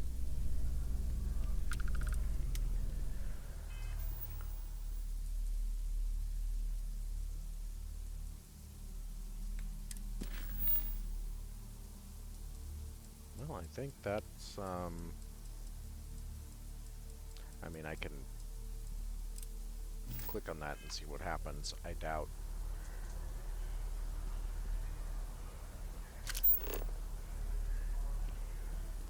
It definitely put the the little marker in a different location. But it was over there. Now it's over there. I don't know if what actually happens is they walk off the map and can't be found, or if something else occurs. But yeah, you can see it's like way off the map.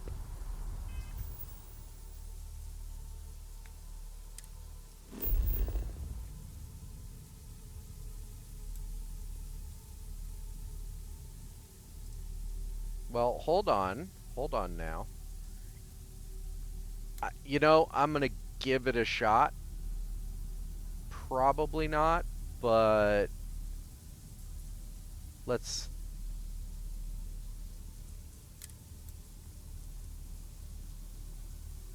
I'm highly dubious of being able to find her, but let's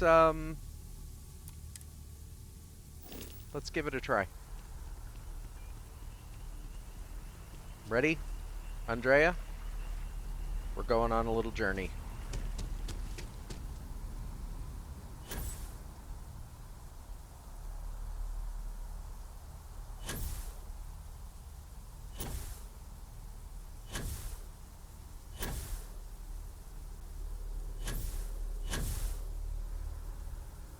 I don't think she'd be literally in the sky, but it is entirely possible she wandered out into the wilderness somewhere where we can potentially find her. I find it highly doubtful, but the marker is technically on the map. And I've never actually tried. Like, once the marker's not in the city, I've never tried to do the quest any further. And for the record, this quest has never broken. But I've also never done it from this. Never broken before for me. But I've also never done it from this side. It's apparently two-sided, and I never discovered that until this save. The other side of this quest is you talk to Logan, and instead she has a present for her brother.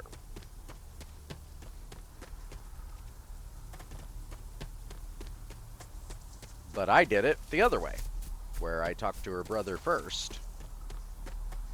To be fair, interesting to note, I never found Logan Cullen in the first place when I was wandering around New Atlantis. So she might have been broken to begin with. And due to the nature of, you know, how I approach things this playthrough, I just never knew she was already broken. So taking the quest from the other side wouldn't have, you know, like, taking the quest from the other side of the equation isn't what broke it in that regard, potentially. But because she was already not in New Atlantis, it was broken.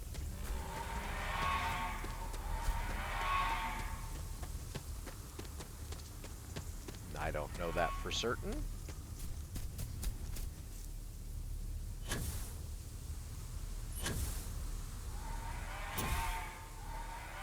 I don't know anything for certain. I'm just gonna wander my way out here.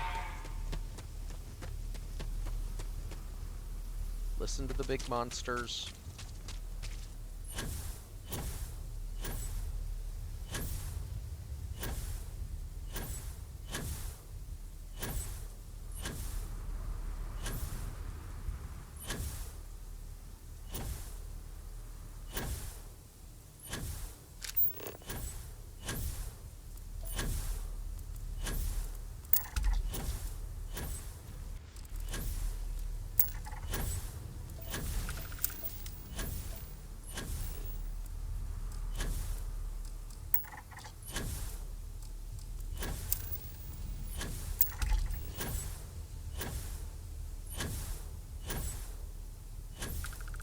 aim in the general direction of where she supposedly is, which I find doubtful.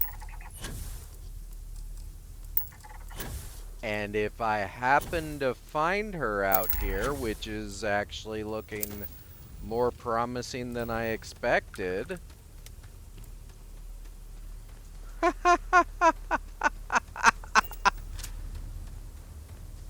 My word. Okay, well, there you go.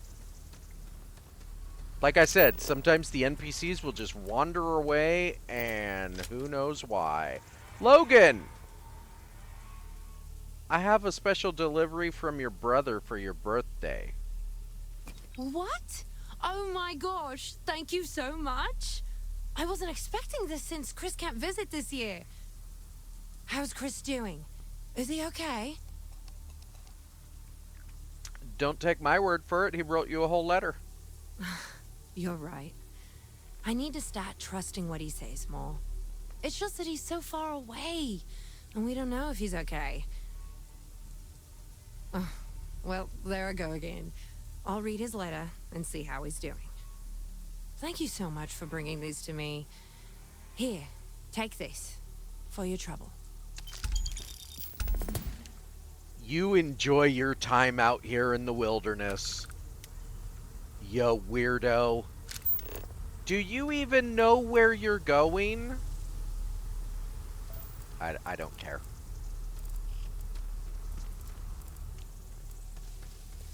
We are obviously not going to be we're not going to be foot traveling all the way back. I don't use fast travel a lot, but I mean, come on. Wow. I've literally never seen that work before. Now again, I've never actually tried. Now that we are here, what will be our next course of action? Well, actually, I'm gonna get up and go back out, but yeah. So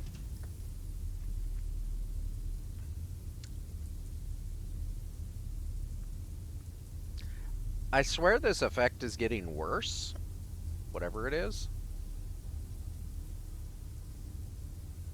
It's happened to me before. It goes away, but I don't know what causes it to go away.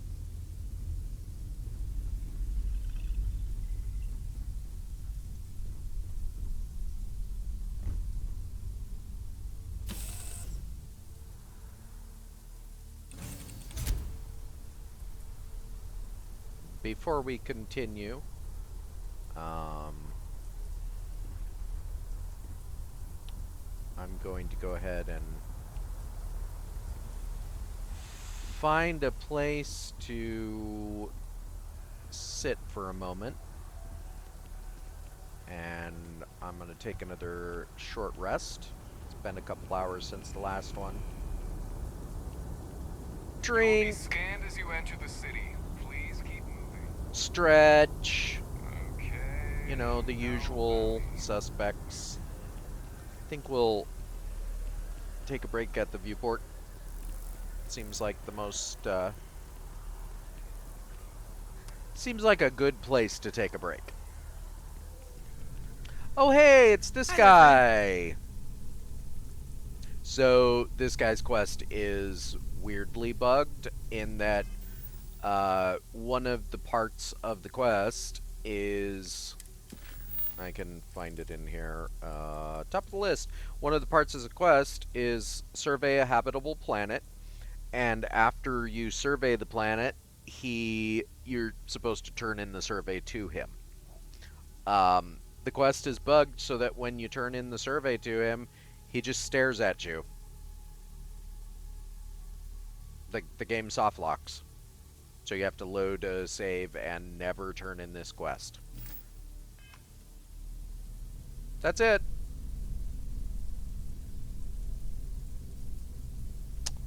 I'm gonna have a seat right here. Hopefully nobody will bother me. And I'll be back. Hopefully you're enjoying the game. I am.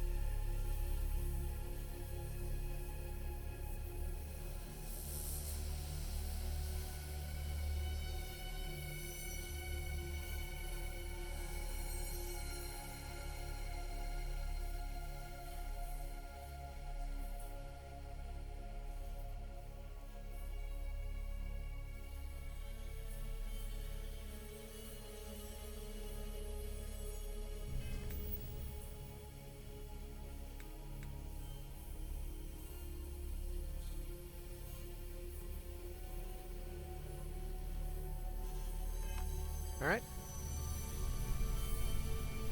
We're back.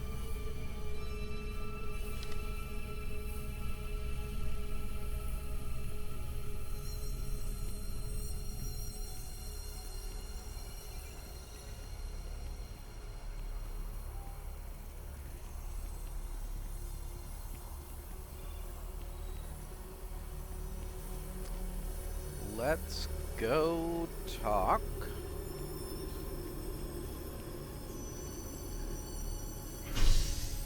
to some diplomats.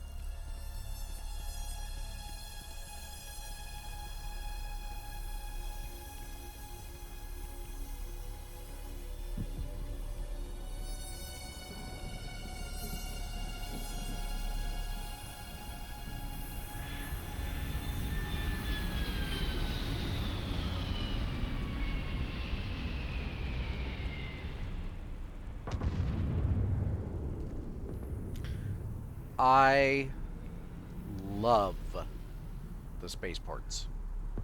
Like, it's probably the landing and taking off of ships in this game is probably one of my favorite things about it. I love it. It gives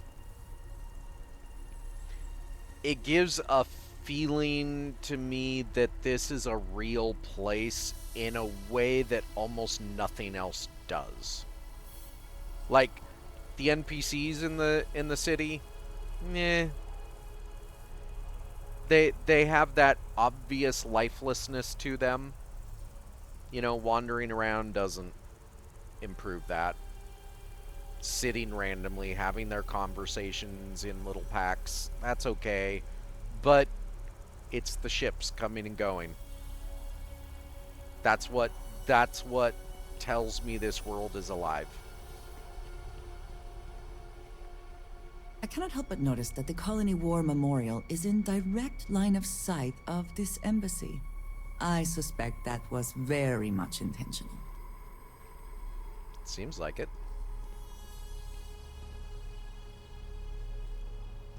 Now that's kind of a cool design, though. Come on.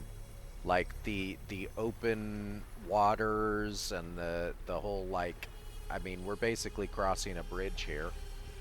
Wonder how deep it is. Hi, I'm here. You are a visitor? You'll find the ambassador in her office. Go on through. Oh, well, all right. I was going to tell you who I am, but you seem to be expecting me.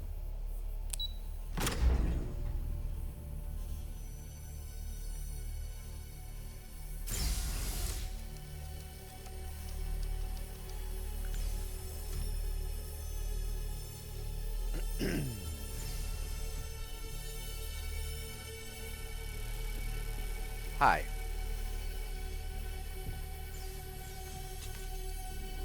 I wonder how many times one side or the other has threatened to close this embassy down over the years.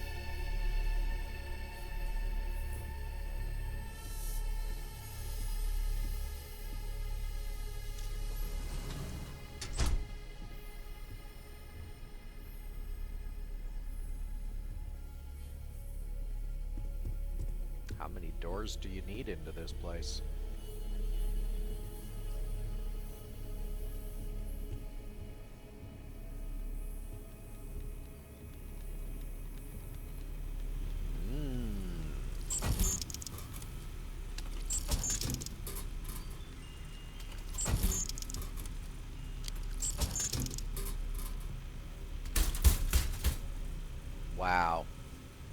pretty empty.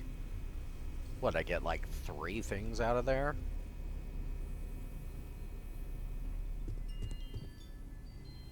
So, no coffee for visitors. What's it here for then? Knock knock!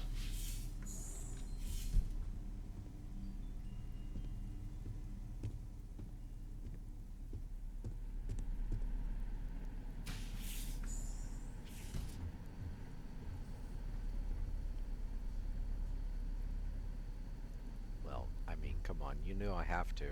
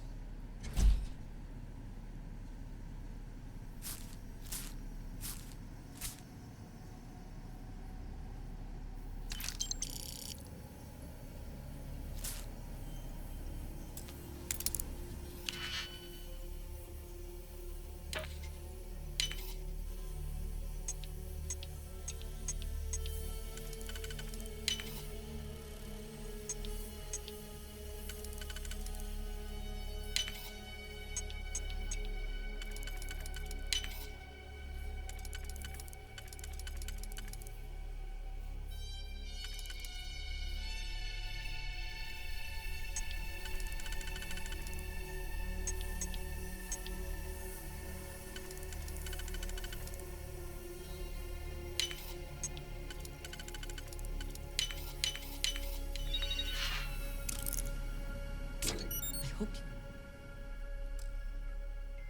you can succeed at that before we are discovered.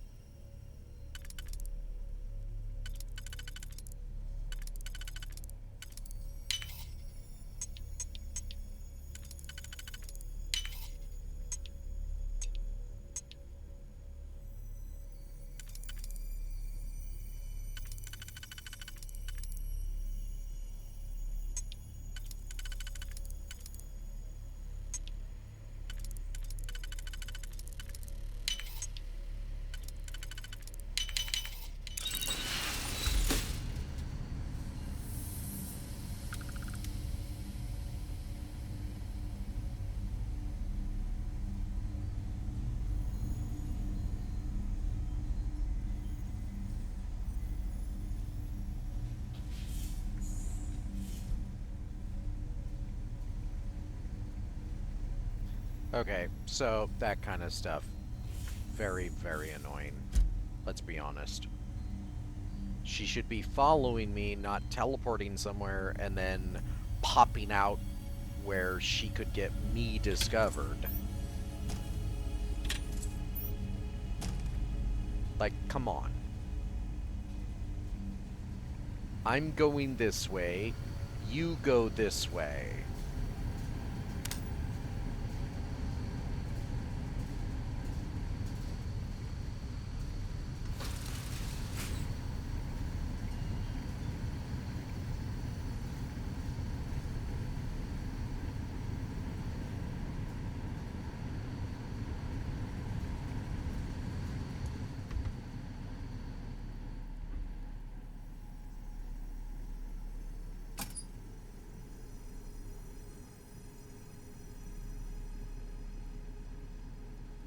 Interesting.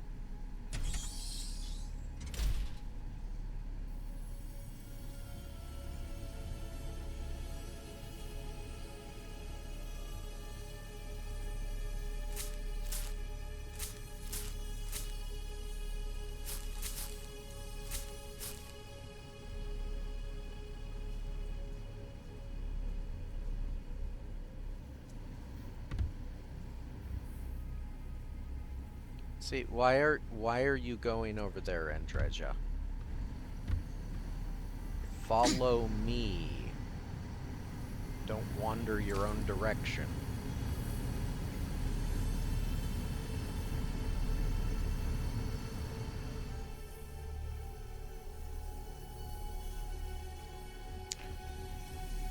Here's what I'm gonna do.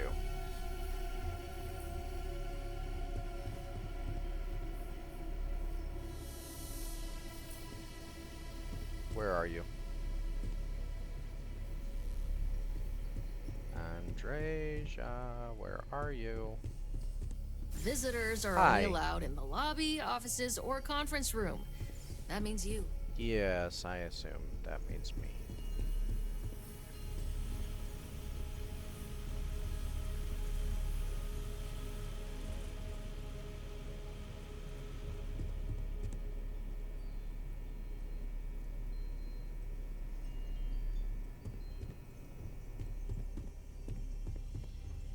I don't even know where she is now.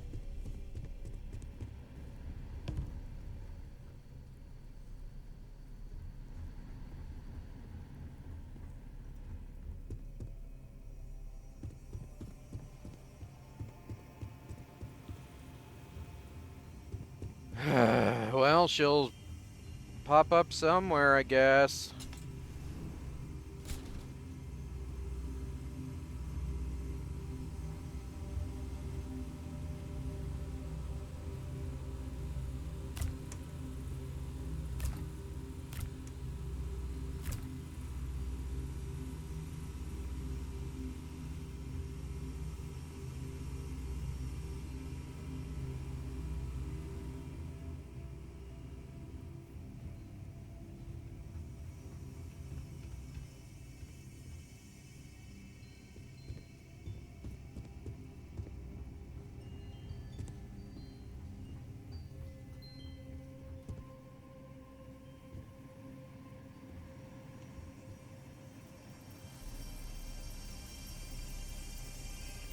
I want to try something.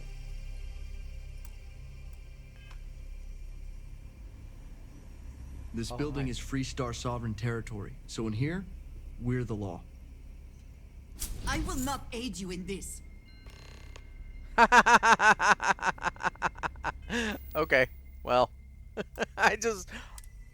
Oops. Fortunately, I had a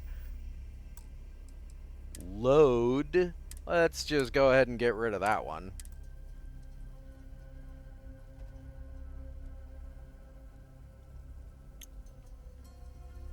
If the lightning just looked a little bit better, and it looks fine when you don't take a shot like that, but that would be an even better shot, but still, I can't believe I got that shot of the lightning.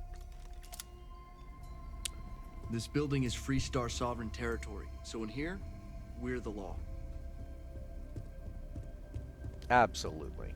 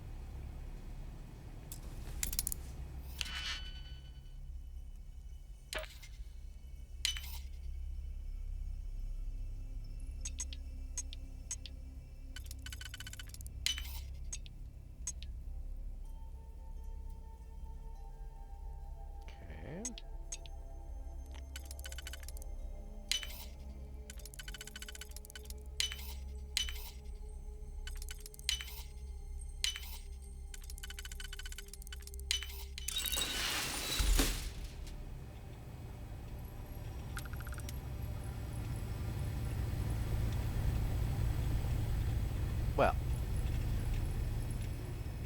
I could go that route.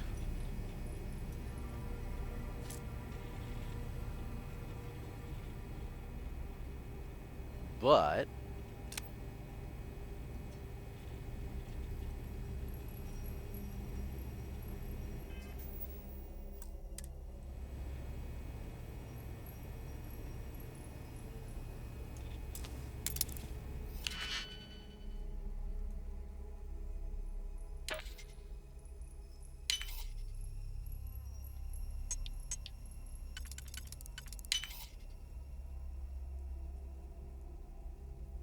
okay, that one's for the middle. We'll figure out where exactly.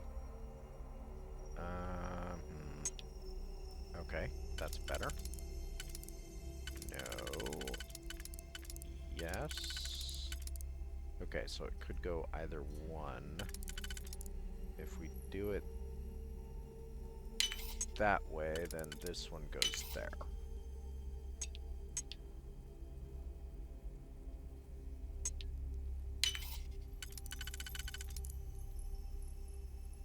This might not work.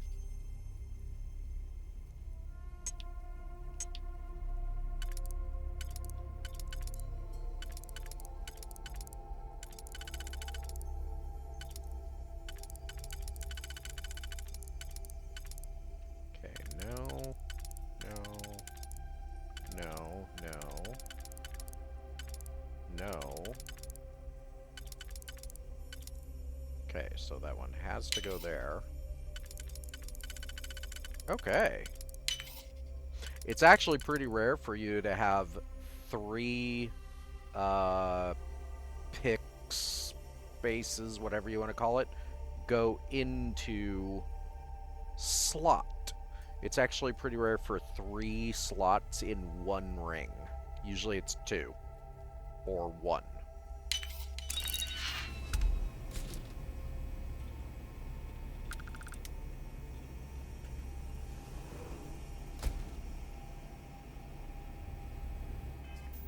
I'm gonna save this again.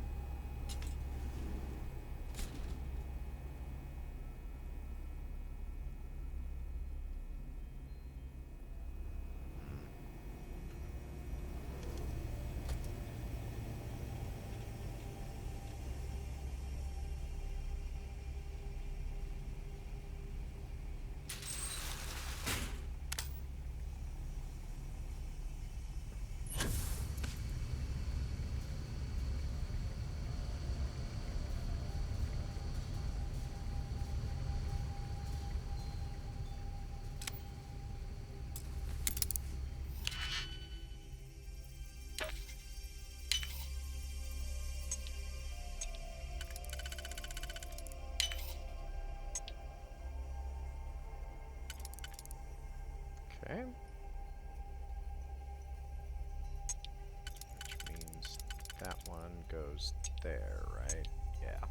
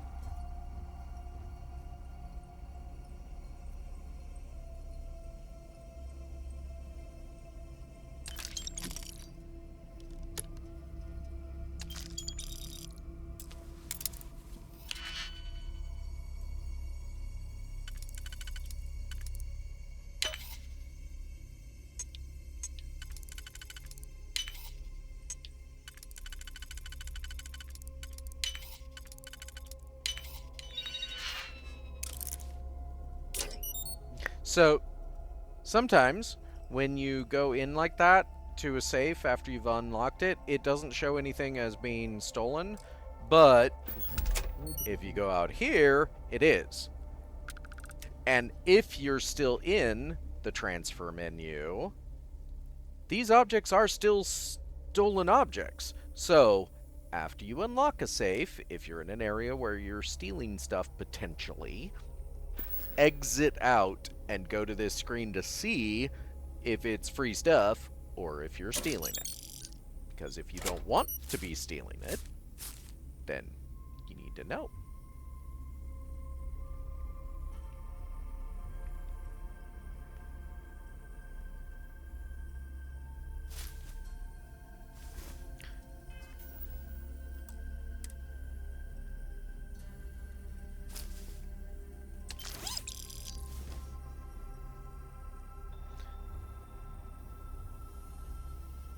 That's an insult to injury for that guy. On a realistic level, I feel bad for him.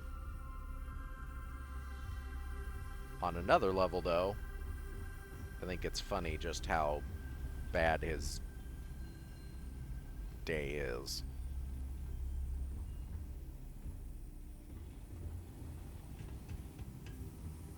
Alright. Let's have a meeting.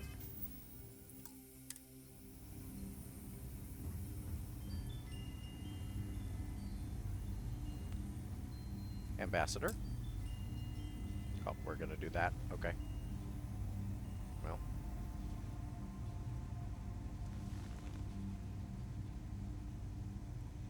I'm sorry. Do you have an appointment? Sort of. You seem like a lady who wants to stop more terramorph attacks. Well, have I got a deal for you? What are you? Ah, you're the one McIntyre called about. The eyewitness. She said you were at the spaceport. You have my thanks for what you did down there, truly. Saved many lives.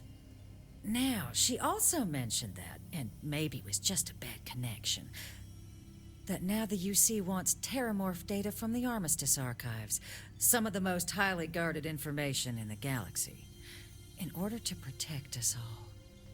I can only presume you're here to tell me I misheard her and that they didn't send you, local hero, to futilely beg on their behalf.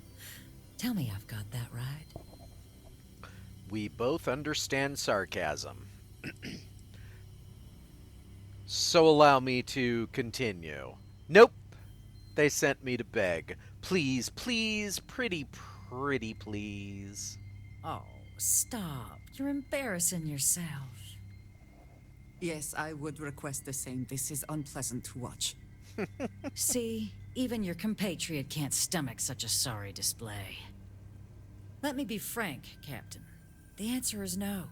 That information is there because it is dangerous. I will not be the one responsible for its release. Now, why don't you quit wasting my time and yours, and go? Look, Ambassador. Listen to what I have to say. You're really gonna push this? All right, I will give you one chance. One, to convince me. Understood. One is all it's gonna take. Just hear me out. I'm listening.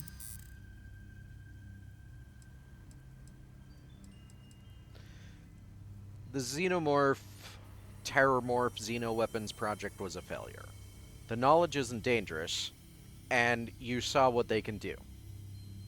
So, you're going to give me the information. And when I say that, I don't mean I'm gonna try and convince you. You're going to give it to me. That's it. You know that for sure. That is interesting. Well, Captain, you make some good points. But if I'm really granting you access, I'm gonna need the following concessions. Your access will be limited. You can only take out the items related to stopping these terramorphs. The monitors will make sure of it. You go in once. You get everything you need on your trip, and never again. And all research done with the data will be monitored. If this data is being used to save the galaxy needs to be involved in the oversight. Freestar scientists will watch your people like hawks. So, do we have an agreement? As far as I'm concerned, agreed. Excellent. Follow me.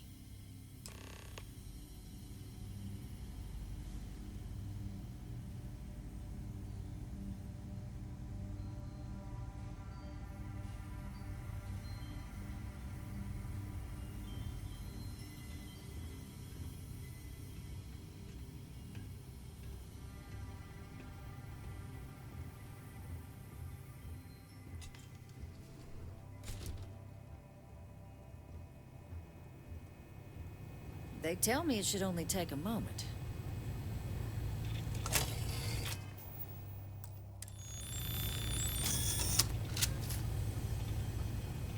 And there. Stop it! Stop in the name of I pushed my luck. That's my fault.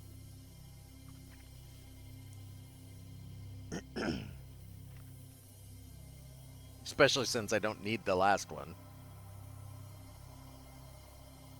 Still gonna take her credits. Well. And there.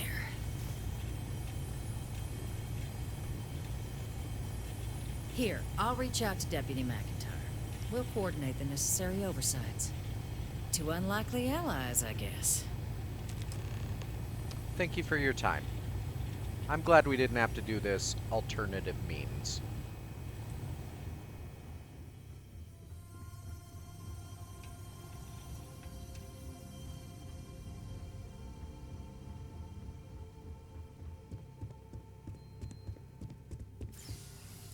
Not that it would have been too much effort.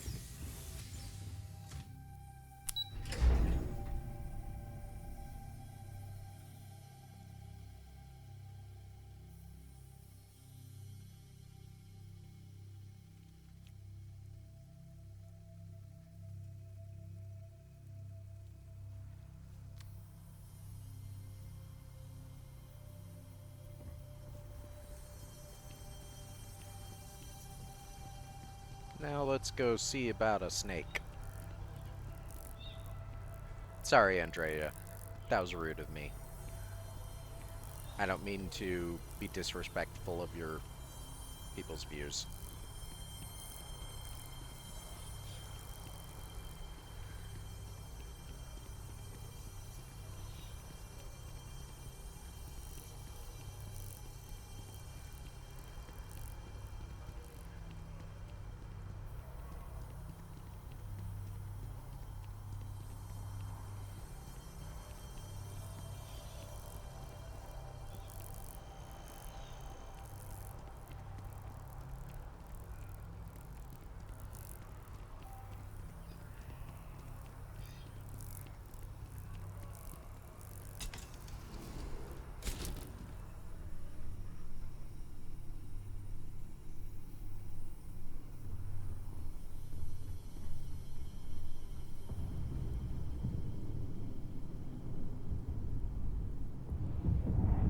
Whatever happens in here, don't be mad.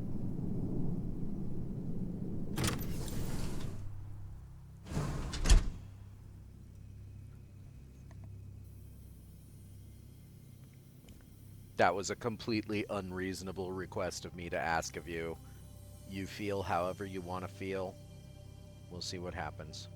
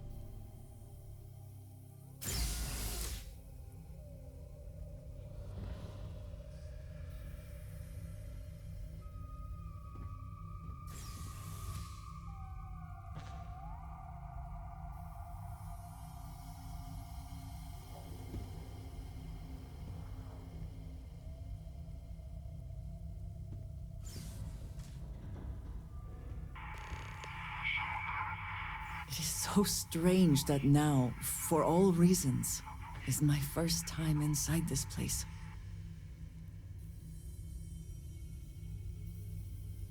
How are you feeling about that? What is it? Have something for me? Oh, yes, I do. Here.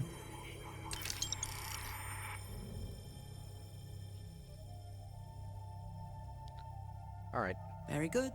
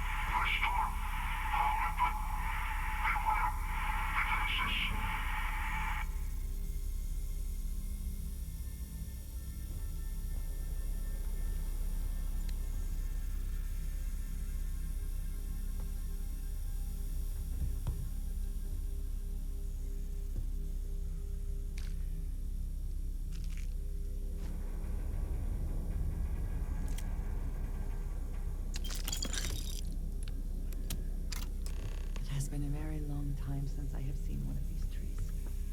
My people would be proud to know it thrives.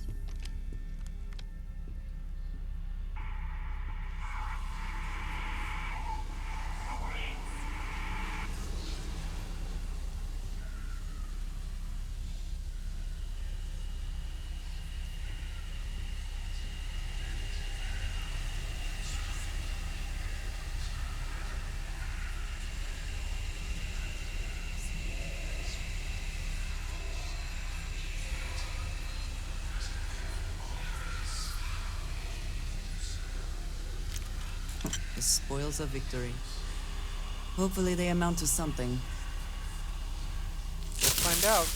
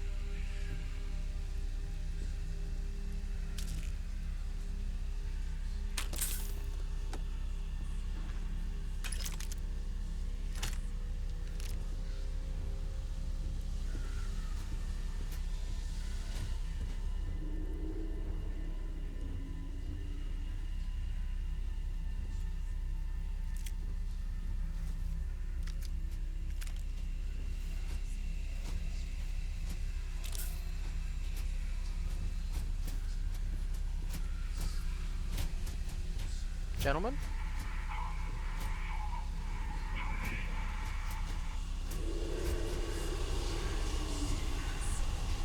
Pardon me. Pardon me. Excuse me. Pardon me.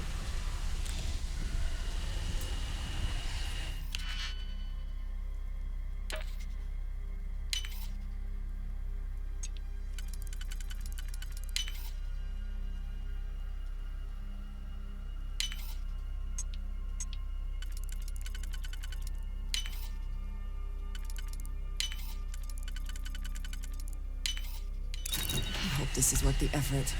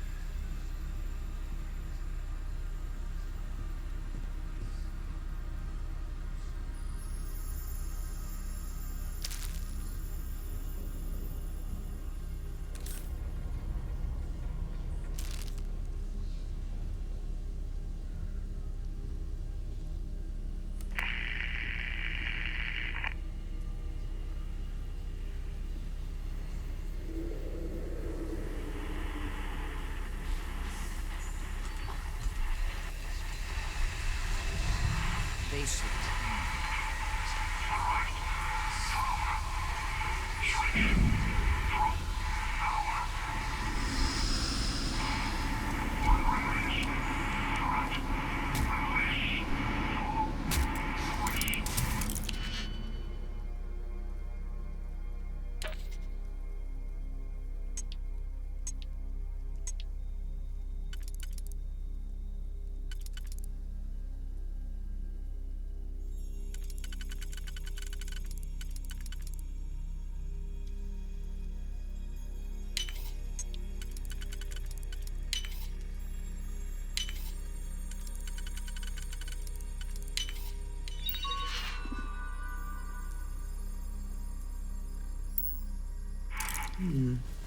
If the system is protected, there will hopefully be valuable data.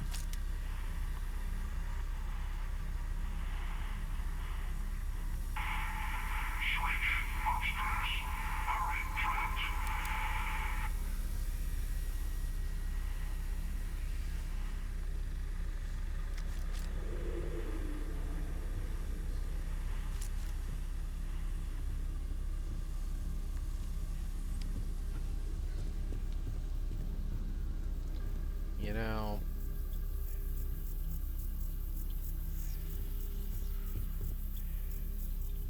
no offense, buddies, but I'm gonna go ahead and say you gotta go.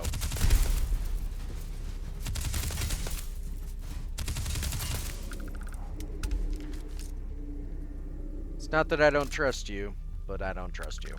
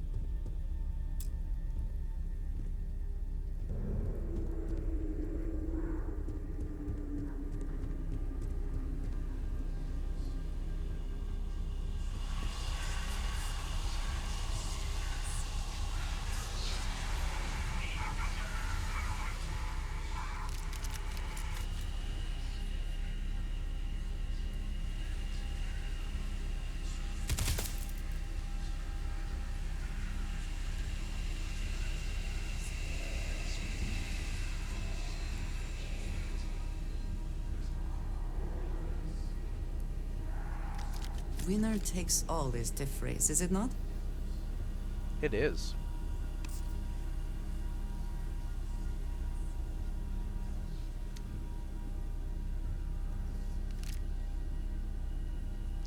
Winners also write the history books.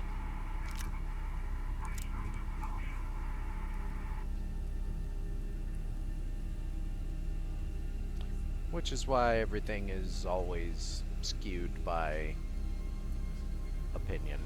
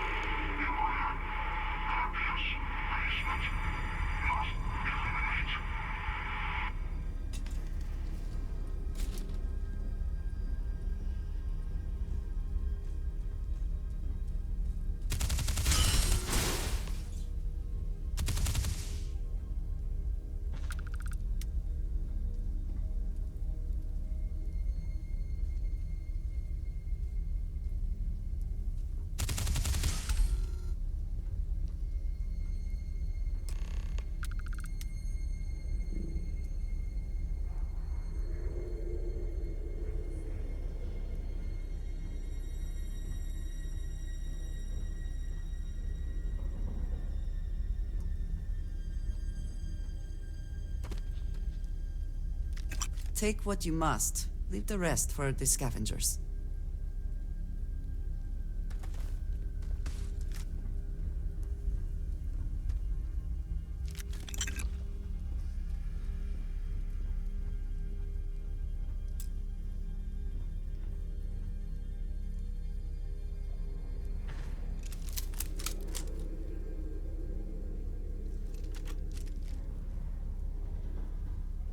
So, what seems punishment becomes providence. A reminder we can never truly know the Great Serpent's designs for us. You have my thanks, and my apologies for the ordeal you just endured. Come, let us discuss.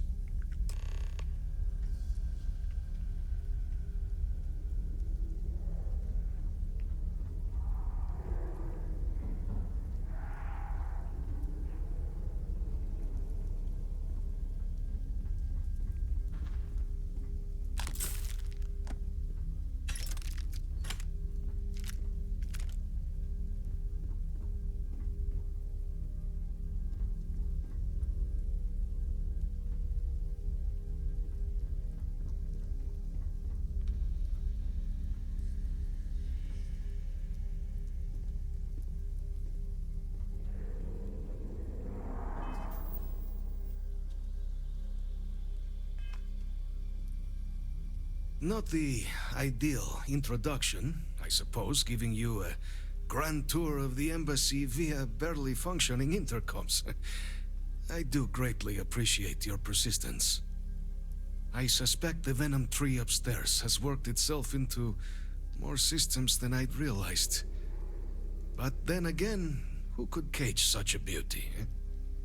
Tell me though, what is it like outside? I heard the broadcast mentioning an attack.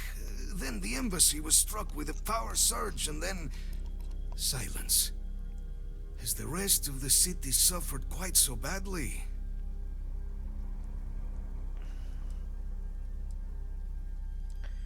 Did you say that thing pouring out clouds upstairs is called a venom tree? Have I been breathing poison? Harmless spores, you have my word, but hard to navigate. Hence why I was guiding you through the intercoms to restore the environmental controls. And release me. It is the sap of the tree that gives it its... well, perhaps not a topic for this exact moment. But I must know of the rest of the city. Does it still stand? Is that what happened here? A power surge? I take it you didn't have such an experience where you were, then, hmm? Yes, the entire embassy was thrown into lockdown, trapping me in my quarters, disabling the Venom Tree's filters, and arming the defenses. A disconcerting experience, to say the least. Was the rest of the city spared? Everywhere in the city is in better shape than this place. Yeah, more time could be spent tidying, I suppose, but I entertain so few guests. And fewer welcome ones. Now, it cannot solely be the Serpent's grace that brought you and your friend here. You need not maintain the facade, Kasric. I know who I am. Who I actually am. Quite the breach in protocol, Andreja. Something I look forward to discussing further. Once we've established why it is you two have come waltzing through my door uninvited. Now, the broadcast earlier spoke of terror morphs at the spaceport. A worrying occurrence, certainly, but coming here of all places, when all I could provide is some enthused cheerleading and... an archive code. So, the UC requires information, then. On terror morphs, presumably, hmm? Do I see this all clearly?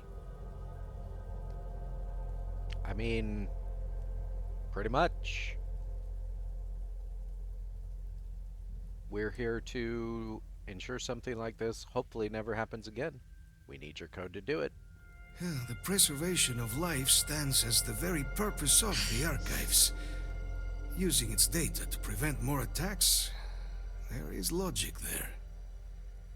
But if I am to grant you access, I have a requirement. For years, House Varun has been known only as an agent of slaughter. We founded this embassy with hopes of shedding that legacy. With little success. In exchange for my code, I require this. You must be the one who ensures it is used for good. Ensure House Varun's legacy is more than just carnage. The knowledge you ask for isn't evil. No knowledge is. It is we who bend it to evil ends. Now, you must assure me this will be used to save lives, not endanger them. That's the plan.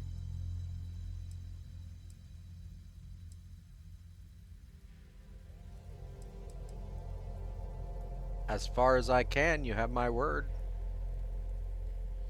You have my word as well, and you know that you can trust me.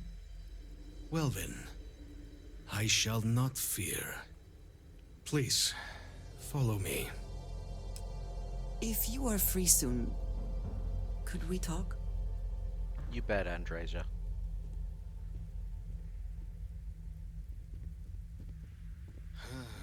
Let's hope it still works.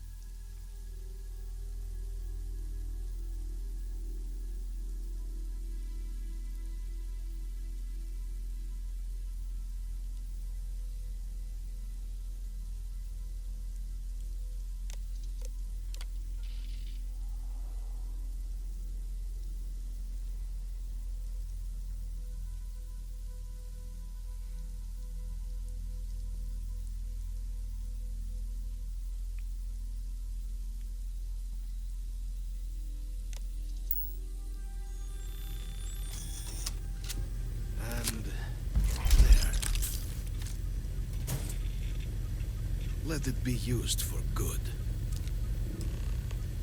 We'll see what happens. The Great Serpent guide your path. Great Serpent, that's your god, right? The Great Serpent is so much more than a god. It is fate itself. When our founder, Jinan Varun, left the United Colonies 140 years ago for distant stars, it was the Serpent that compelled him to found his now great house. The Serpent made us who we are today. Its voice speaks to us, shepherding us through the dark, and infuses our lives with the meaning the universe so often fails to provide.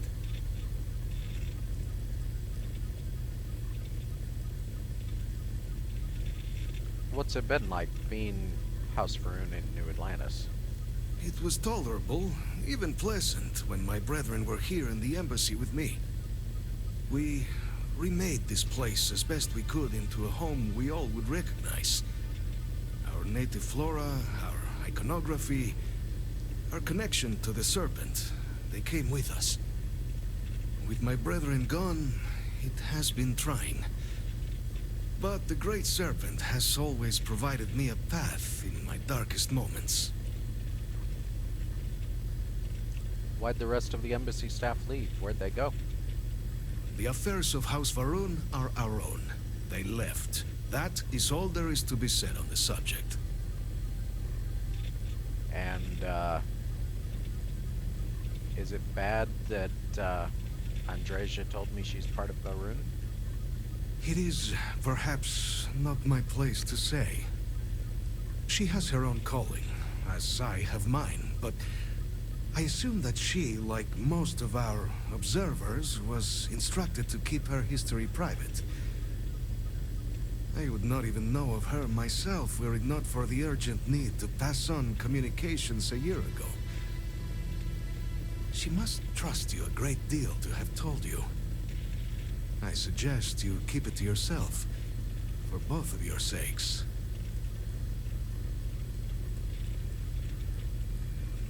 There's the obvious, but in your own words, why'd you decide to stay behind? House Varun committed itself to the armistice. This was said at the time to be the desire of the Great Serpent, and I do not believe the Serpent decides such things on a whim.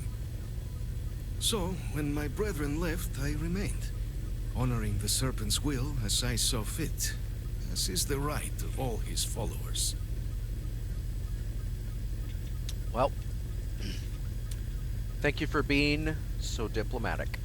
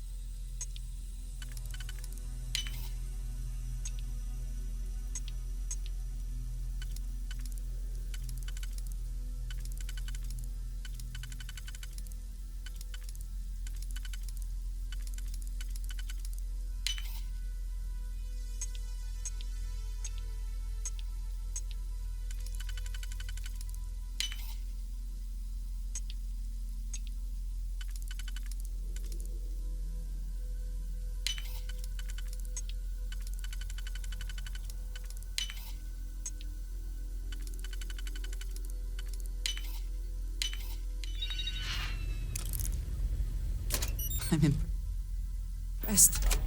I have things I wish to discuss with you when you have time.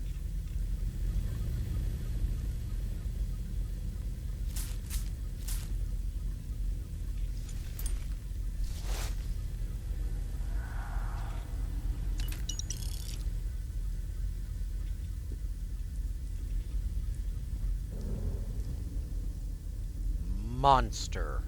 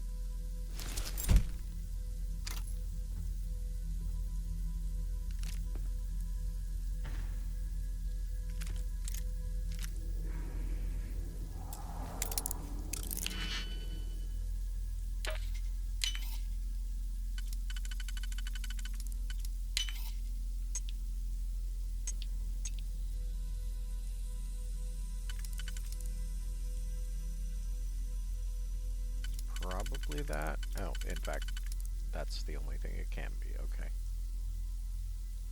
So that means that is there, which means this is there, which I believe would put that. Hold on. Yeah. Which means this is there, and that is there.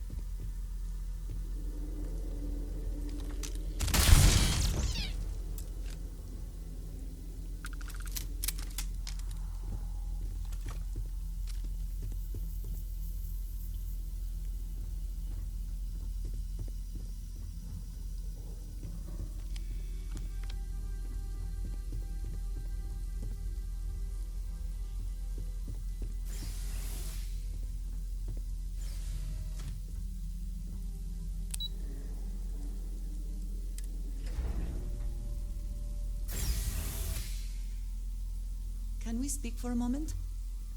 Once we get out of here.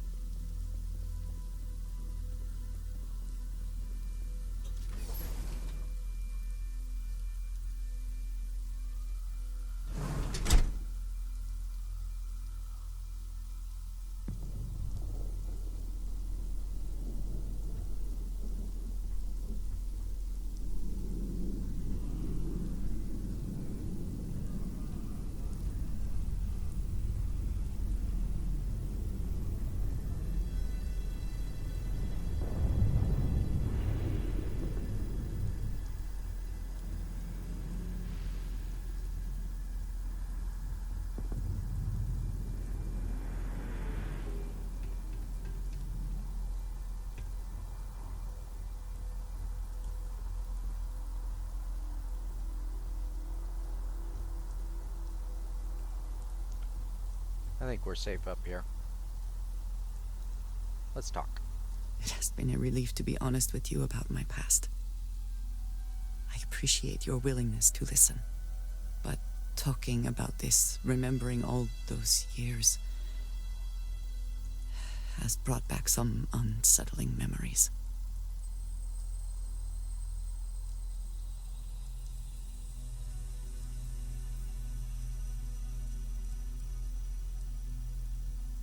You don't have to talk about it if it's uncomfortable. That is exactly why I feel it important. I need to work through this. I have told you that I spent many years coordinating with smugglers along the edges of the settled systems. There were men and women I worked alongside closely. And over time, I established relationships. They were not of the promised, but I considered them friends. The promised? It describes the people of House Varun. We who have been promised to serve the Great Serpent now and forever. In exchange, he promises to care for us when he returns to his domain. You sound surprised. Yes, very. It was not what I was expecting. You must understand. I was raised to believe that those who do not follow the Great Serpent do not matter, for they are lost. Their fate is fixed and grim. And yet here were these men and women with hopes and dreams, delights and aversions. It felt like a small betrayal of my people, of House Varun, but I cared for my friends. And then I lost them. It's never easy losing a friend. It's not something I have much experience with. It was so sudden. We had met on a remote planet to transfer cargo, and zealots appeared in force, seemingly out of nowhere. There was barely time to react. So many were cut down immediately. I believe my years of training saved me, got me moving when others faltered. I retreated to my ship immediately.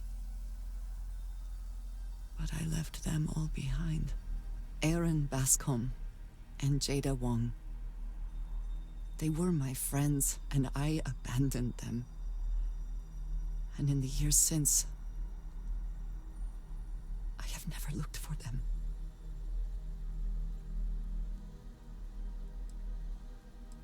How long has it been? 10 years. I was immediately reassigned to another role, light years away. You're worried that they blame you for leaving. No, maybe. I don't know. It all happened so fast, and I've had so much time since then to replay it in my head. Wonder if I should have done things differently. In my time getting to know you, I have thought more and more of all this. How little sense it all made, how I never really knew what happened or what became of my friends. My connection to you has reminded me what it means to trust someone, to be there for them. And I can no longer live with not knowing. I need to finally pursue this. I would like you with me when I do. I do not know what we will find, but I know it will be easier with you at my side.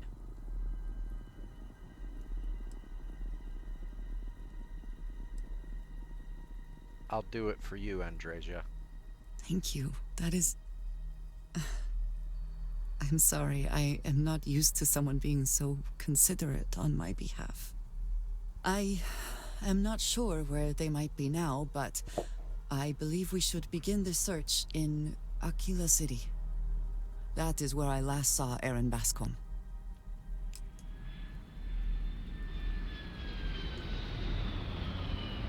Sounds good, but let's talk about your outfit. A pleasure. If I can take a few things, I will.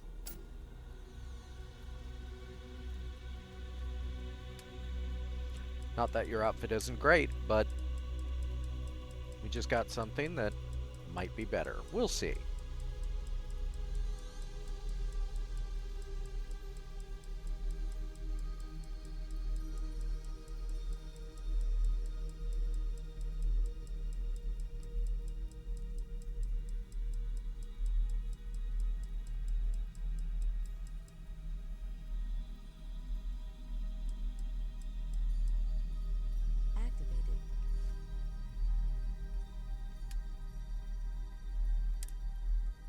Deactivated.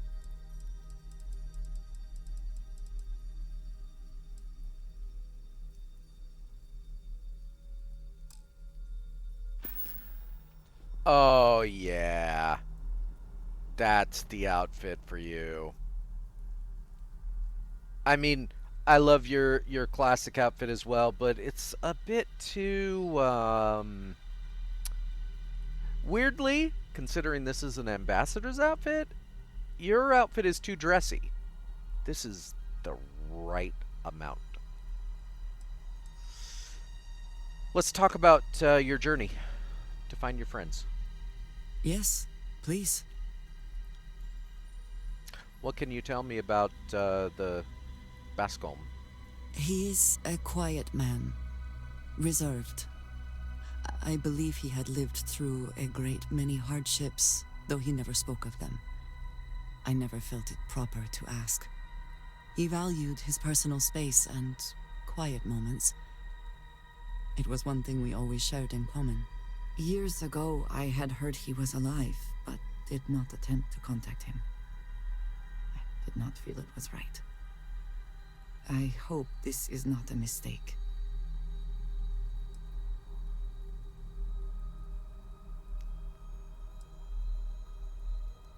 Why did House Varun rely on smugglers? House Varun is in a distant corner of space, far away from the rest of the settled systems. While this serves our interests, it can also pose challenges. Many critical resources are scarce, and diplomatic relations with the United Colonies and Freestar Collective were tense at the best of times. It was the most practical way to acquire what we need, without raising too many questions. Still is. Were tense, you say. And, what's your thoughts on anyone else still being alive? I do not know, not for sure. I did not see them fall that day, and I suppose I have hoped they survived.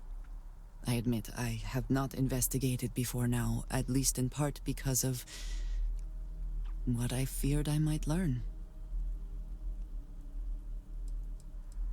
That's all for now, I think. All right. If you have more questions, I shall do my best to answer them. I'm sure you will. All right. Goodbye. For now.